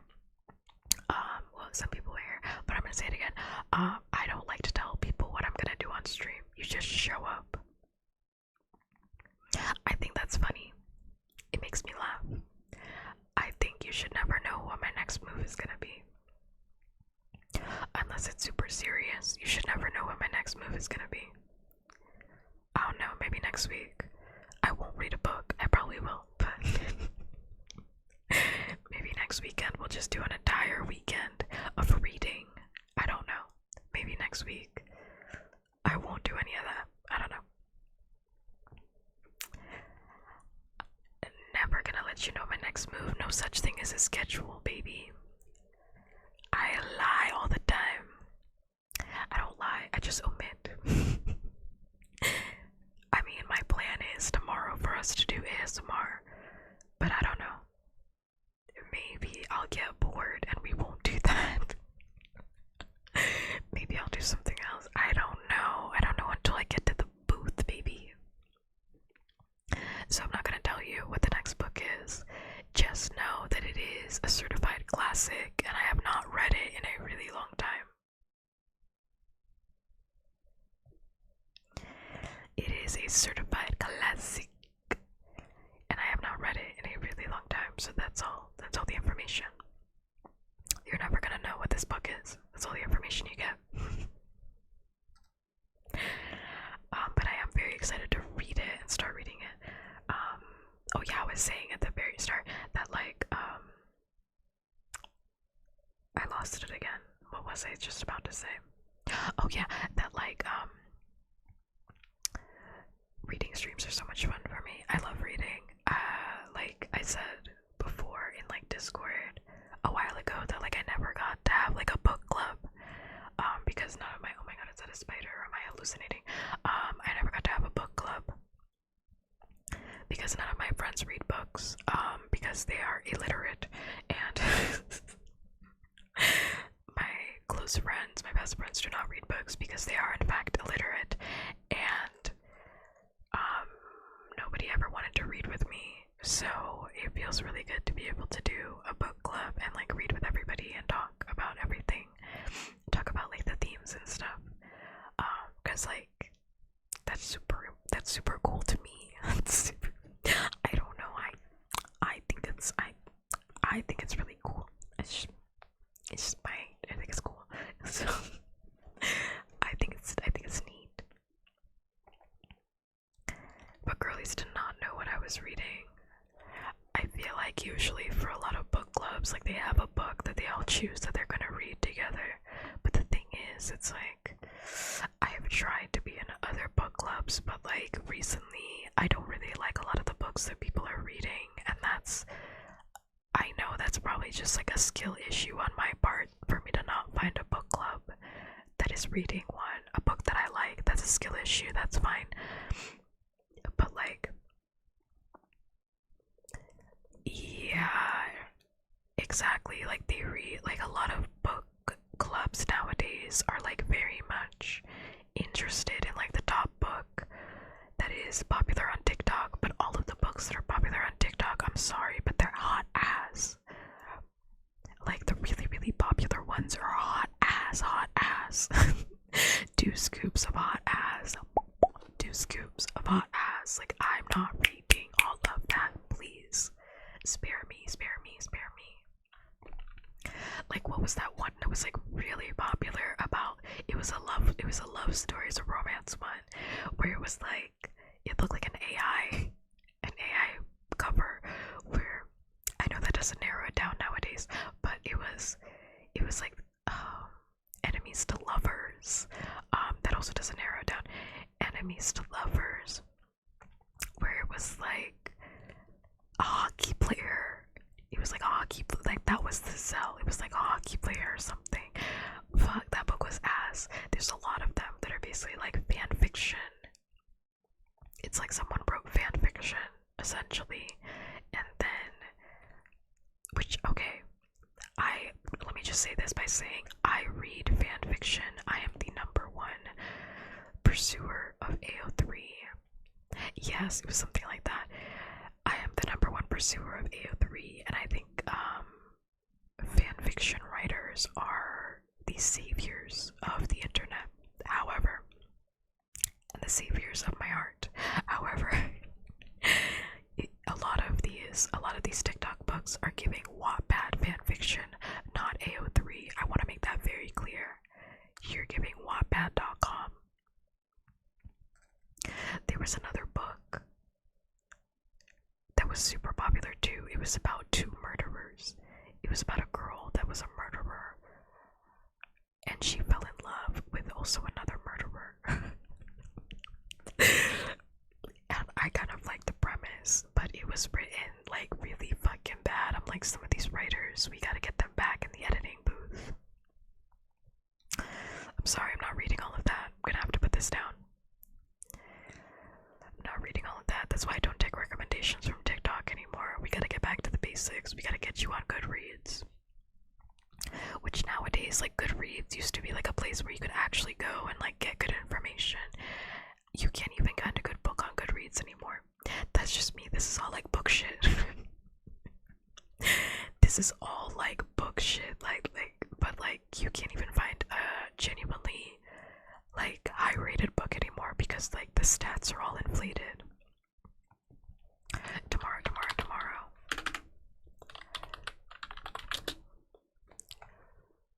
I have not heard of this book. Let me see the cover. Wait a minute. I kind of always find the cover because like I'll know it if I've seen the cover.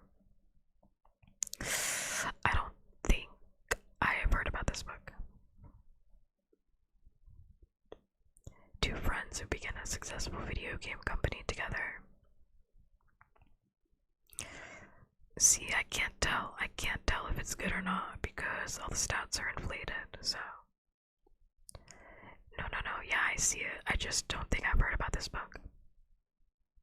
I'm right there with you. I just don't think I've heard about this book before.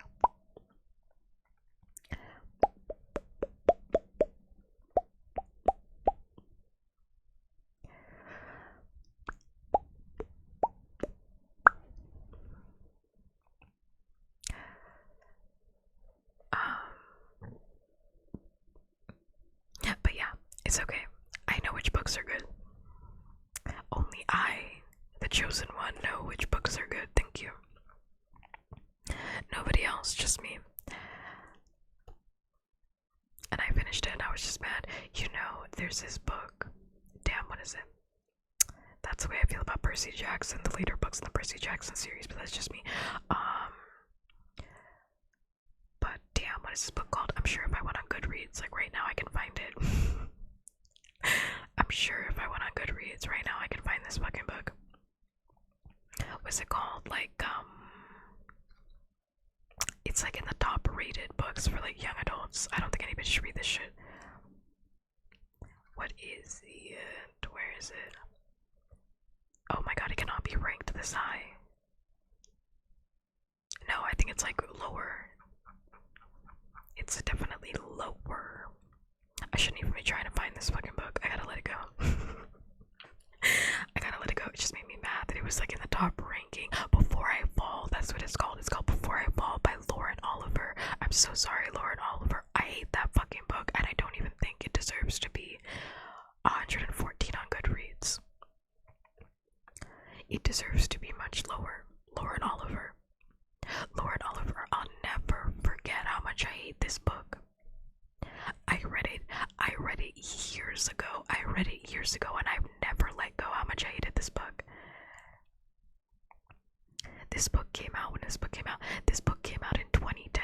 I think I read it in like 2012 and I promise you I have not let it go. It's been 10 years. I don't care. I have never liked this book. And I think Before I Fall got a movie. I think it got like a movie. Let me see. And the movie was bad. It got a 2017 movie.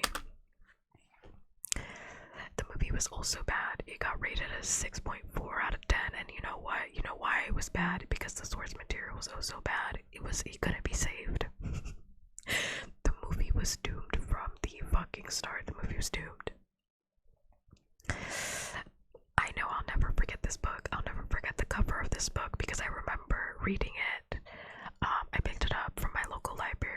because you have to support libraries.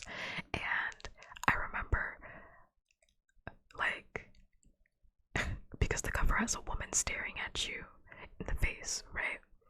And I remember returning the book after I had read the whole thing, and I read that book twice because I was like, did I miss something? Because this book is so fucking bad. And I remember staring in my library as I was returning it at the cover of it and just being so mad that I had wasted my time reading the book. And I stood there like an insane person. I stood there staring at this book. I was fighting with the book, and I wanted somebody to help me. And I remember throwing that shit back in the return pile. I was so mad. I was so mad. I'll never forget this cover. I was so upset. I think that's like top 10 moments I've ever been upset in my life. Like, reading that book, like, genuinely made me upset. Don't read it. Anyway, that's all to say, I'm hungry. That is all to say. It's been 10 years. I'm hungry. I have to pee so bad. So, thank you so much to everybody that tuned into stream today. I very much appreciate it. I appreciate everybody hanging out with me, doing the thing with me as per usual. You can hear my tummy. I do have an ending screen, but I don't want to play it because the music can be too loud for people sometimes. So I don't want to disrupt anybody if they're nice, comfy, cozy in their little beds. I don't like disrupting people. I'm gonna be back tomorrow. I'm probably just gonna do an ASMR just chatting stream. We're just gonna yap it up about anything and everything, because I haven't done one this week. So we're probably just gonna do 2 days of straight yapping it up. It's gonna be good, great, grand, hopefully fantastic. Question mark. I think question mark. Yes. We'll see. I don't know if I have anything to talk about. If I don't have anything to talk about, then we'll have like what is it called? We'll have like a 2-minute stream and then we'll be done with it. We'll have a 2-minute stream and we'll be absolutely done with it.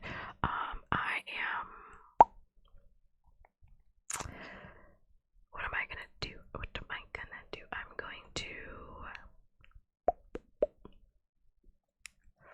I'm going to hold on. I can't even get to the fucking screen. I'm going to read. If everything can hurry up, thank you. I'm going to read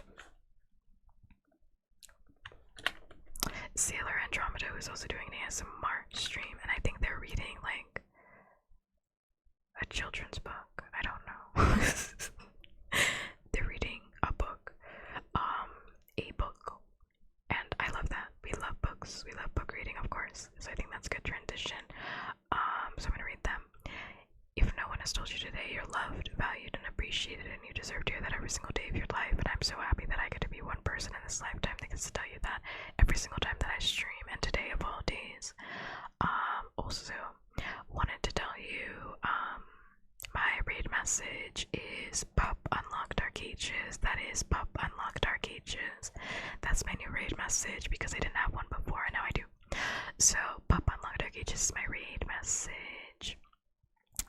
If you have access to hearts, you can use those too. And if you have access to the raid email, you can also use that as well. But my raid message is now and forever going to be Pup Unlock Dark Ages. If you want to stalk me, because of course you want to stalk me, my socials are in my About Me. I'm active on Twitter, Reddit, Discord, all of the socials because I am terminally online. I'm always watching. I'll be back tomorrow ASMR stream, probably, unless I decide to do something else, but probably. And as always, until next time, bye. Goodbye. Bye. I'm done. I'm just making sure that I'm a part of the raid. I'm making sure that I am a part of the raid. Let me make sure that